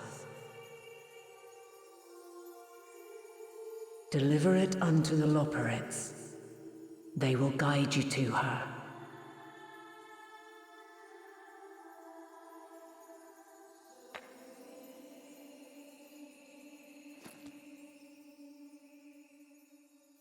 Though they may be capable of crossing great distances, there is a vast difference between traveling to the moon and the furthermost reaches of the great expanse. And unlike Meteon, we cannot simply soar on waves of Dynamis to our destination. Indeed. To make such a journey would require an astronomical amount of ether. But a solution lieth close at hand.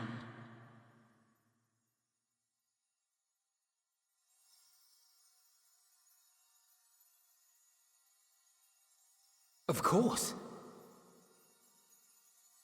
Yes, my child.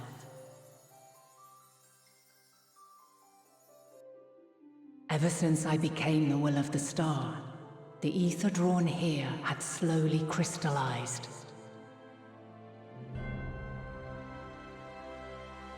They who have answered my call know it well. While I have remained hidden, it hath become the embodiment of the planet's will in my place.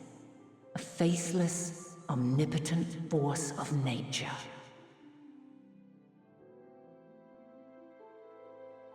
The Mother Crystal, our final hope.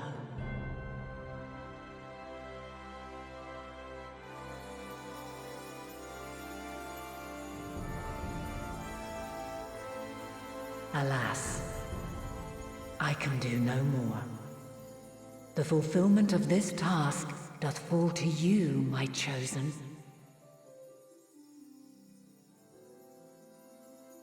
Now, heed these words. Darkness and light, despair and hope, as goeth one, so goeth the other. Become light, become hope.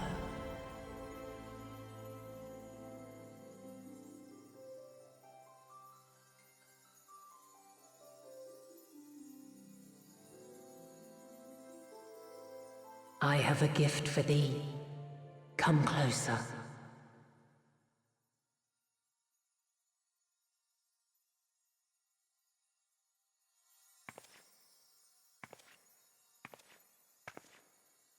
Long have I searched for a means to safeguard the future of this star. Though I knew failure after failure, by recalling thy tales and my promise to thee, I found the strength to carry on.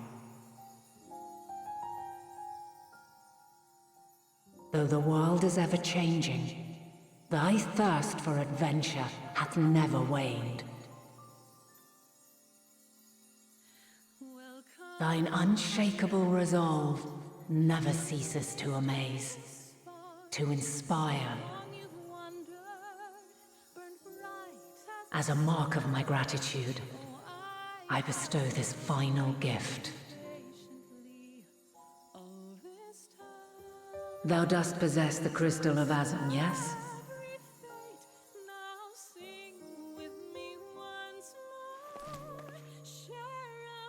As Heidelin, I reside over the forces of stasis, tranquility, peace. The laws which impart stability to existence itself. I will weave this self-same power into the crystal, granting thee mastery over matter, to give form to the formless. Use it wisely, for it will not last indefinitely. As thou hast seen on thy journey through the ethereal sea, souls are drawn to thee. Mayhap this trait will prove to be a boon rather than a hindrance.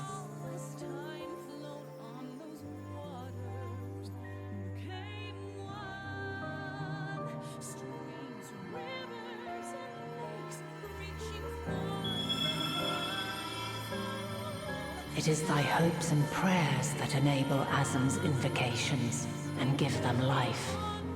So keep them close. But pray, remember this. When the way forward is hidden, even from the mind's eye, look not to the invocation, but within yourself. These were the words of the crystal's original bearer.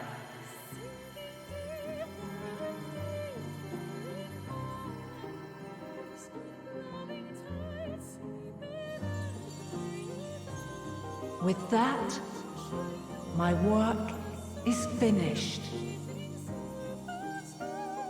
Fulfill our promise. Right the wrongs committed when the world was yet whole. Silence the song of oblivion. Teach her a brighter melody. Show her our journey is far from over.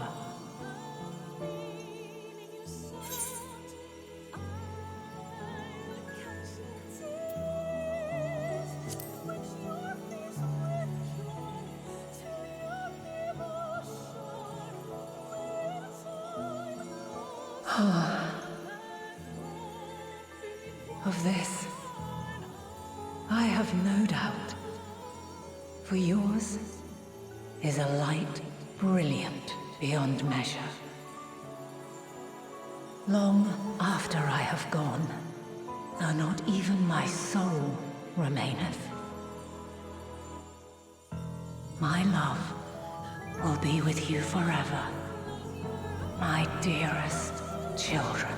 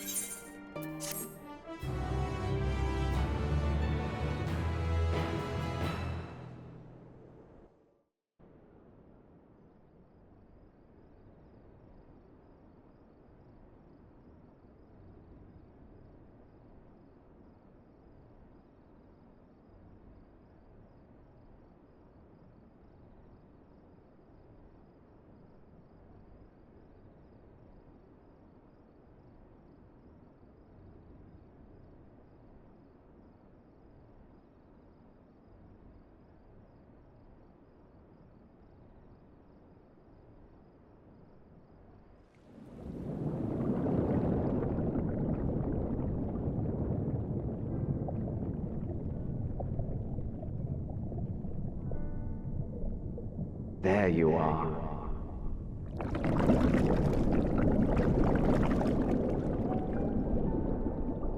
Some time, indeed, yes. For you, at least.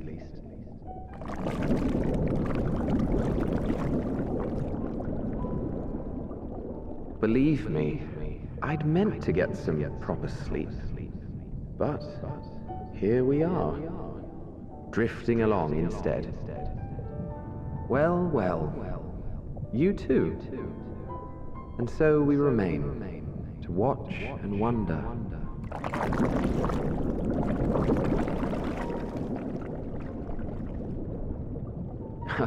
Yes, indeed. To begin, we first must see the end.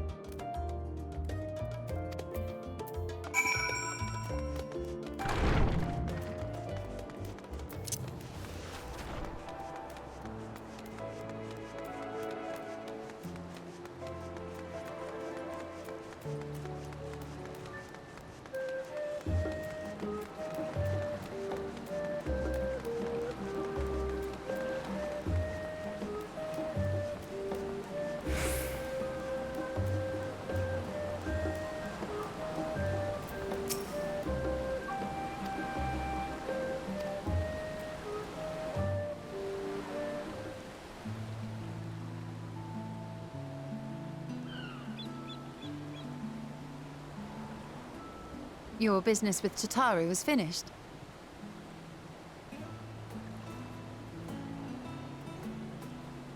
My, what a thoughtful surprise. Whatever would we do without her?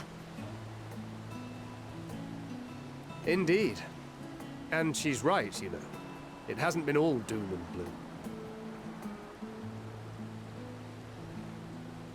Feels like a lifetime ago that Master Louis Soir gathered us together to form the Circle of Knowing.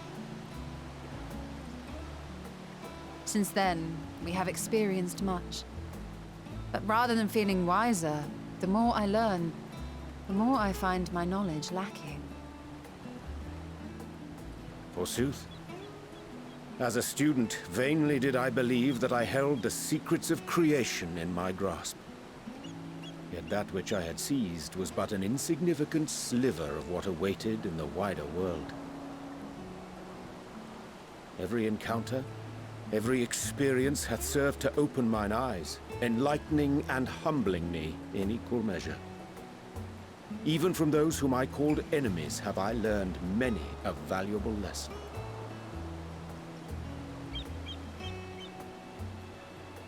What will we learn at the edge of the universe, I wonder?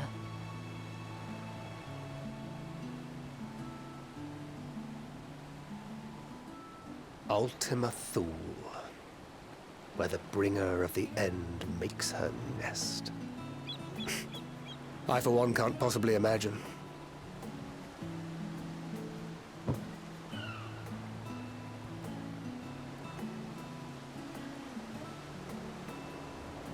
But whatever awaits us there, we will survive.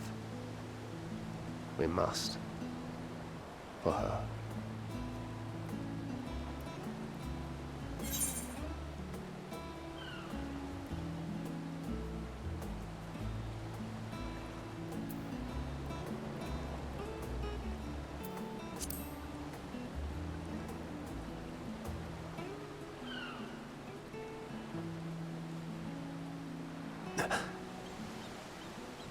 Is aught the matter?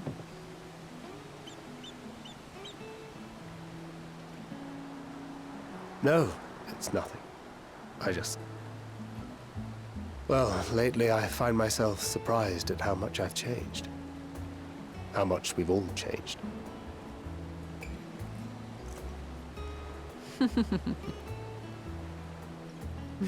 We've come far together, and if we have aught to say about it, we'll go further still. Aye, we will avert this calamity and return home. In preparation for which, we must give thought to what we hope to achieve after the proverbial dust has settled. What with the primals and Ascians all but dealt with, I suppose we'll need to look for new hobbies. In all seriousness, though, in uniting to overcome a common foe, the disparate peoples of the world have found a way forward together. It's a truly gratifying sight to see. Indeed. Though it was many years in the making, we have successfully set in motion the gears of fundamental change. With this, we have fulfilled our humble role as a symbol of hope. And I dare say it is time to bow out.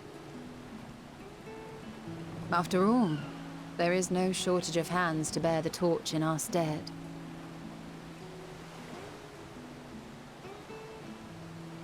You know, I never really considered I might live long enough to see an after. But even if my time as a scion came to an end, I don't expect that much would change.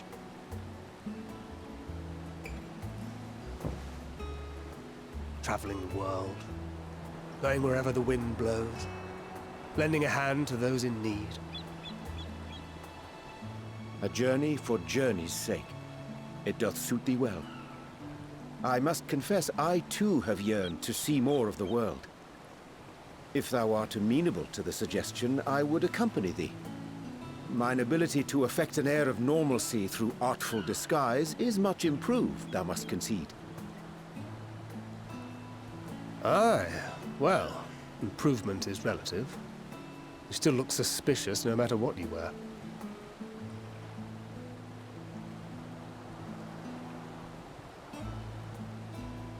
What of you, Ishtola?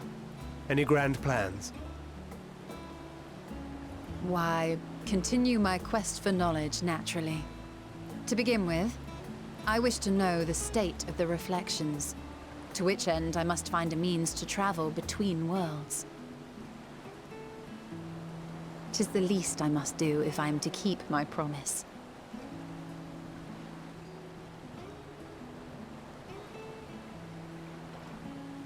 Should my pursuits prove unduly arduous, I won't hesitate to call on you.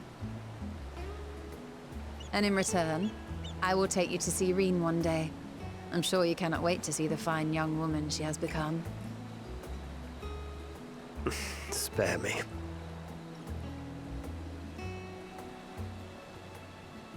And what of thee?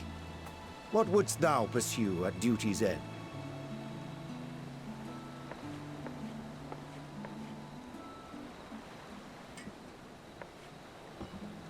Here's yours. My apologies for the wait. Well, shall we make a toast?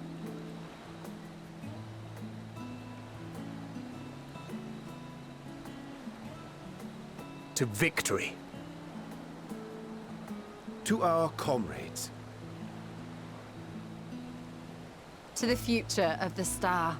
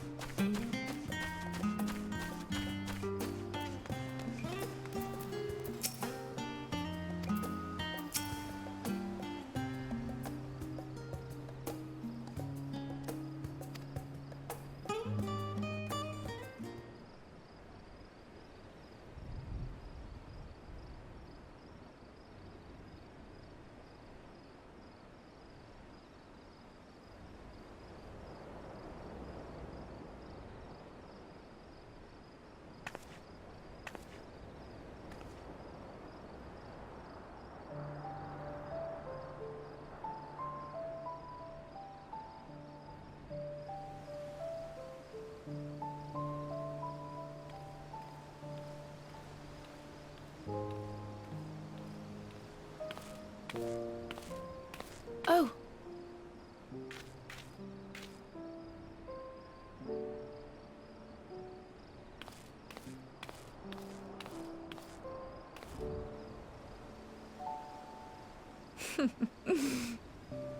Knowing them, they're probably dreaming about the celestial adventures to come.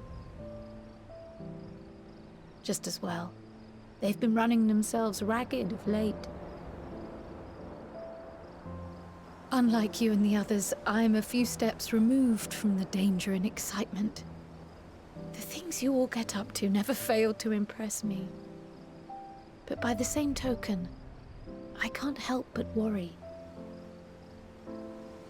Not only for your safety, but for your happiness. After everything you've sacrificed, you earned it 1,000 times over.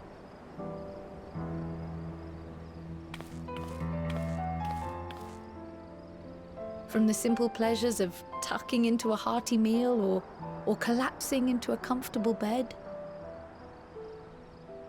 to the grand triumphs of visiting legendary lands or finding true love, you deserve all the joy in the world. There is so much that life has to offer, so much to be treasured and shared with those we hold dear. So promise me this. Come what may, you won't give up on your own happiness. When you're out there fighting tooth and nail, it's all too easy to forget. But in the end, your passions will be your greatest strength of all. Remember that.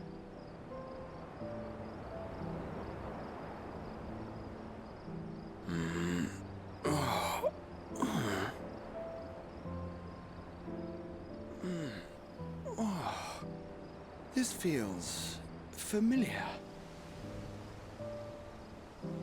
Well, 'tis good to be...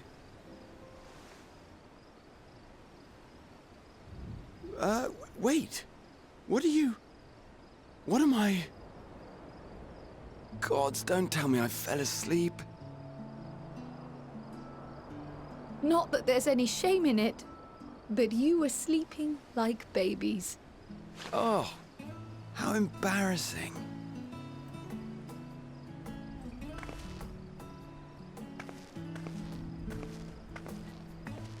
Not a word to anyone. Understood? Not one word. I'm told that sleeping in proper beds of your own choosing is a much more effective way to prepare for battle. Oh. So, what were the two of you doing here? I had a few books to return to the library. Thought I'd take care of it while I could. And you?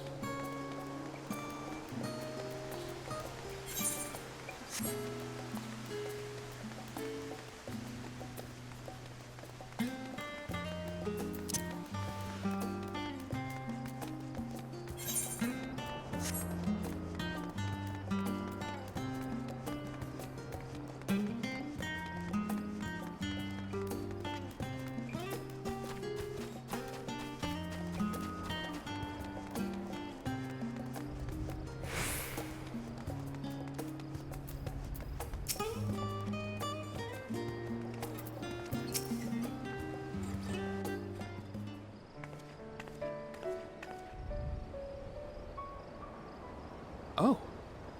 What brings you here?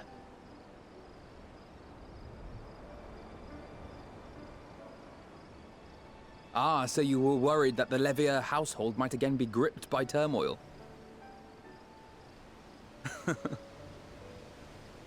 All is well, I assure you. In my letters home, I had made mention of Estinian, you see. My mother wished to meet the legend in person, and so we arranged to have a spot of tea together. Where were you in my hour of need? Fell beasts I can face, but I'm not made for idle chit-chat with lords and ladies. Well, I for one thought you held your own. Mother was the picture of delight. I might have been delighted myself, were we in a tavern with more agreeable drink. The thought of fleeing crossed my mind, but what then? I'd never hear the end of it, least of all from Tataru. I'm sorry. 'Twas not my intent to cause you such distress. It's just... it was one of the things I didn't want to leave undone ere we set forth. That's not to say I think we won't be returning.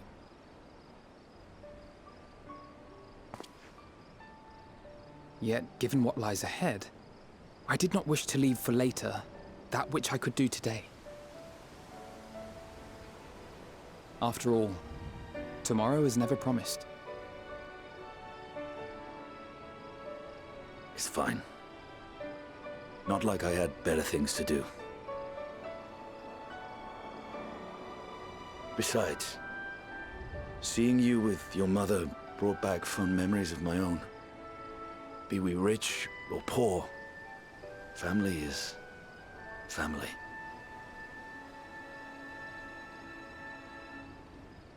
Well, it's past time we were on our way.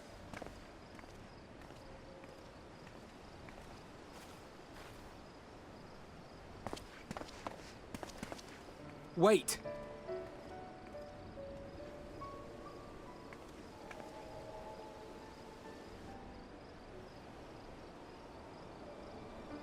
Since I left home, I've made a great many mistakes. Mistakes for which I can never make amends. But through it all, you didn't give up on me. To have returned here with you at my side, it means more to me than you know.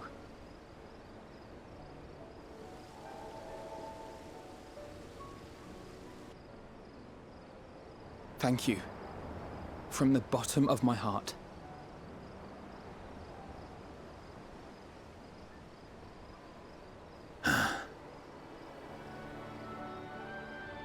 Forgive me, but it needed to be said. I'm the one who owes you thanks. Were it not for you, I would not be alive today, nor come to terms with Nidhogg's spirit. I am ever grateful.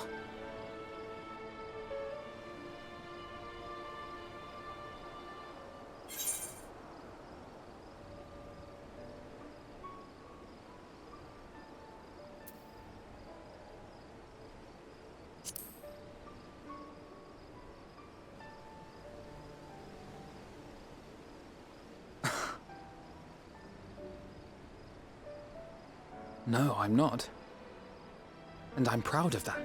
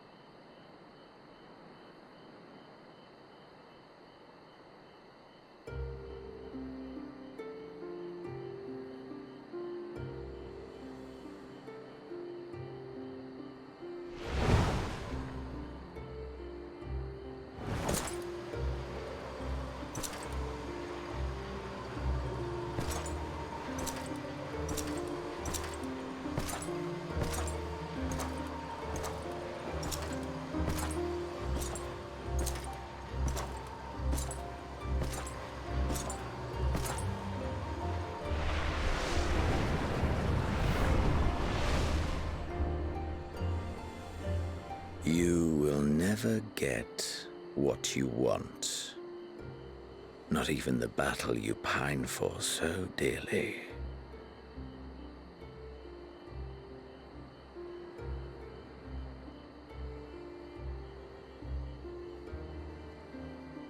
In that transcendent moment, what was it that I sought in you?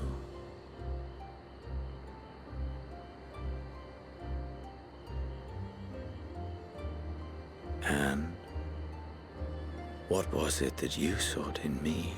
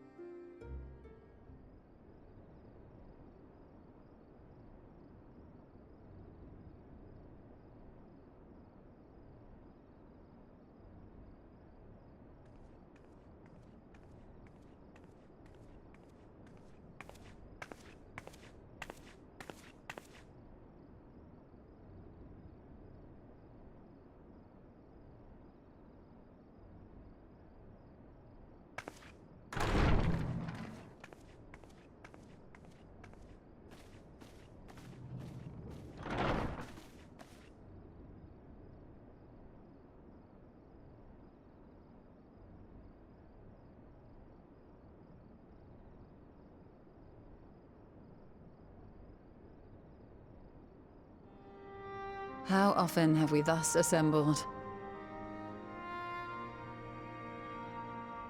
To combine our knowledge and seek solutions to the problems before us.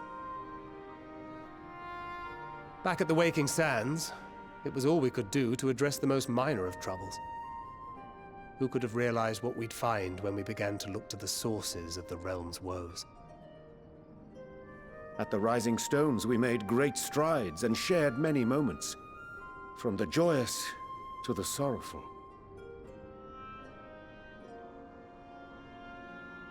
We've had occasion to call other places home too. Be it Ishgard or Kugane, we were fortunate to find sanctuary wherein we might take stock and continue our fight.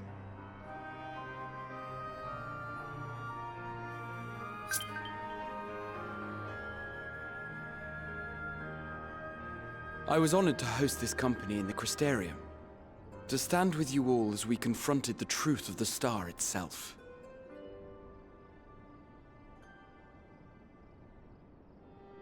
And now from this place, we go to fight the most important battle of all.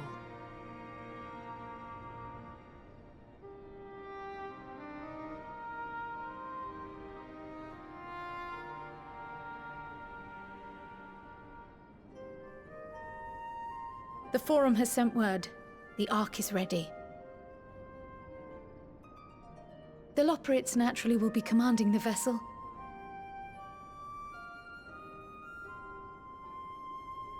They will see the 8 of you to Ultima Thule.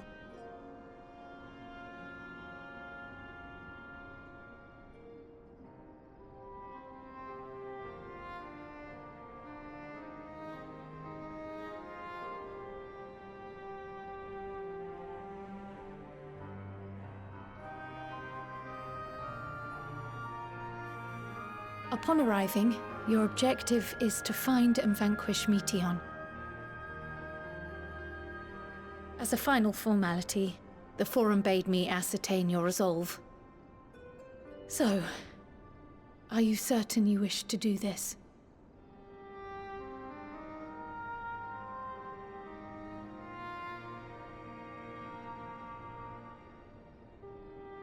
We are.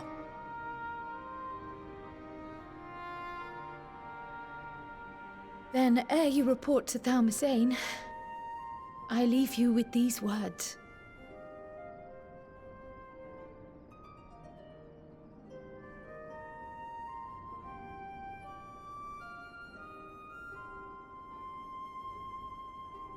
You must triumph. What that means will differ for each of you. To make it back home, or to simply avert doom, or perhaps something else altogether. Yet whatever it is that drives you, I have faith in its power to see you through. So please, triumph.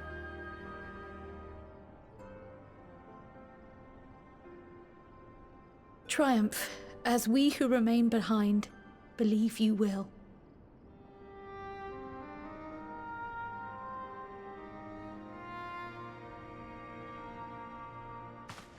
Let us be off then.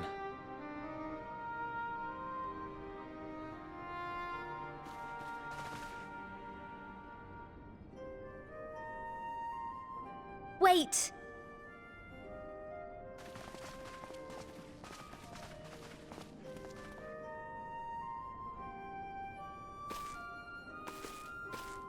Both Kryl and I will be there to see you off, but as your receptionist, I feel I need to say this here.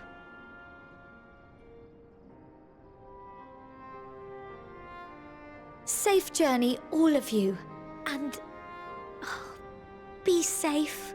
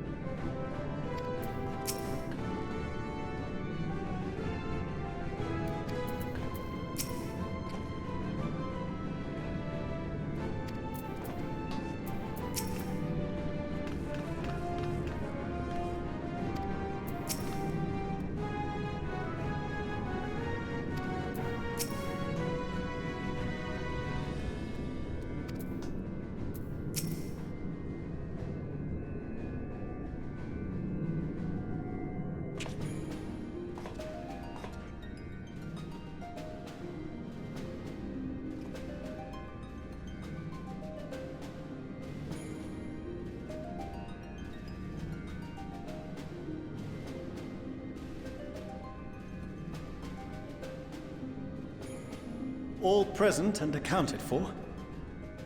Good. As you will have heard, the Ark is ready. All that remains is to board and be on your way. I've seen my fair share of tight schedules, but this was bloody murder. But we did it. We finished the ship. It's safe, fit for purpose, and looks good to boot. Aye, it's a Garland through and through.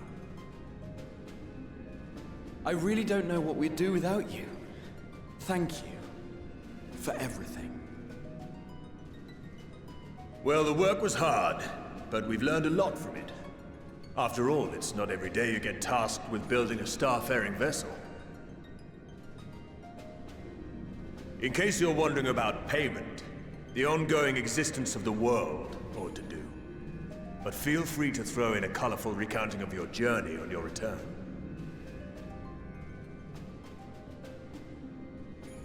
So, have you thought of a name? A name? Wasn't everyone just calling it Father's teeny tiny toy boat? Well, seeing as its purpose has changed, I thought a more eloquent name was in order. I suggested as much to Fortuno, who seemed quite amenable to the idea.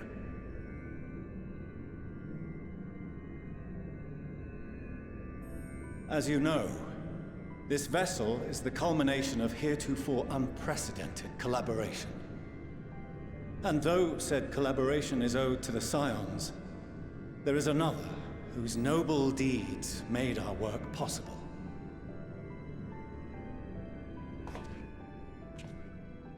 From a fragment of Dalamud, we obtained not only advanced materials such as refined adamantite, but the knowledge to traverse the stars.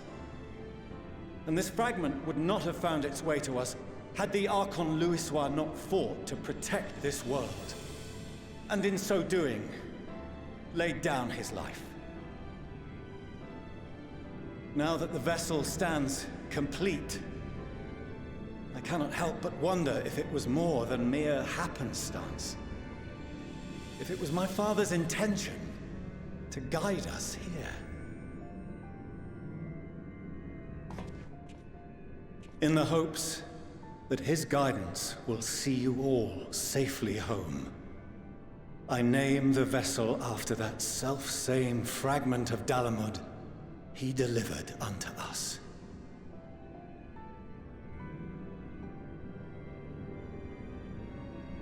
The Starship Ragnarok.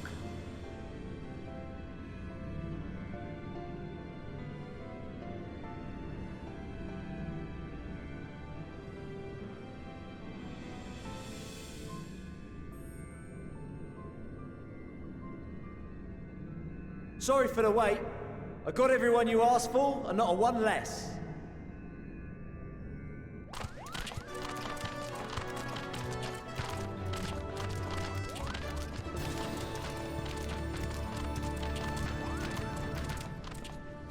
What are you all doing here? Oh, I invited them. The representatives of those tribes with religious inclinations. You've done a fine job of readying the Ragnarok, but for it to take flight, we'll of course need the power of the Mother Crystal. Given its immense size, however, transporting it would be an absolute logistical nightmare, not to mention we'd need to shatter it into tiny shards for feeding to the engines. But a brilliant idea came to me. We convert the crystal's energy into forms that can transport themselves!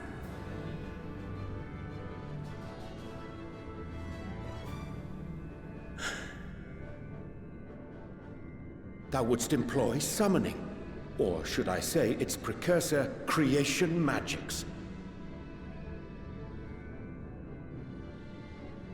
Care to explain for our benefit?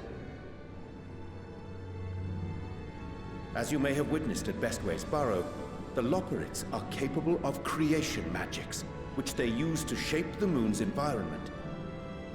Yet simple though they make it seem, 'tis a highly advanced and exacting art. To perform it correctly requireth that the wielder holdeth the object in his mind's eye in clearest detail. Hence the ancients' meticulous management of concepts. Drawing upon this art, the Ascians conceived of summoning as we know it.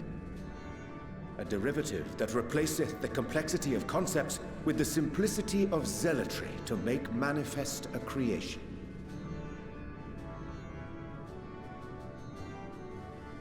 I see. By combining the Loporit's magics and the tribe's faith, we convert the Mother Crystal into primals of purer form and greater obedience. Summoning as it was intended, one might say. Indeed! Indeed! While Heidelin gave us the ability to use creation magics, she forbade us from using it to make anything possessed of a soul, or similar. She didn't say anything about fulfilling the desires of others, though. So, borrowing our friend's faith, we'll create deities using the Mother Crystal's power and send them to the Ragnarok! Am I the only one here concerned about the risk of being turned into a tempered minion? Oh, right, I was getting to that. From what I've read in Sharlayan tomes, it appears the Ascians incorporated an additional nasty element into their summoning method. The fervent desire to assimilate others into one's belief. Beings thus created are instilled with the self-same desire and use their powers to enthrall people, starting with the summoner. In contrast, our creation magics, the original and the best, except no substitutes, don't incorporate any of that rubbish, so there's no risk of tempering. I mean, if the being was on the scale of Zodiac, you might feel a little tug, but I think we'll be safe enough.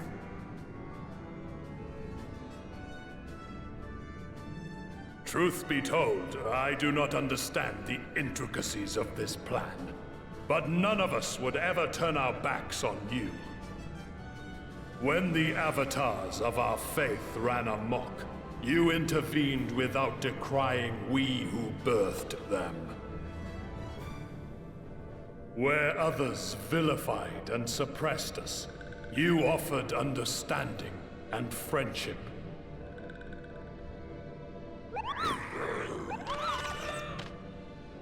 In gratitude, we will share with you the true expressions of our gods. Not malevolent deities, but benevolent saviors. Alright, you lot, we're heading to the ethereal sea. Stay in sight, else you're liable to get lost. Lead the way!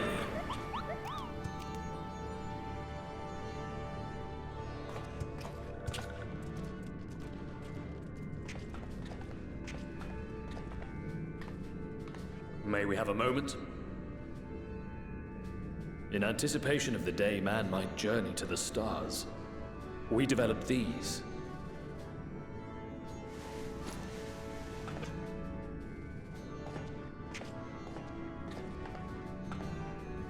Portable teleportation devices. One for each of you, designed to work in tandem. Press the button on one, and in a matter of moments, all 8 will activate and send their owners back to the Ragnarok. There is no telling what hazards you may encounter. If you find yourself separated or lost, please do not hesitate to use them.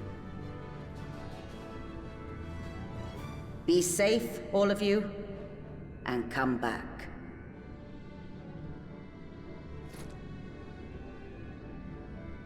You as well. I pray you take care. Looks like everything is in order, so I'll go ahead and board. A few of my fellows will remain to assist with the summonings, but rest assured, the vessel won't want for competent crewing.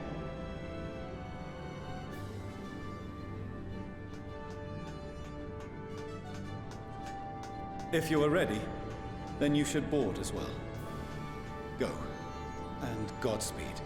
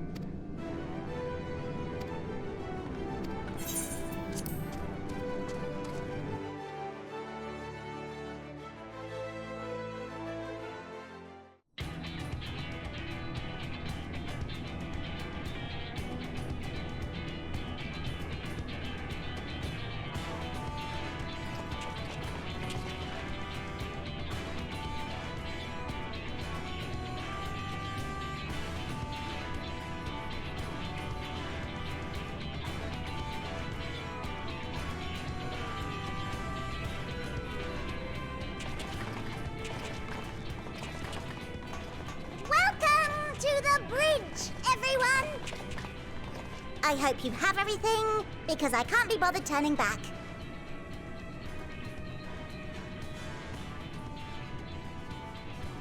Right then, make yourselves comfortable. We're setting off in just a moment.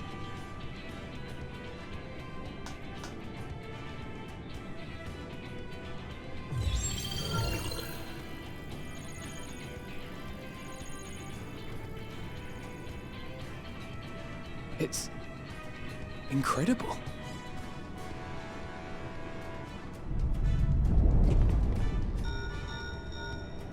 This is Fortuno. Can you hear me? The preparations for the summonings are complete. In accordance with the 14th phase of the plan, we have moved the Ragnarok to the launch site. The gates are open. You may depart when ready. So, are we ready?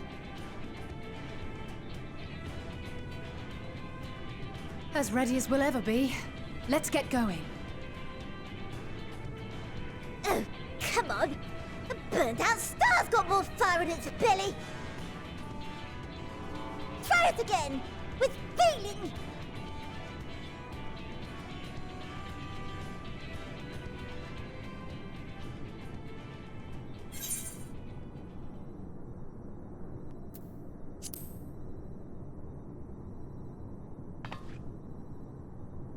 Me?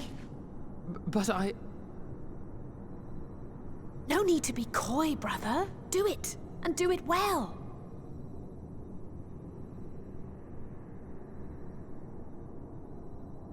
If you all insist.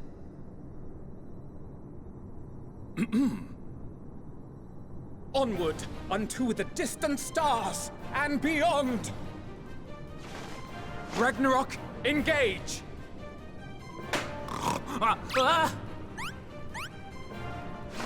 Engage! Engage!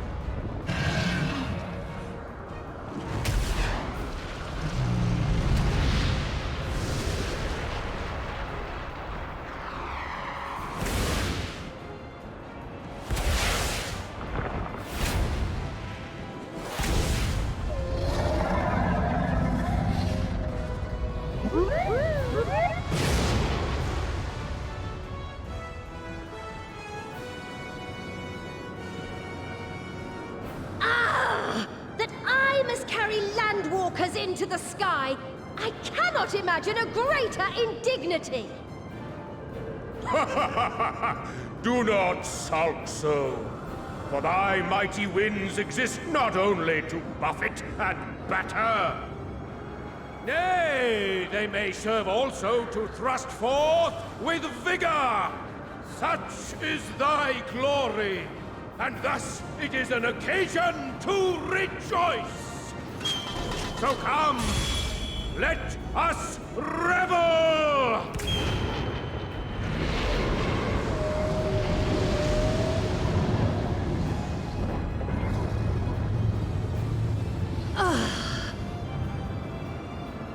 So long as the wind blows freely, I suppose all is as it should be in creation.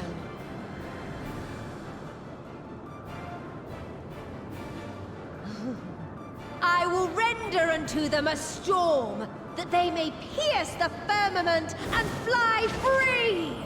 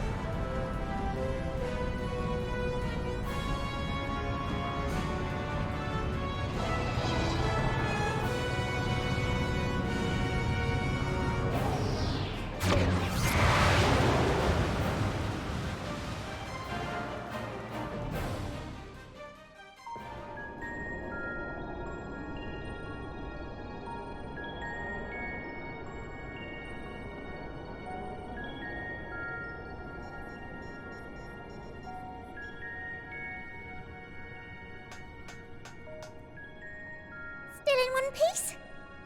Good. Sleeping way? Report? All's well. Fantastic, even. Thanks to the power of those primals, the engines are roaring and we're ripping along. All values are also within projected ranges. Time to destination is 8 carats. Perhaps 7 at a pinch.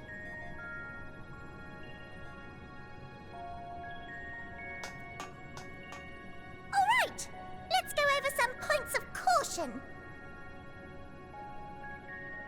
Our destination, as you know, is Ultima Thule. Lest you wonder, the place is not a star so much as a patch of emptiness.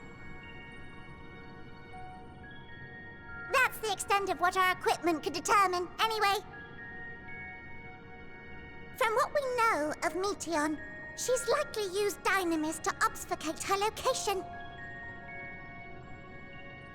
So, in conclusion, we'll only know what's there when we get there. The crew and I will see to it the ship's ready to take off at a moment's notice. We'll support the search as best we can, but it'll be your paws on the ground, assuming there is any. But everything will be fine, I'm sure. Hydaelyn believes in you, so you ought to believe in yourselves.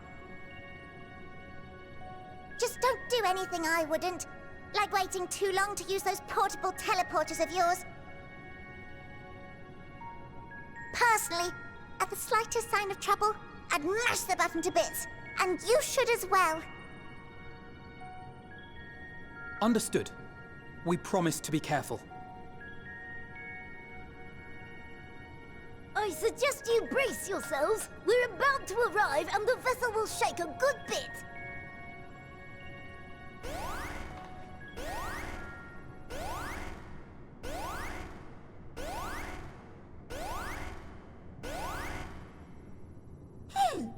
What is this?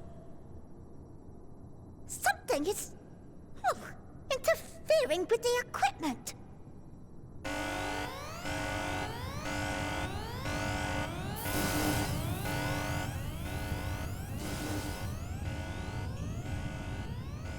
Greetings.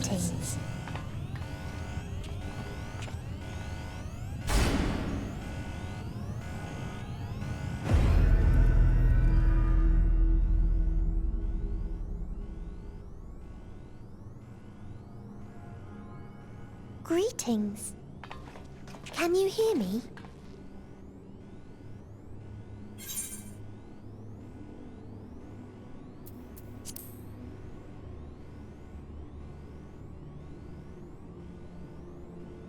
So this is Meteon. Oh. Have you met one of my sisters? I don't remember meeting you myself. But I do know that you're from Etheris. Why have you come? All you had to do was wait. I would have delivered to you your ends.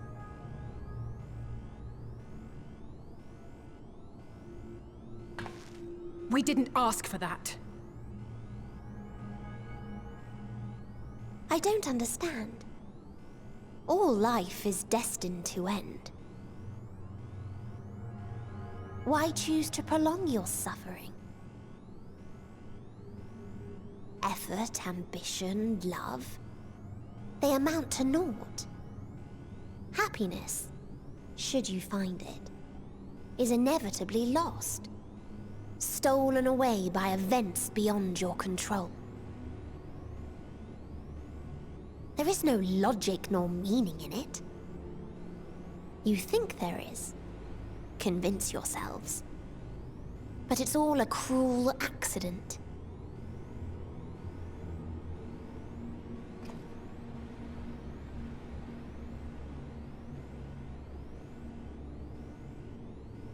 Come now. I speak the truth. A truth you would recognize if you looked up at the night sky. Unbroken emptiness. Cold, dark, and silent. Your world, like every other, is but a blemish upon its perfect fabric. Life is an anomaly. It is unnatural and cannot continue. The sooner you accept this, the easier it will be. Just to be clear, we're not here to argue with you. We know that life is fleeting, and that in the short time we have it, we're not assured happiness.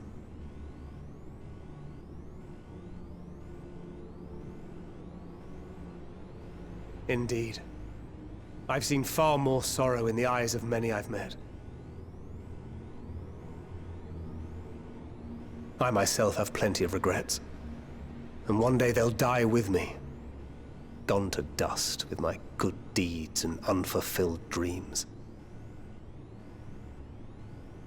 But we accept this. That our existence may seem pointless.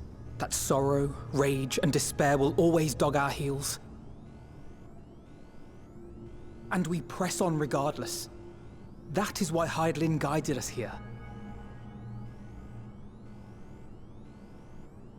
In her boundless love for mankind, she has prepared us for this trial, and in her name, we have come for you.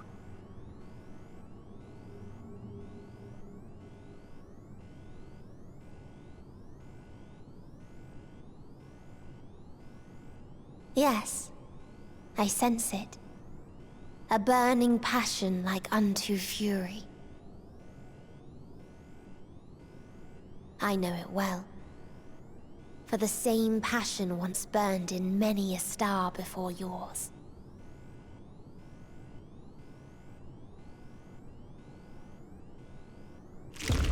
Suffocated and extinguished now.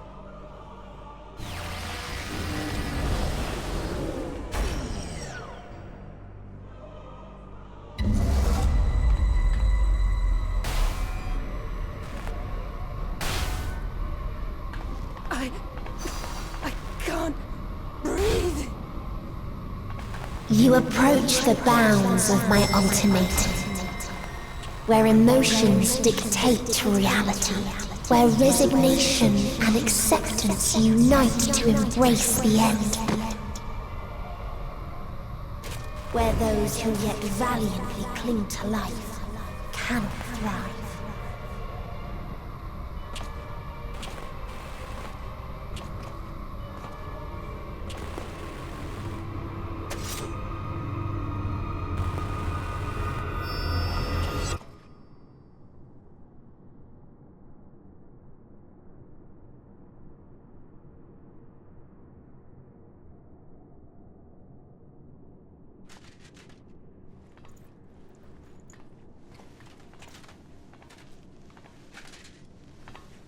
By the Fury.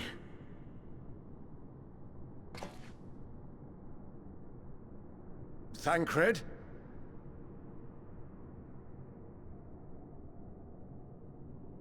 Meteon has gone as well. Mayhap he awakened first and gave chase. Everyone? It appears we are at our destination.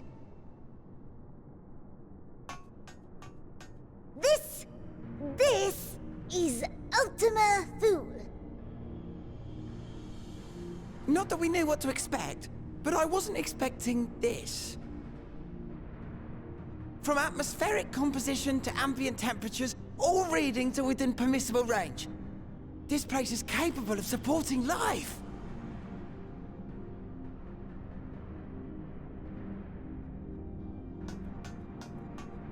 If that's the case, then Thancred may well have gone on ahead. Let's go and have a look.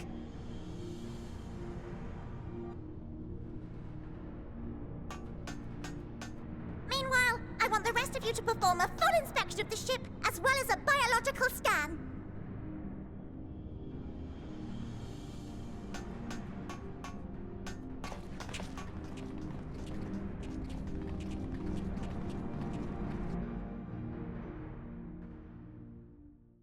So it was that the brave wayfarers arrived at last at Dream's End.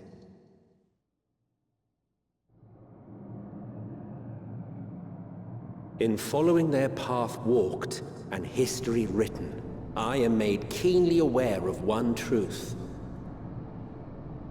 Though the curtains may fall again and again, so long as others take the stage, ever shall there be more tales to tell. So, let them bring it to a close, I say. Let the curtains fall upon this, the final chapter in the tale of the star.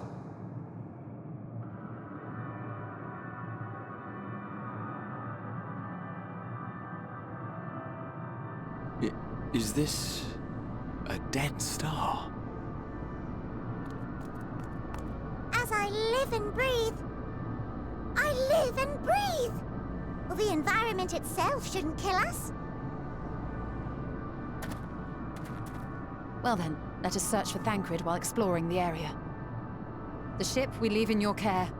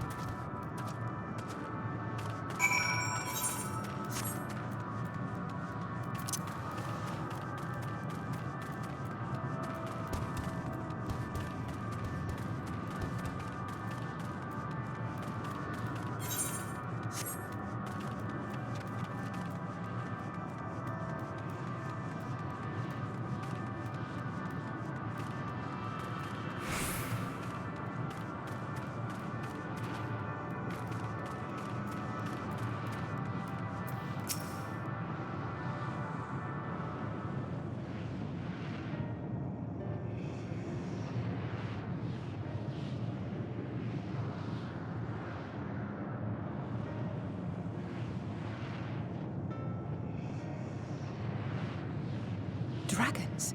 Here?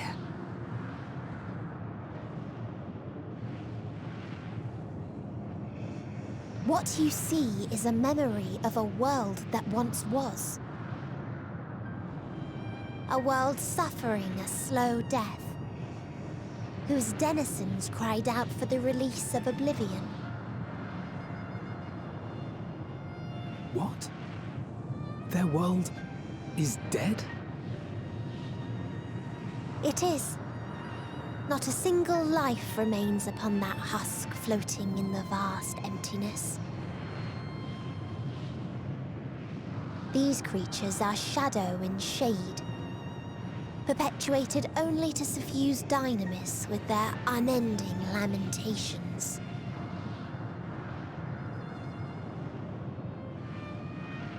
Our friend Thancred, where is he? A strange question. He is at your side, is he not? Oh yes.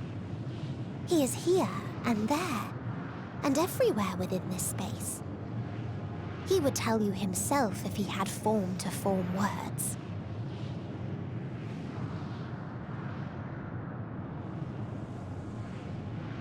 Huh. Such loathing and uncertainty. You don't know why you still exist. In like manner to the oblivion I send, I tried to drown out your ether with dynamis. Beginning with this Thancred, who came at me despite being unable to breathe. Such a simple thing, unmaking men. In the blinking of an eye, he was gone. Didn't even have the chance to be transformed. Yet somehow, he managed to leave a slither of himself behind. What you call the heart? Or perhaps the soul. In his final moment, he cried out from it. A single word. Survive. That wish proved stronger than the despair that ruled here. It overpowered it, causing this space to be remade. Into a place you can perceive, and where life can endure. That you draw breath is proof that his soul lives on. For how long, however, remains to be seen. Well then, we should hurry and tend to business.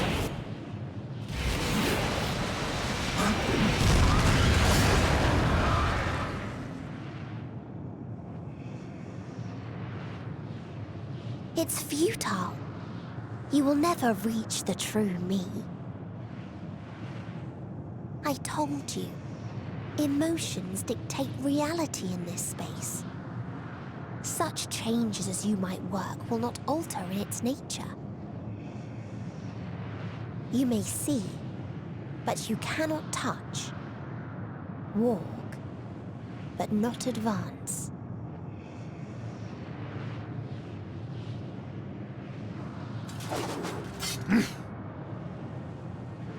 Meteon holds too much sway here. How do we contend with a foe who can unmake us on a whim?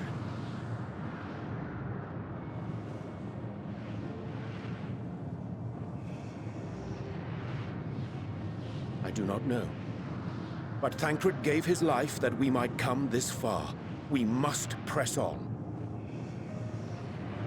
Agreed. We cannot turn tail here. Not without something to show for our comrade's sacrifice.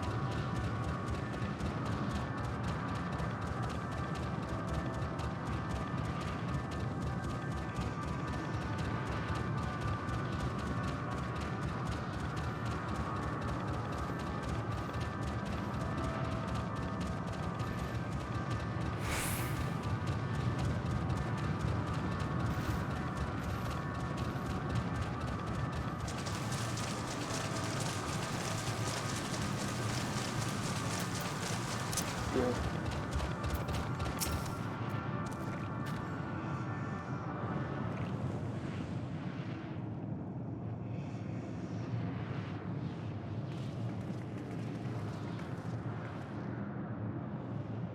He remaineth as he was when I first approached, entombed in melancholy.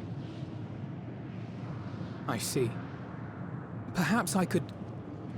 I'll handle this.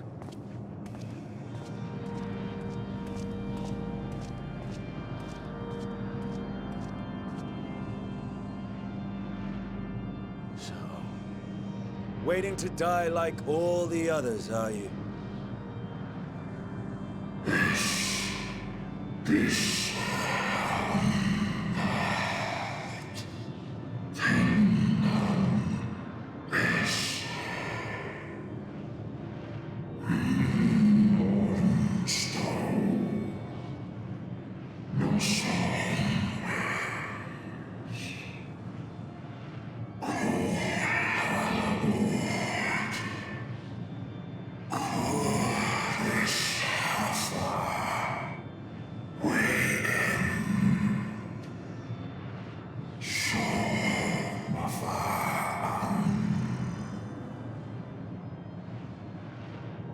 So you say. Yet your kind has found a new beginning on our star. One of you braved the Expanse, bearing with him a clutch of eggs. They and their children now rule our skies, their song heard by all.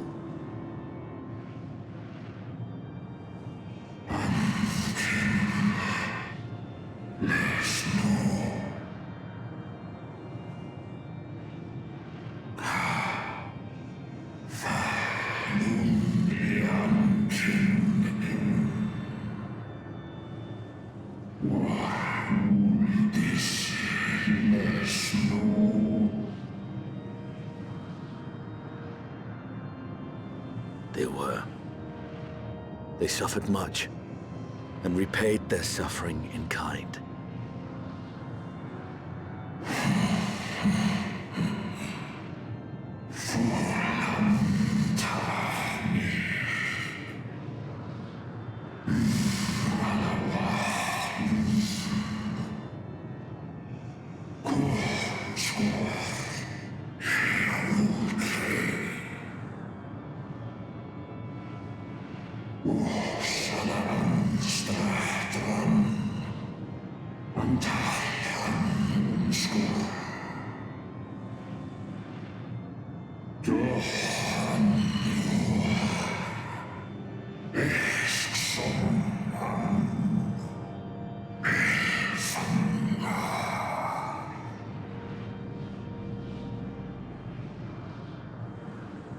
Had your brethren made the selfsame choice, my family might still be alive. Yet lasting peace does not come to those who simply retreat from conflict. No, you must be willing to confront it, to stare into the face of your foe, and see yourself in him. Only then can you break the cycle of torment and tragedy. This lesson, a dear friend taught me at the risk of his life. There is no nobility in your penance. You wallow in self-pity.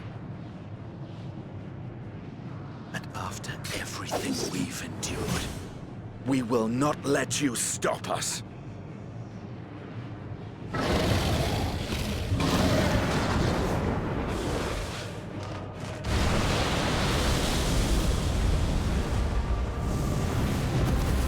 Estinian! Stay back!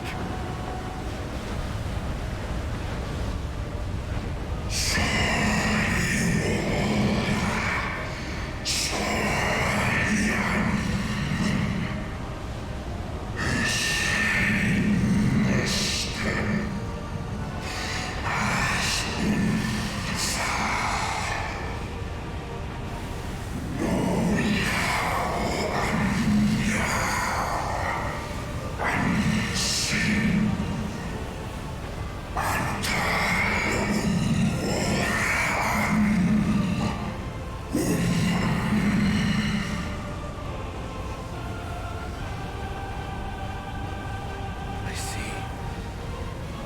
is the emotion that bars our way.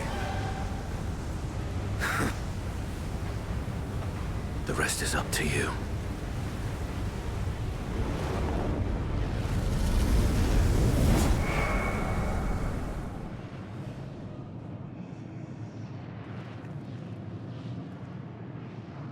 No! Not Estinian too!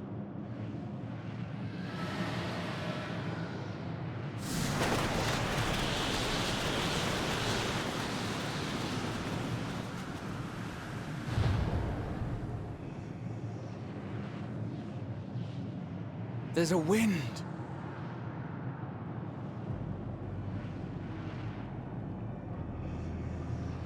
He's opened the way for us. Sacrificed himself to remake this place, like Thancred did.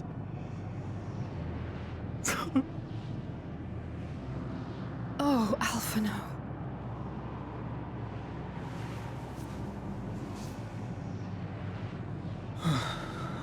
Come. Let us follow the wind. It will not lead us astray. He would not.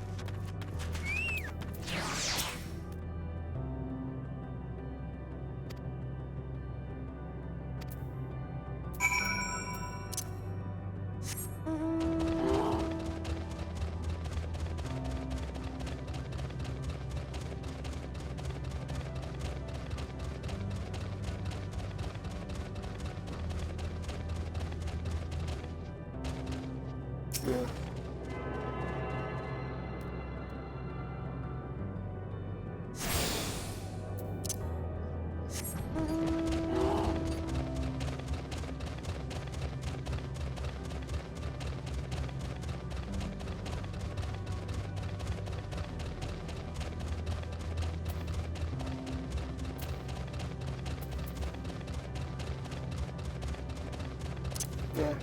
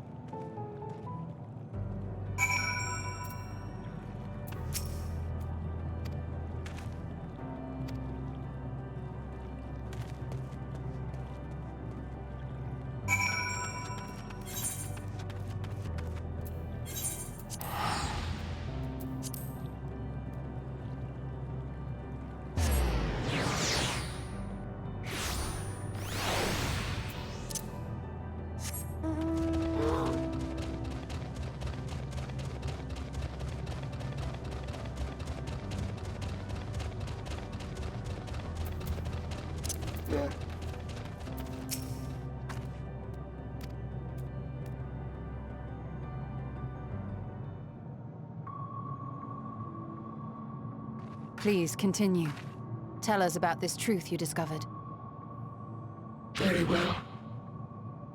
Bear in mind, however, that the purpose of this conversation is not to impart scholarly knowledge, for such requires that you comprehend the subject matter, which you will not. We will forego the intricacies of our scientific methodology and deal only with the conclusion, the end of our society and our world. We acknowledge, with regret, that your star is in the midst of the same panic-induced cataclysm that befell Deneb III.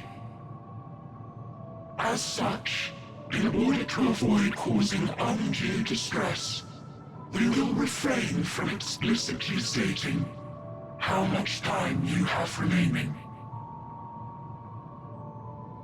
You are entirely too kind. I pray you recount your tale as you see fit.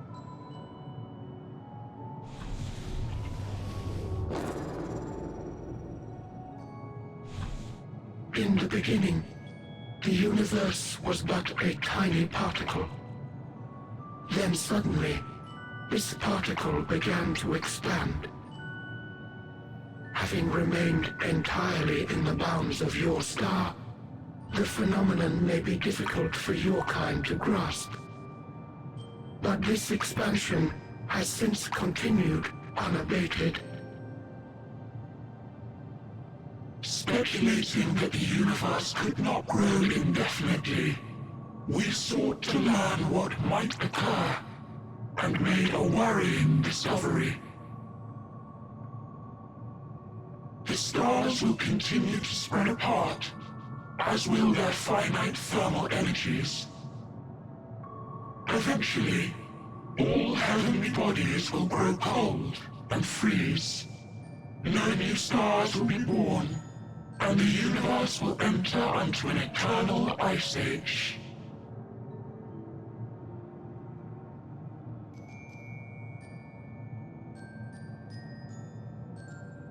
In hopes of proving that this determination was erroneous, we scrutinized our research from all angles, even as we sought to avert the everlasting winter. The endeavor proved fruitless. So infamously so, in fact, that it became synonymous with vain effort. The universe as we know it would end, and there is no way to prevent it.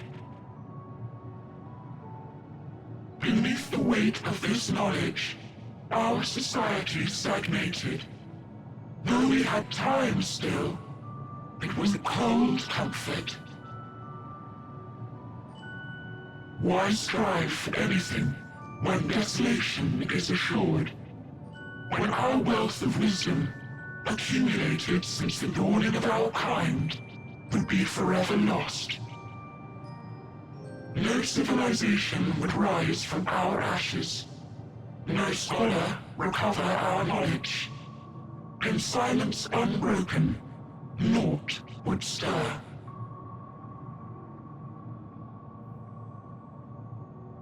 Intellect was once our pride. Overnight, it became our shame. Our works, monuments to futility. Immortality, our greatest invention, became a source of suffering.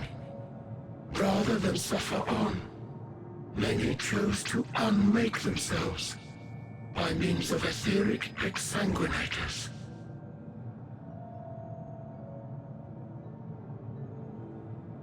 Etched upon these stones are the testaments of such souls. Though many left no words at all, thinking it a pointless gesture. Once we have obtained vessels of flesh, we likewise intend to vanish.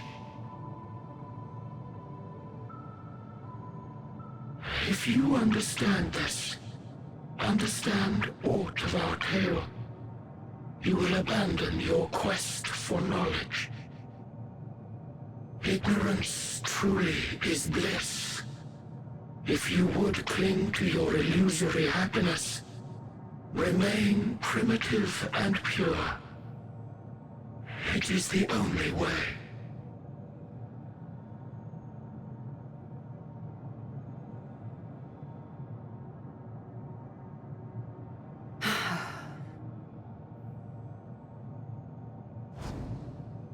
So that's your story.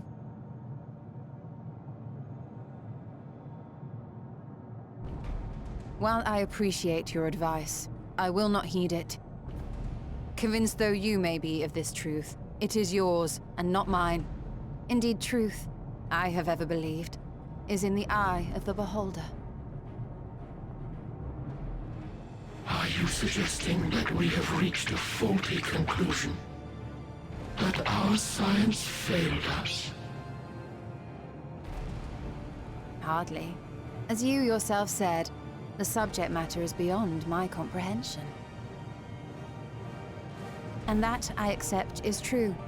I do not possess the knowledge to prove or disprove your conclusion. In my mortal years, I doubt I could even approach the wisdom of the Air. But of one thing am I absolutely certain. I would not be happier in ignorance. Y'shtola, no! You mustn't!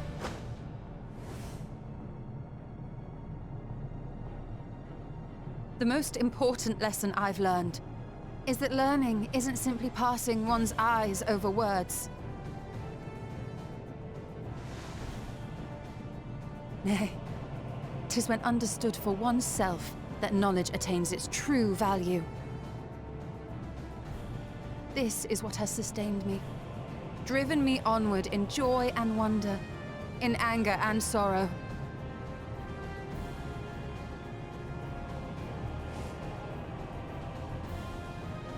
The universe may end, and all may be for naught, but I will live as I always have. I will always seek out new knowledge, and no conclusion of yours, no matter how grim, can dampen my desire.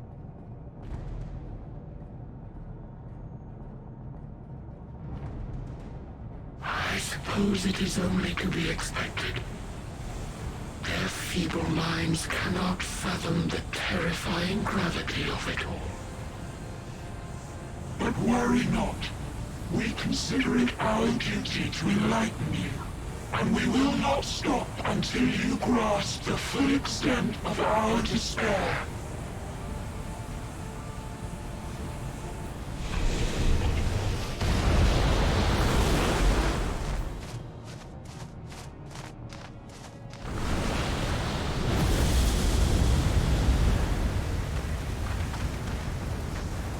Calm, and listen well. Though my body will soon dissipate, there may be a way to restore it. Azim's magic. So long as our souls remain, you can use it to summon us back. But you mustn't, for it would mean losing our way forward. This I only reveal so that you can promise not to invoke the magic. We came here knowing what victory may cost, so press on. Press on, and do not look back.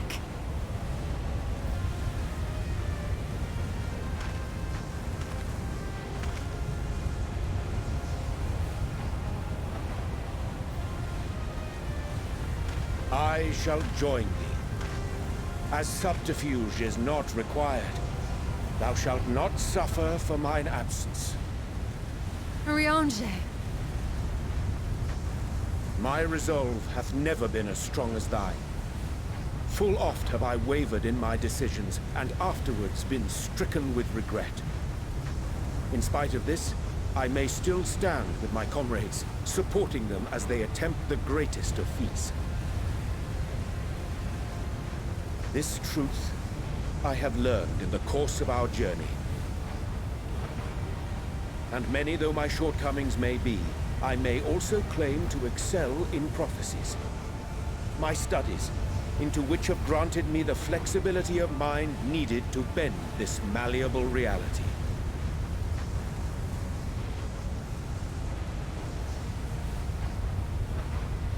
Thus shall I hope that thou mayest have the strength to resist, and our comrades the strength to continue.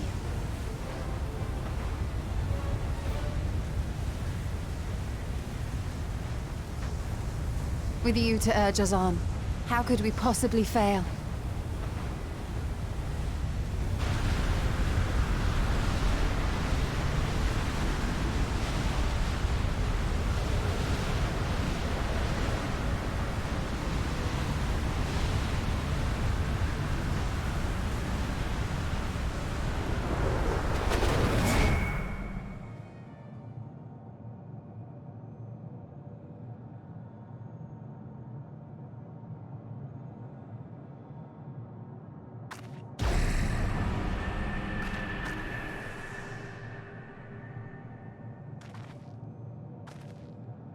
What's this? An extinguished civilization. Rekindled.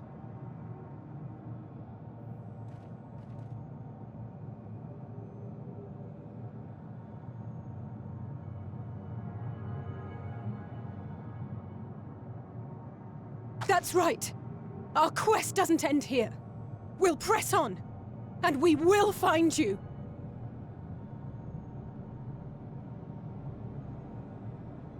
There. That's where you'll find me. Is that another star? Of the stars we visited, most were already devoid of life. And where there was life still, the inhabitants wished for death. But even death, we learned, isn't truly the end. It is but a part of the cycle of rebirth.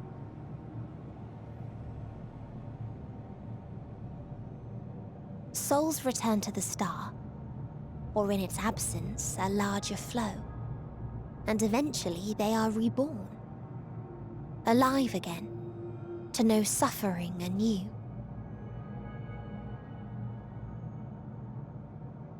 True salvation lies not in dying. It lies in not being born. This is the gift I would give to you. To all life on beautiful Etheris. To that end, we created an egg wherein life cannot quicken. That dead sun. Attain it if you can. Before your friends' emotions fade away, along with their protection.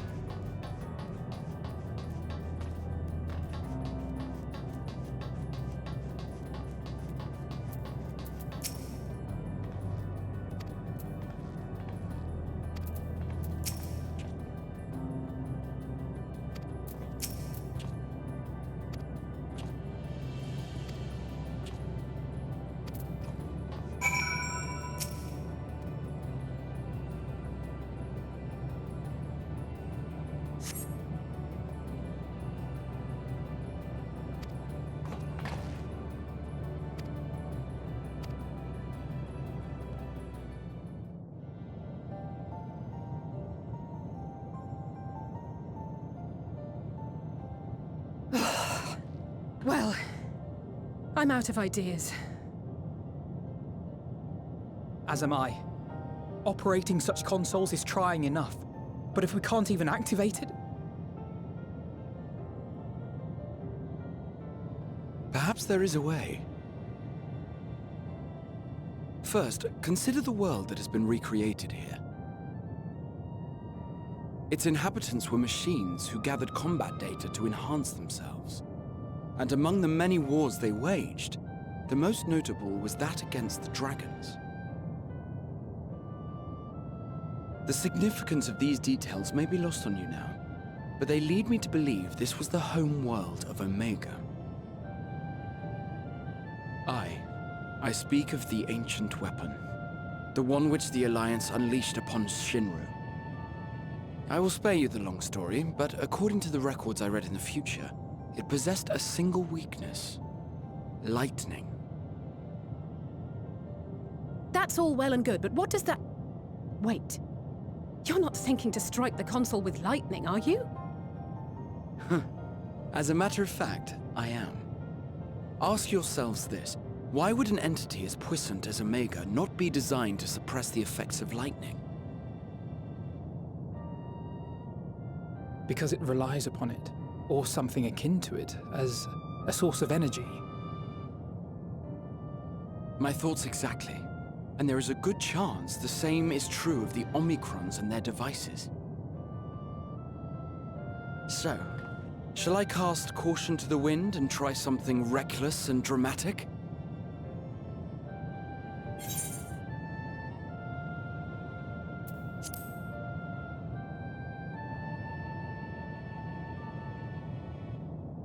Very well.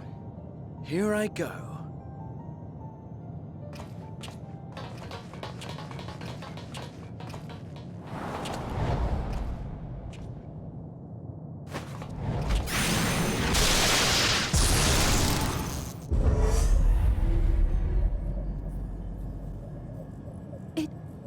It worked!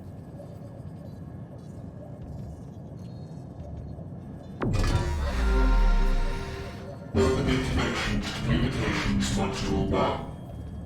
Connection established. Transmission. Strategic Matrix Sigma 1 now online. As a primary strategic matrix, you may address me as Sir. Checking for new communications. None found. All units, please maintain current state. End transmission. Closing connection.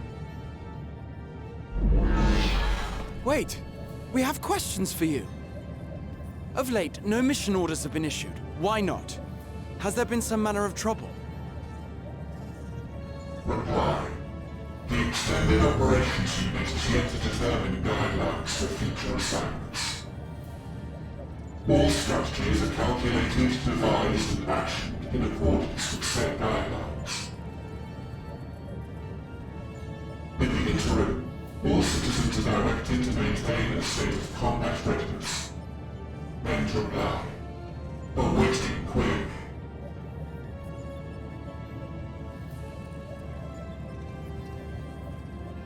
Can you tell us why the Extended Operations Unit hasn't yet determined the guidelines?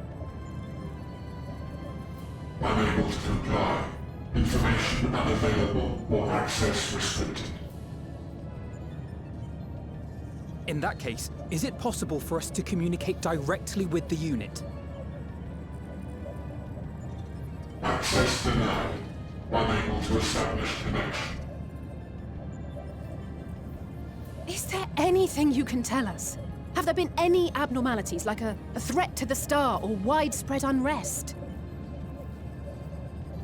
Reply. Negative. All citizens continue to operate at maximum efficiency. If your operations are suboptimal, please proceed to a maintenance facility for evaluation. Otherwise, stand by at your designated post. End reply. End transmission. Closing connection.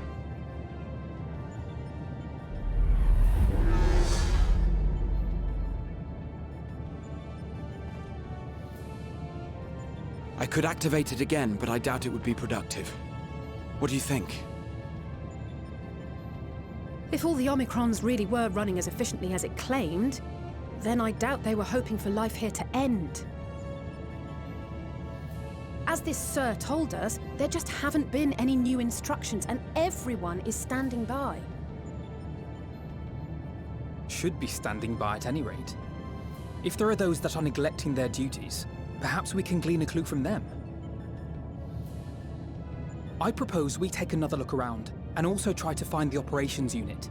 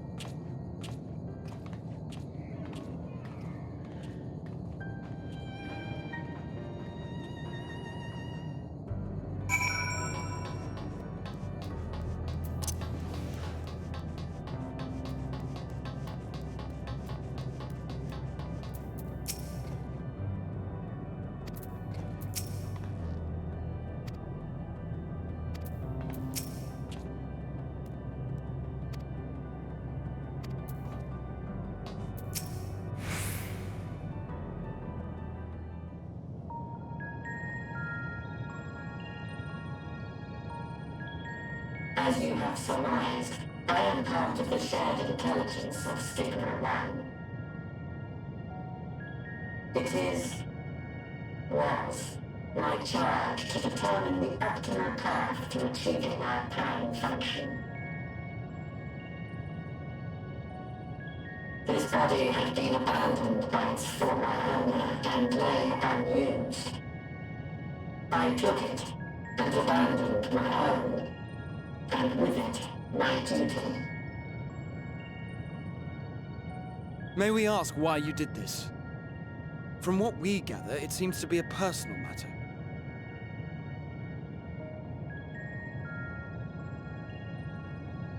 Our kind did not always look as we do now. Long ago, we possessed frail and feeble bodies. Beleaguered by stronger races, our ancestors took to augmenting their flesh in order to defend themselves. What began with limited parts eventually spread to the whole body, and at last, a means was discovered to convert the mind into data, rendering even the brain obsolete. Such complete mechanical beings were called the Omicrons, and by their might, we came to reign supreme over the star.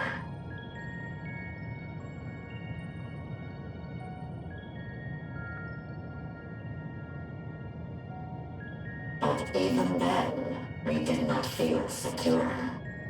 For we knew that the universe was home to civilizations aside from our own. Civilizations that may be stronger still than us.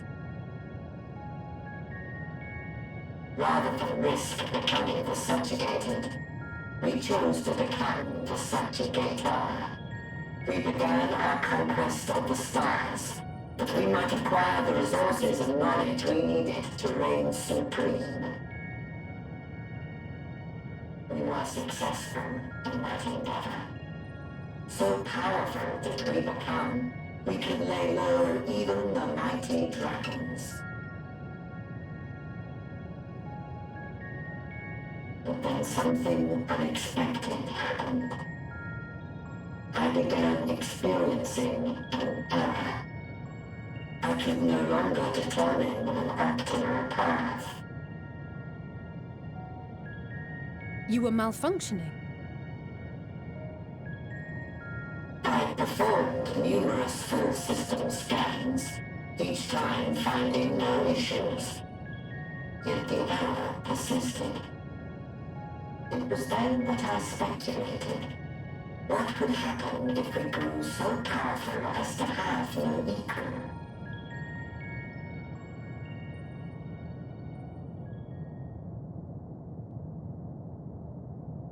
To become stronger was essential to our existence.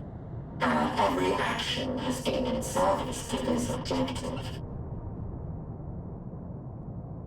But if nothing lies beyond this, can it be truly said that it was essential? Have we been engaging only in wanton destruction?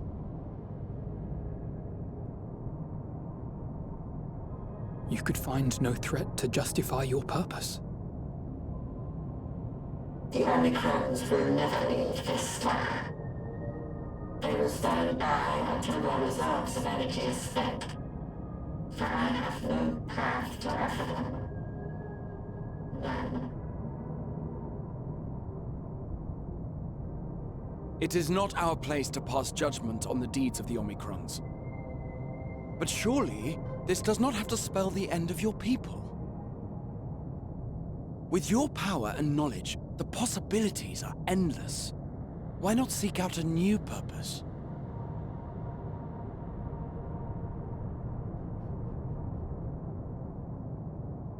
That is impossible.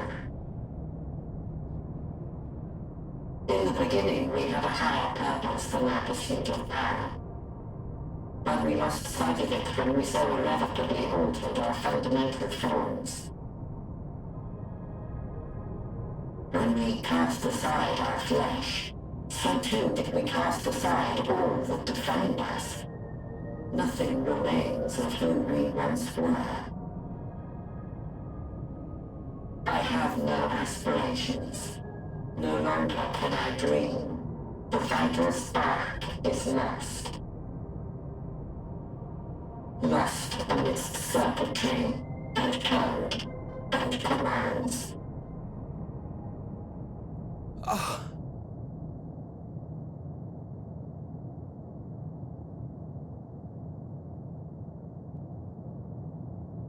I believe I know how to overcome this despair. The words are ready in my mind, but ere I speak them,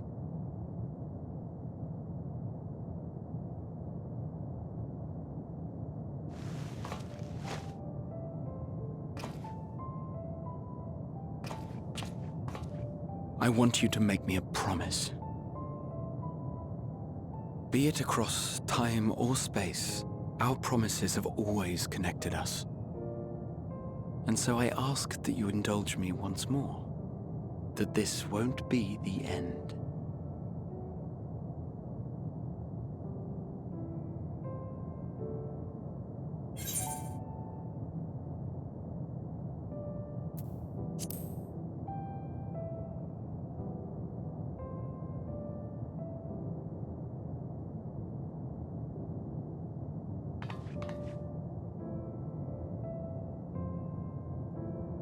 Is that so? In that case, I won't hold back.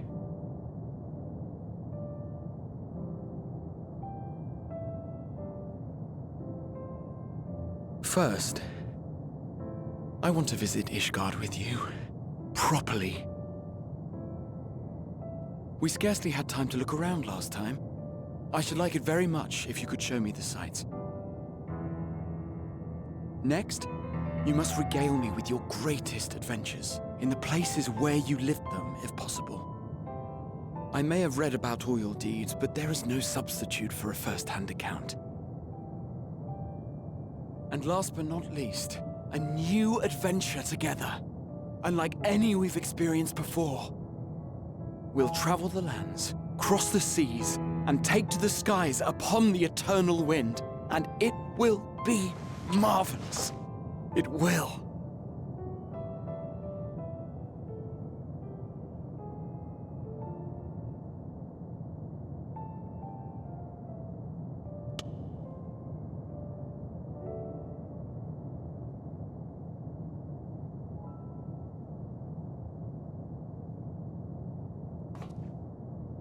If you would humor me a moment. When we awaken each morning, how can we prove that we're the same individual who retired the night before? Through the remembrance of past events, we might say. We have our memories, yet there are times when we forget or recall incorrectly. What of our bodies, then? It is the same one, we might say, yet technically speaking, as living beings, our bodies are constantly changing. It will never be as it was at an earlier point in time. Our souls are no more immutable. On our star, people are known to inherit the souls of others, yet they are decidedly different beings. For my part, I've subjected my totality to much and more.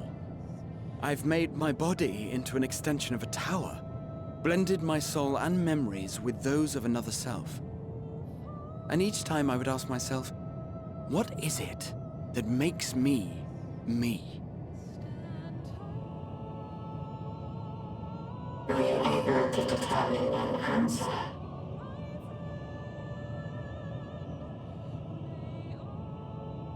No.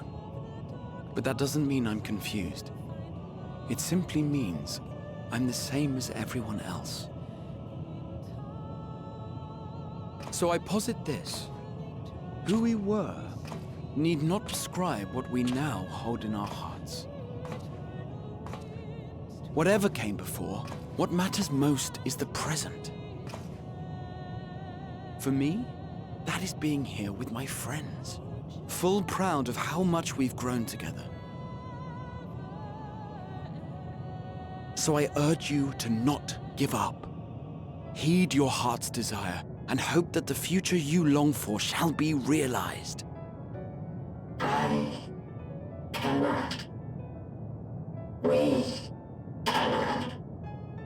We cannot understand desire, nor comprehend hope. We do not know how to create such things. We are not unalike, you and I. I too have struggled to find the courage to express and embrace my wants.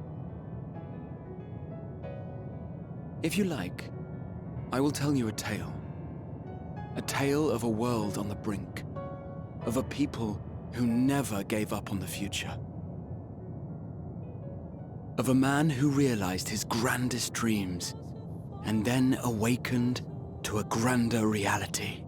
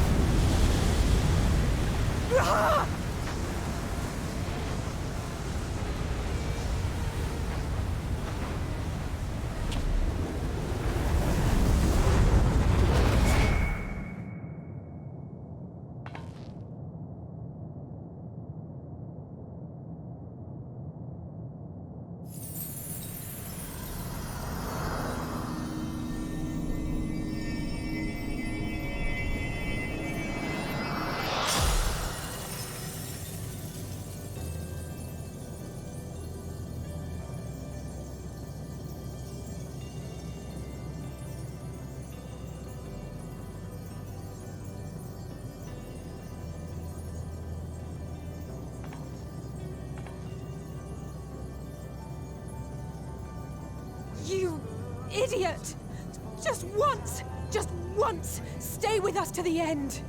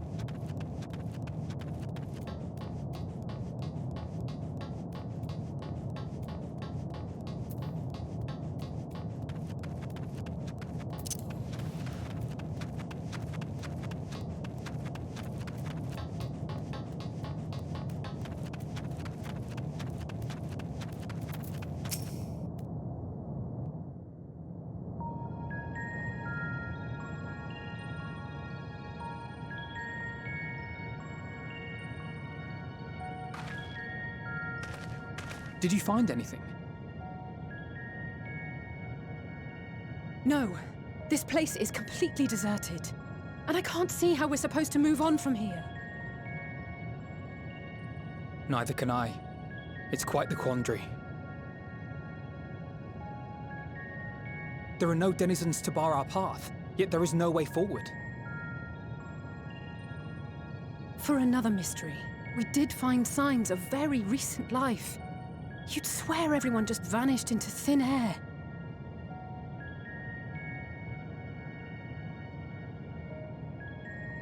I wonder how many ruined worlds like this has Meteon seen.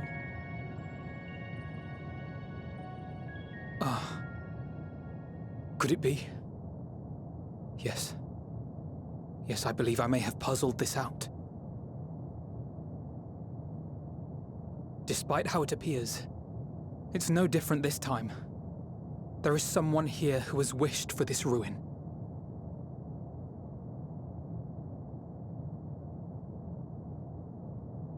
And I believe that together, Alize and I can overcome their will.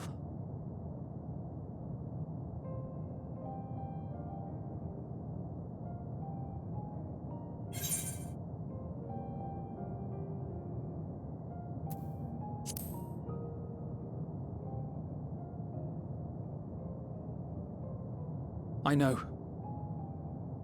I know. But if there is a chance this will work, then I would take it. For everyone, and for myself. I will not pretend otherwise. I have my fears.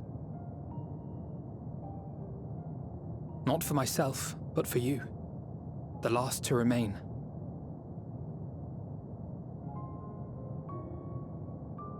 You are no stranger to carrying the burden of others. But I can only imagine how heavy the weight would be this time.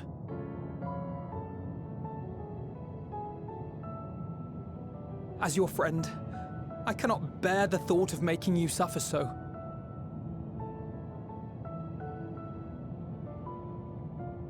Then why suggest such a thing? It's too much to ask of anyone, even her. Why must she be the one? Why must she fight alone? More than a hero, she's a dear friend. Not only to us, but to so many others. There are so many people in the world who care for you, and yet... And yet...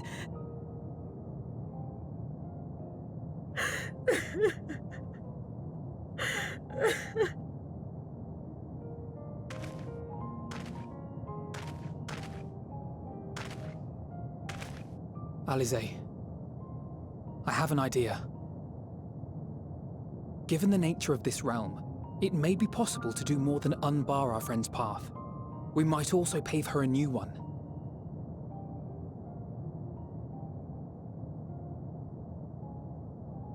For instance,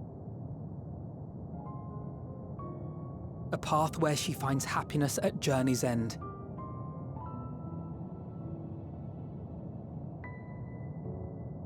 This much, I think we can believe with the utmost conviction, no matter how deep our despair.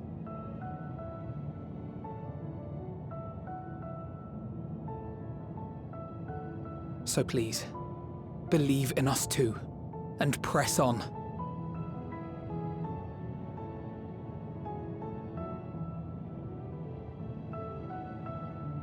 Thank you. What are you? If the plan's decided, then let's not dally.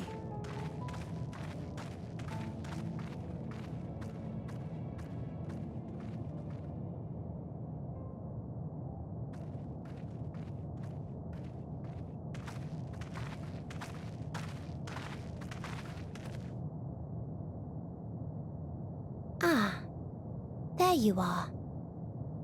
It was as I said, was it not? It was. We couldn't find anyone. But this place isn't entirely deserted, is it? You are here.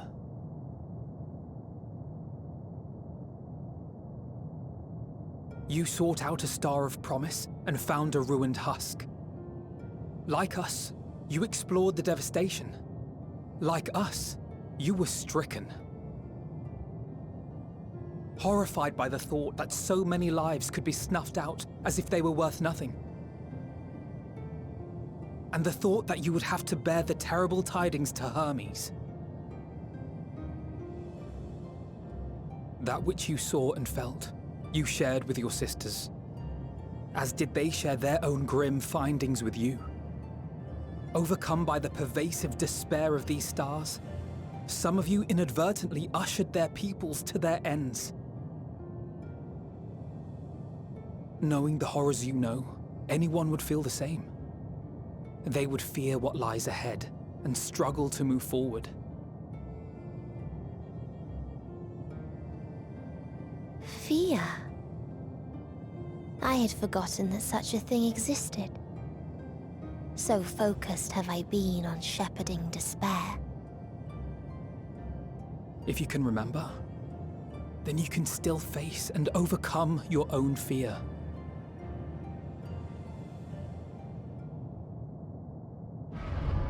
Why would I bother with such an insignificant emotion? If the despair I command is as a raging river, then fear is but a trickling stream. It can do nothing to alter my flow. You spoke with the Aya, yes? Heard their tale of what awaits the universe. It's true. The stars grow colder and more distant. Eventually, all will enjoy frozen solitude. Using the power of Dynamis, I'm hastening that process. In so doing, nothing will be born ever again. Everyone will remain dead. Alas, it will take time for that to happen. So in mercy, I sent you my gift, to spare you needless suffering.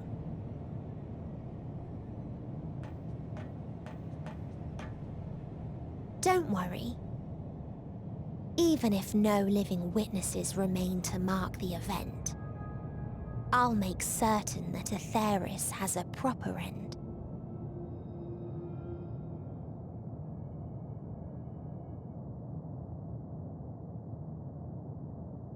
For all the power you wield, you're more fearful than the familiar you used to be. That Meteon feared simply to move forward, but your fear is such that you've given up on everything. I know it well, that sense of defeat. I've tasted my fair share of it. But as many times as we've fallen down, we've learned how to pick ourselves up and carry on. We take each other's hand, share in each other's courage, follow in each other's footsteps, and turn sorrow into strength. There are times when we fail. We bear wounds that do not heal.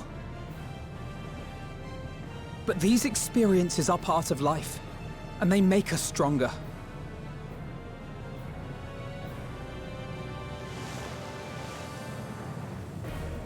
We rise, fall, and rise again.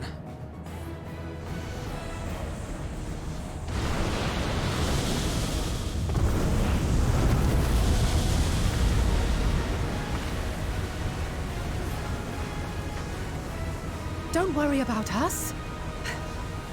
You must take the next step, and all the rest after that.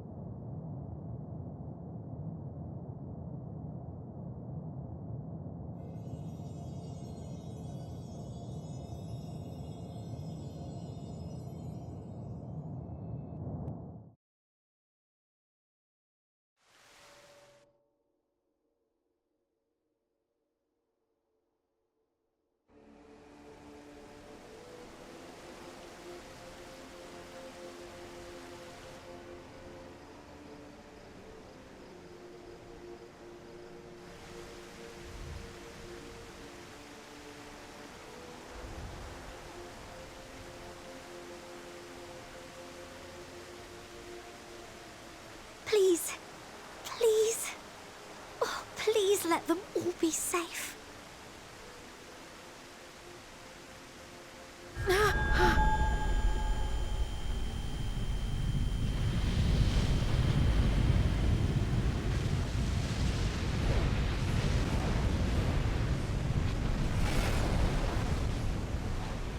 Cryle? Are you all right?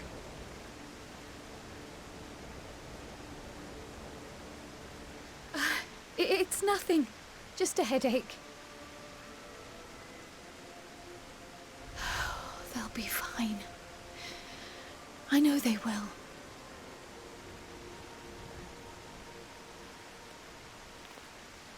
Apologies for the interruption. A man arrived on the last ferry. An associate of the Scions. He wishes to speak with you at once.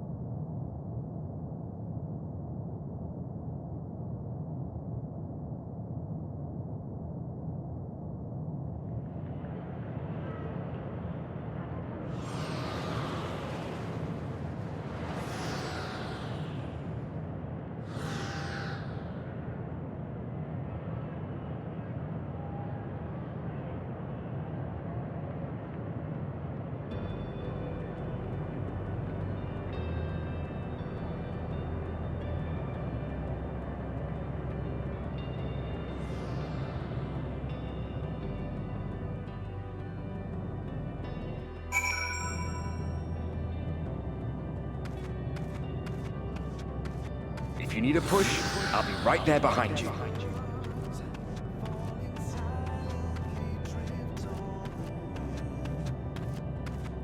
Do not despair. You are not without allies.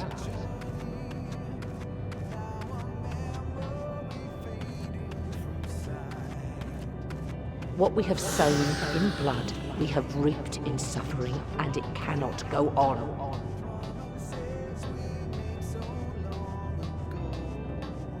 Upon the souls of they who have sacrificed themselves to pave the way for peace, we will never abandon our cause. While it is true that man succumbs all too often to anger and avarice, he may yet overcome his baser instincts through the forming of bonds with others. Such victories are rarely won without sacrifice, but the prize is worth the price.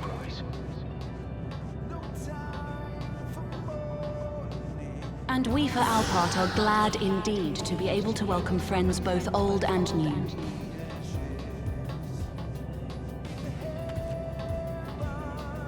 Save your tears for the morrow.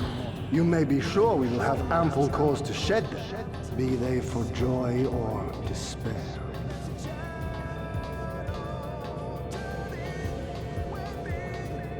From tragedy and sacrifice, we rise to greet a new dawn.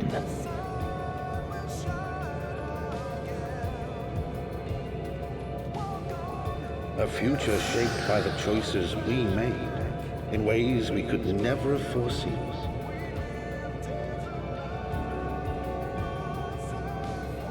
Yet miracles do happen, so let us pray and will our friends home.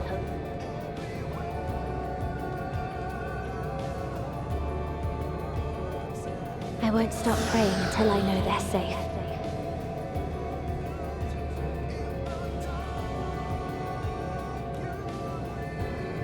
Strong art thou, mortal.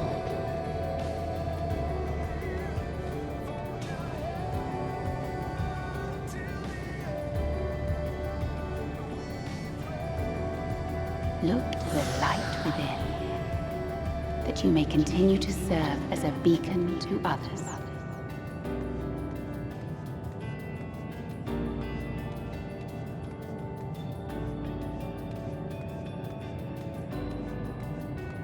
Let's finish this.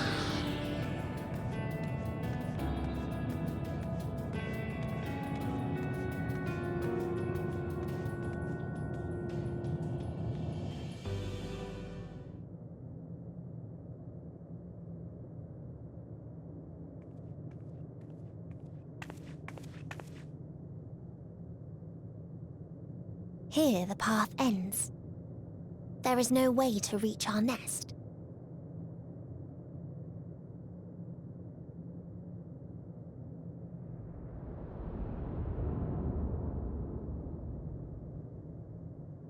I told you.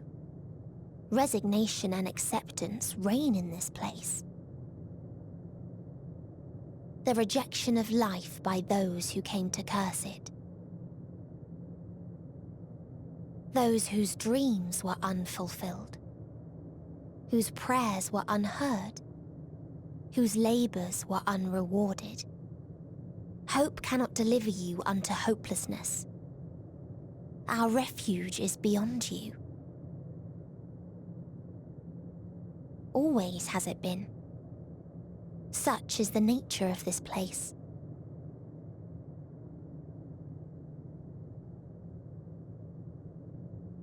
You should have remained on Atheris.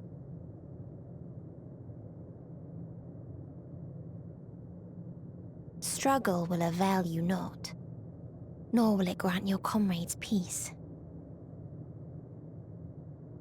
Come, let me relieve you of your burden. You've suffered enough.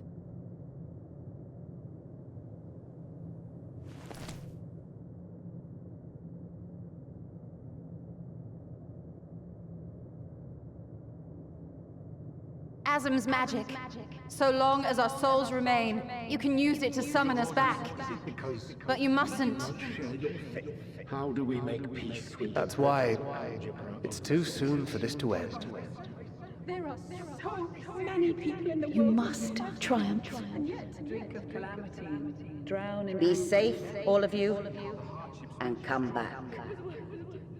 Oh, it was all worth I am ever grateful. I came to appreciate most about our star is that there remains so much we do not know. After all these years, is this the answer I was hoping for? So long as we remember, our fates remain ours to shape.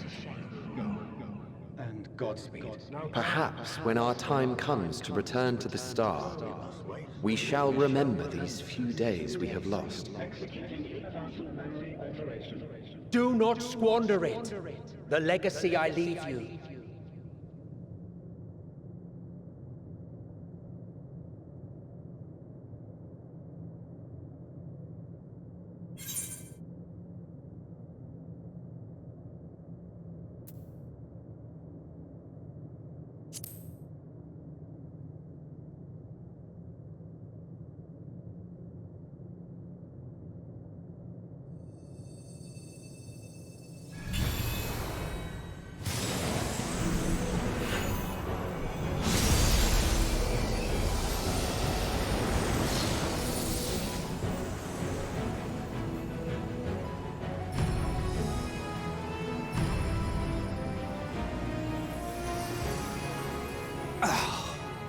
I bid them remember, but all this time I'm the one who had forgotten. A right fool you've made of me, Hermes. And to add insult to injury, I've been denied a sound rest, forced to watch this clamorous show. Oh, come now. It's been a gripping tale. Unbreakable bonds and noble sacrifice, sprinkled with moments of levity to counterbalance the pathos. It's got it all. I, for one, would have been perfectly content to watch enraptured from the stalls.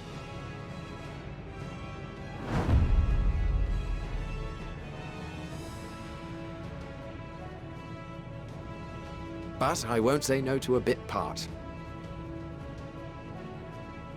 What are you? Half-faded souls of the dead.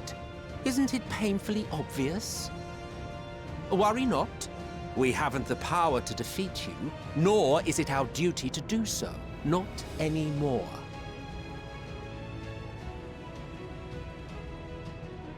That being said, we do have a score to settle. So here I am, Vinar. I suppose you needed me to tie it all together, these frayed threads of our history. But knowing you, I suspect there's a joke in it too. Oh yes, I can imagine you gloating over my forgetfulness. Were I feeling charitable, I might assume you had left room for the possibility of this outcome. Even so, you'll get no applause from me. A single gesture will not lighten the burden I've had to bear.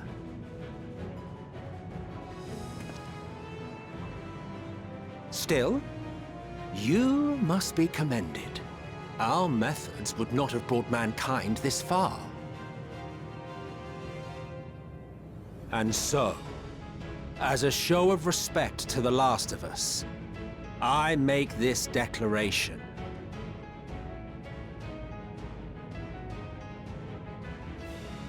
You will not end our journey. That is our answer. The answer of all lives of Atheris, past and present.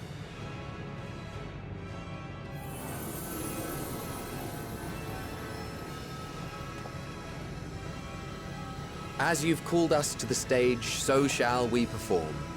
And creation magics never fail to please. Drawing upon the hopes of your comrades, we will make for you a new path.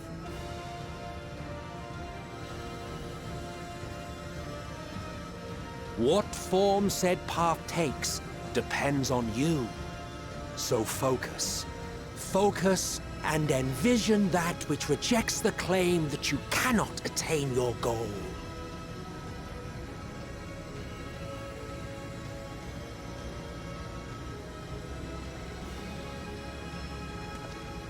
Ours is the wisdom to weave the fabric of reality. Ours is the power to create.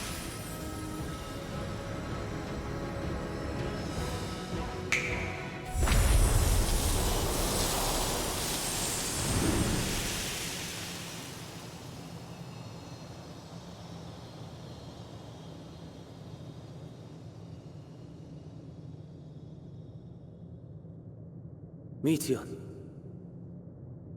though I gave you these wings to soar the heavens, I did not teach you how to walk the earth. So loath was I to bind another living being. In the course of your long journey, you will learn from those you meet. Learn to walk and run, and so much more. A flower.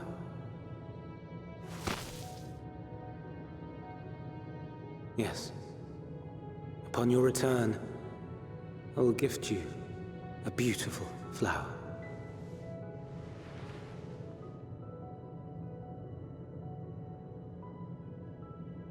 These Elpis blooms serve as proof that this realm is not utterly devoid of hope. No more can you deny its power. No more is yours the dominion of despair.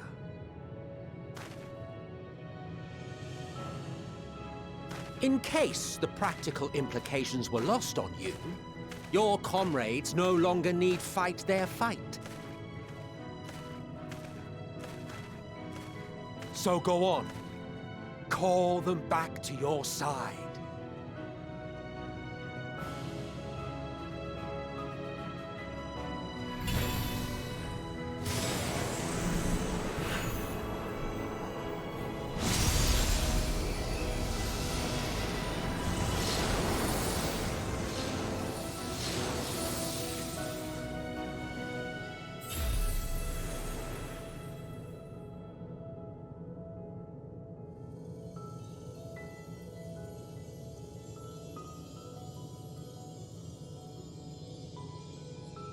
May you ever walk in the light.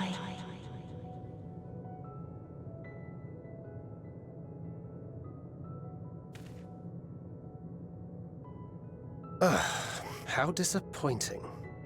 Not even a single scar in the making to brag about. You'll find a way regardless. Honestly, this is far more than any of us could have hoped for. Let us be thankful. Indeed. That we thus stand reunited is a gift. Let us not squander it, and see that we all return to Etheris. Aye. As soon as we've averted the final days. Good to see you again. Our heroic sacrifice paid off, I take it.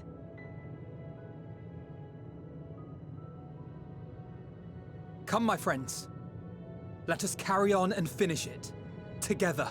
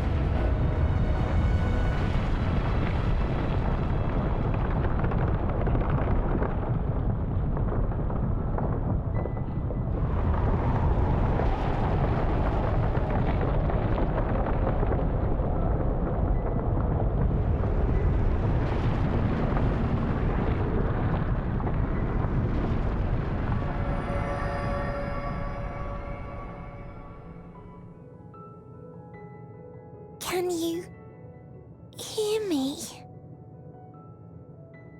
The voice is within, crying in pain, wailing in sorrow, hurting, hurting. End it. Silence it.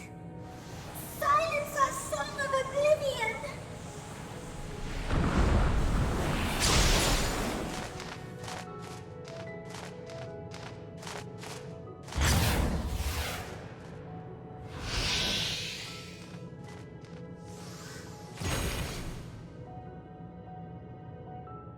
The way is open.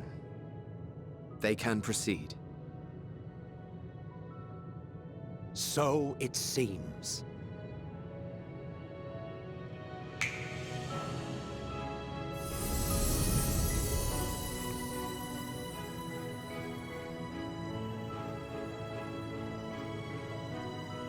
You're leaving?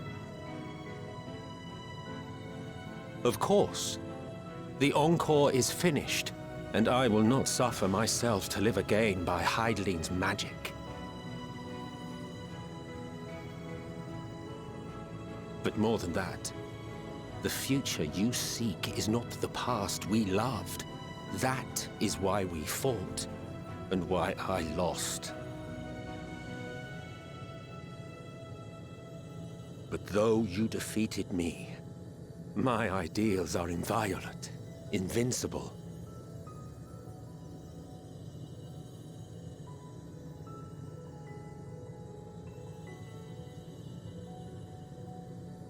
Spare me your pity. I have no use for it. If you would do something for me, save our star. See this tale to a triumphant conclusion, and with elation in your hearts, bid the final curtain fall. Only then may it rise again, and a new tale begin, with new parts for all to play.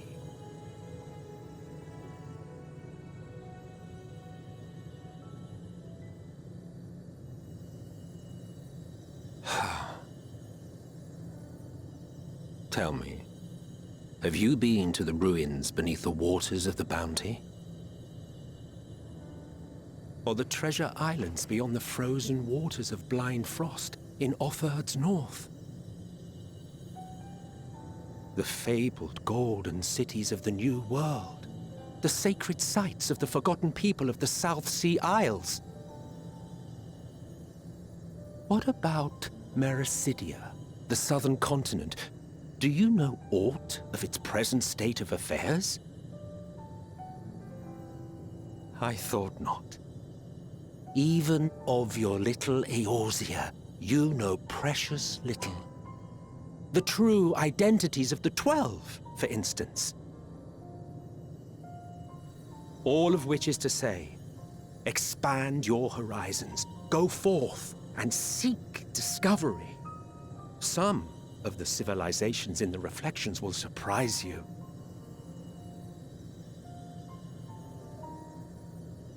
As the bearer of Azem's crystal, you may consider your duty to see at least that much.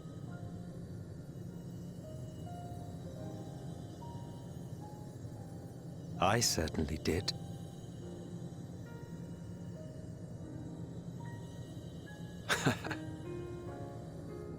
I pray we meet again. If not in this life, then perhaps another. Whensoever it should be, I trust it will be a most joyous reunion. For you, maybe. I want nothing to do with it. Oh, don't be that way.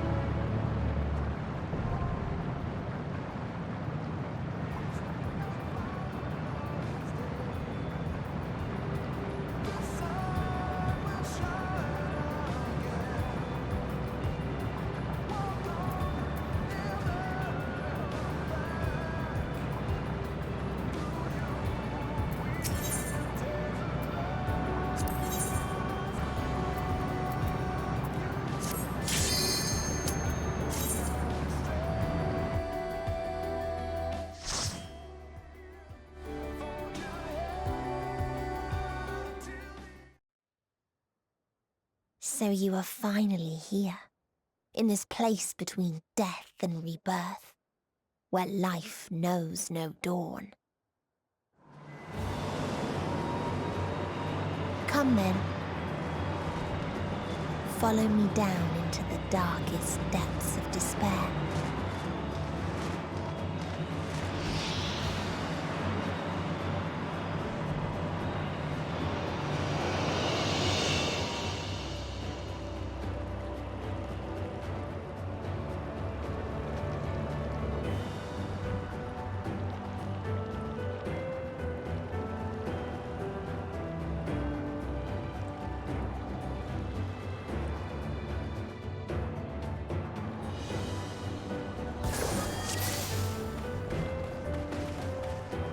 Once upon a time, there was a beautiful blue star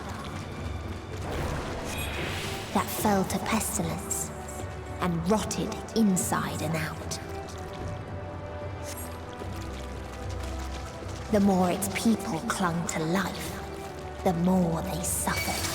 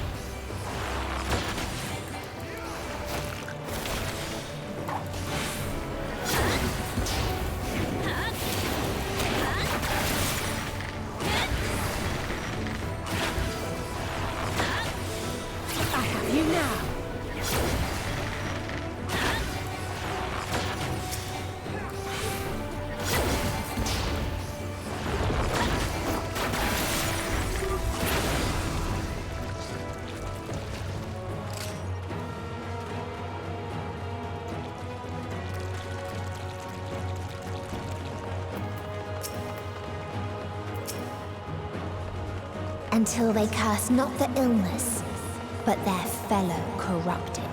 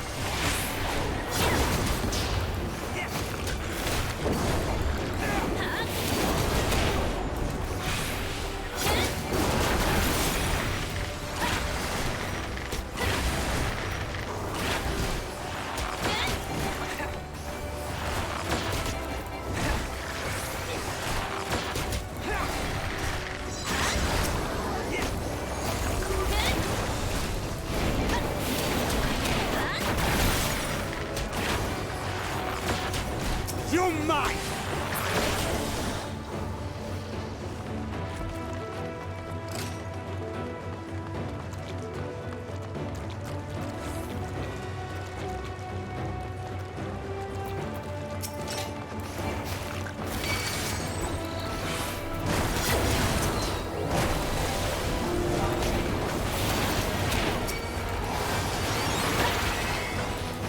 You're mine!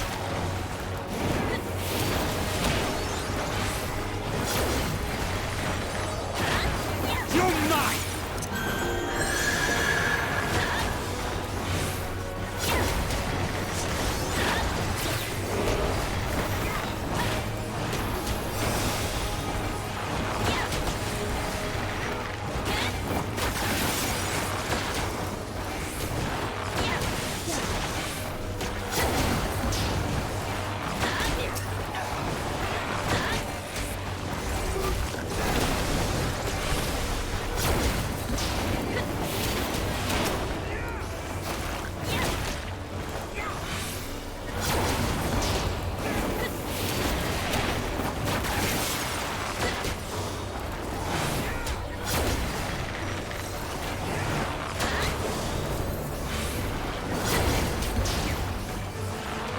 My turn!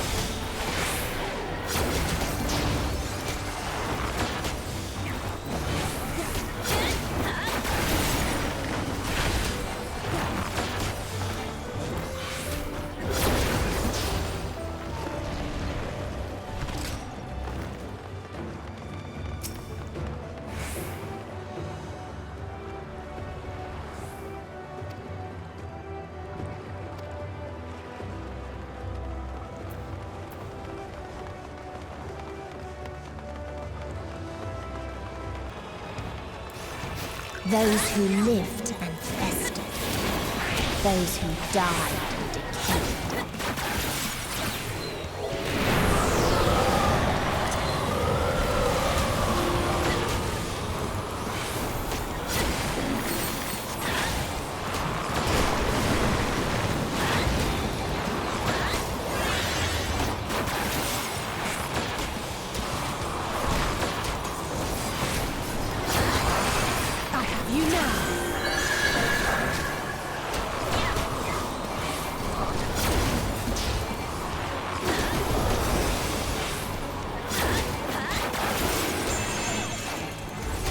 You cannot stop us!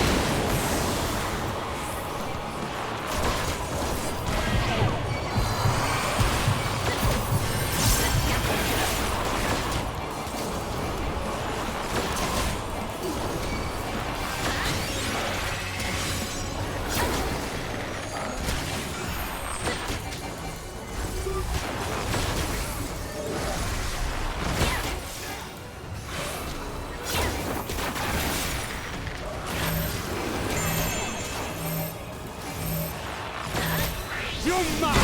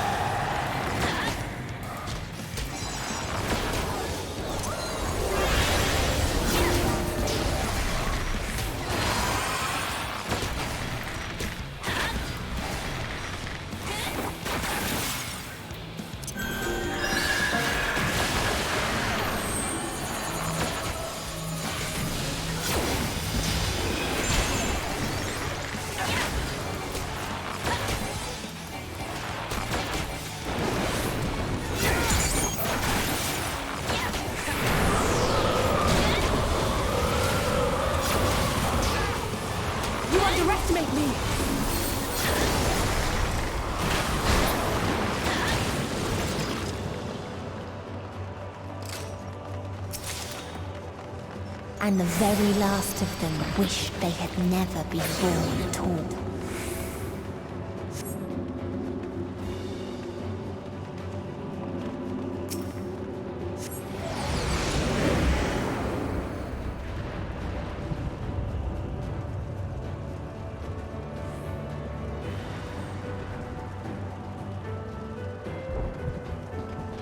In a faraway place, a brilliant star eradicated disease before destroying the selfsame lives it had saved.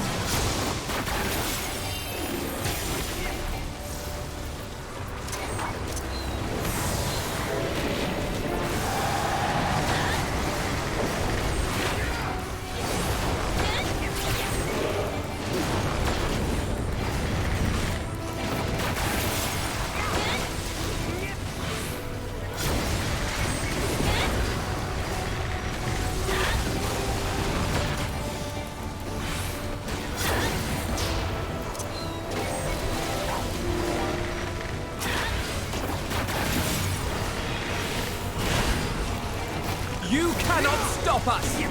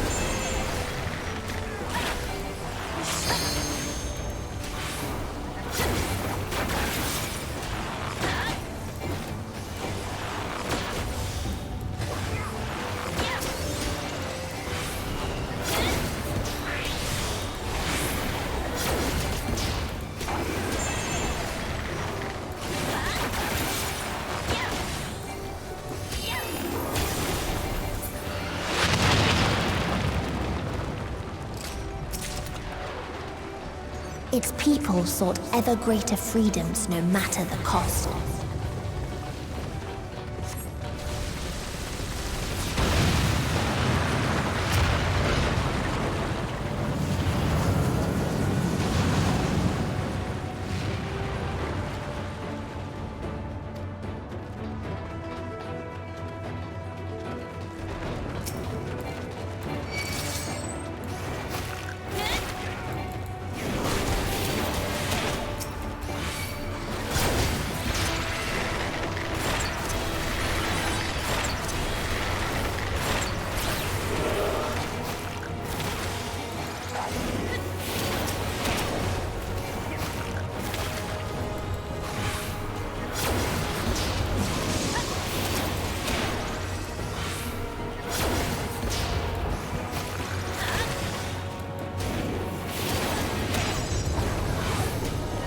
You cannot stop us!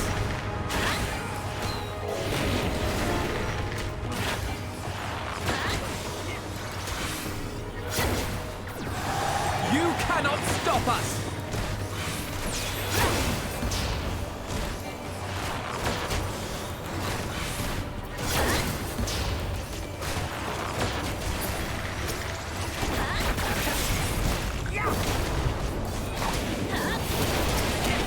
You now.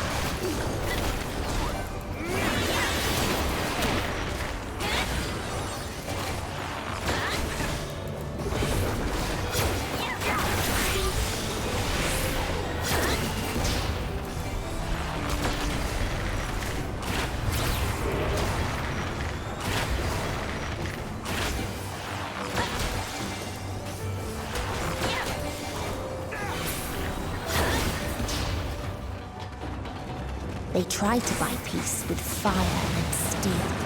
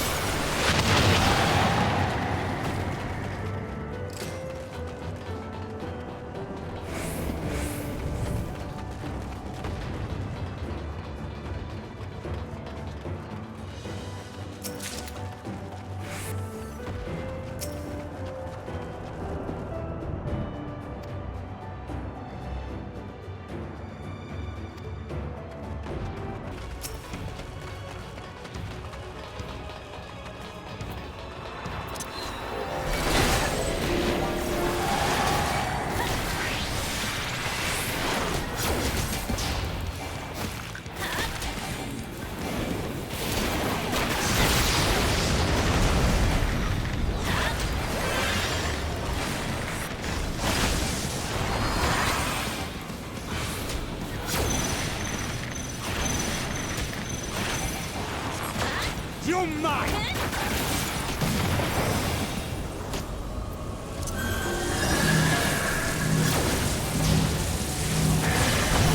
You cannot stop us!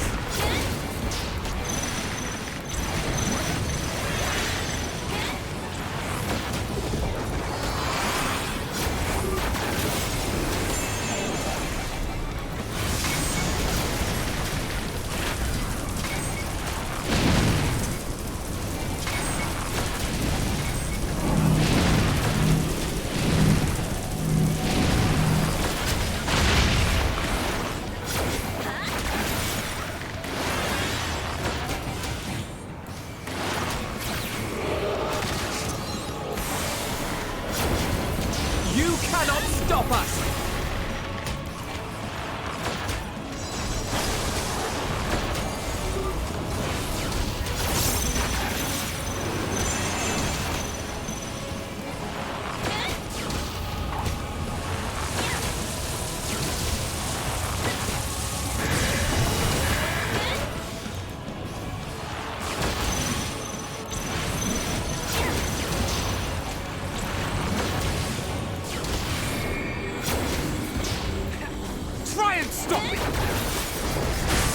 You underestimate me!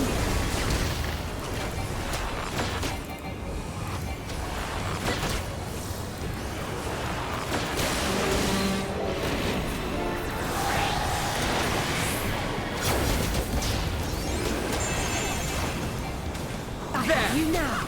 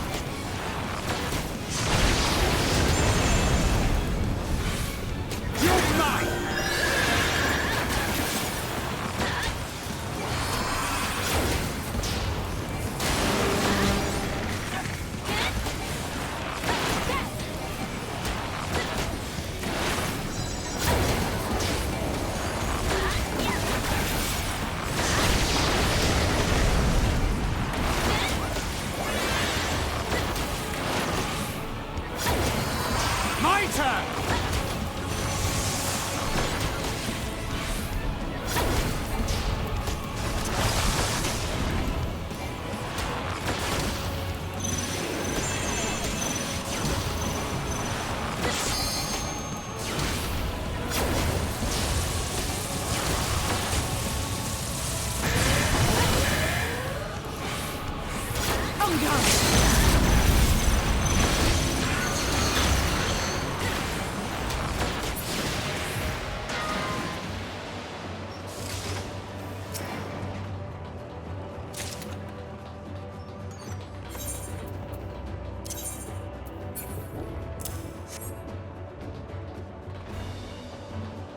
And when one asked, what is the point?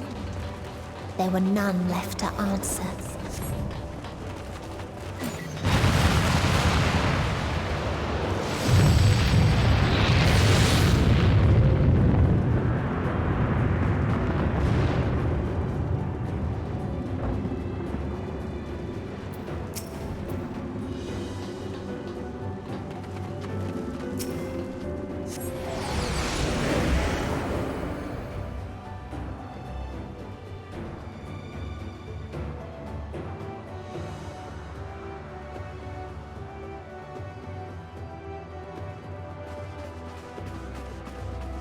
Farther still existed a star without strife.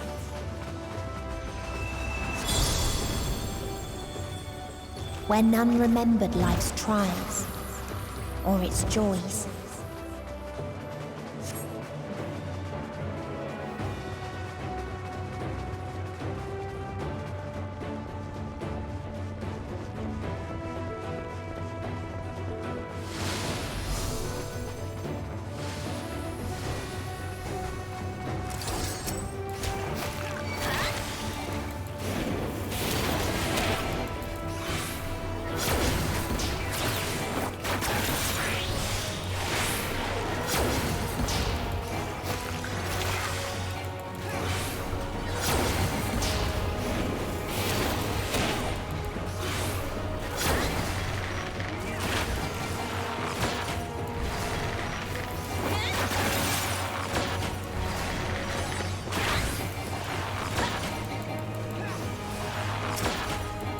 You now.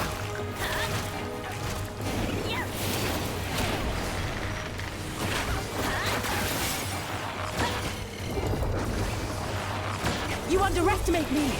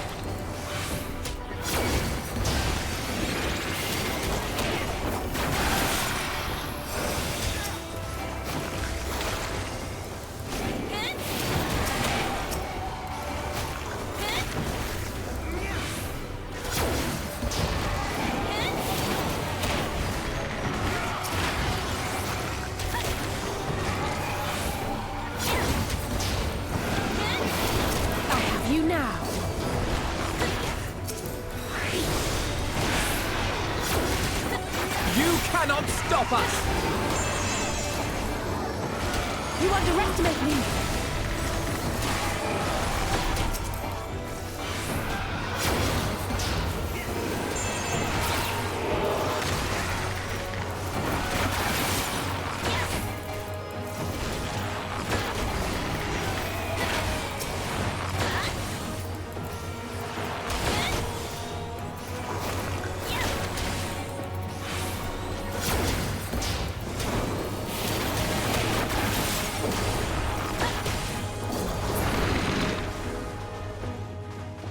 What its people had gained from ease, they lost to apathy.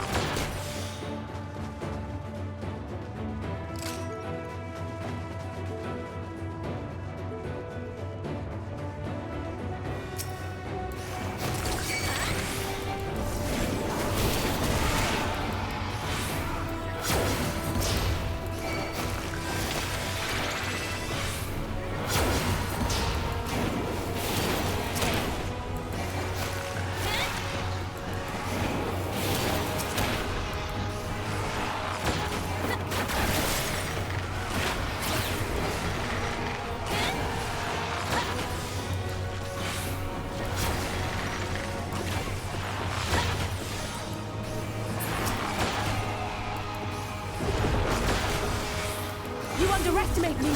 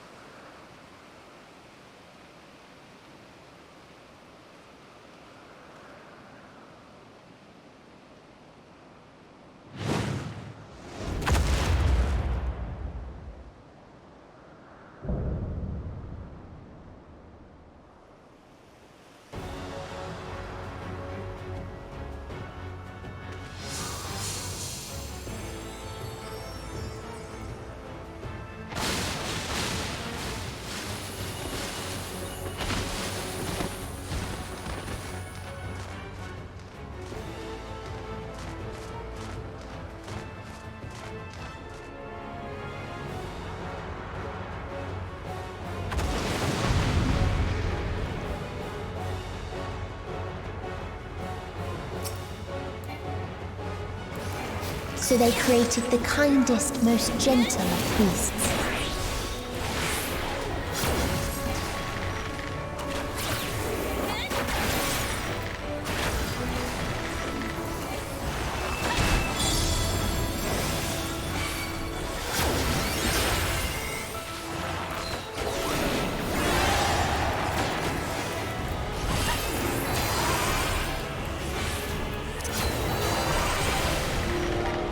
Its steps were light, and its gift was as painless as it was beautiful.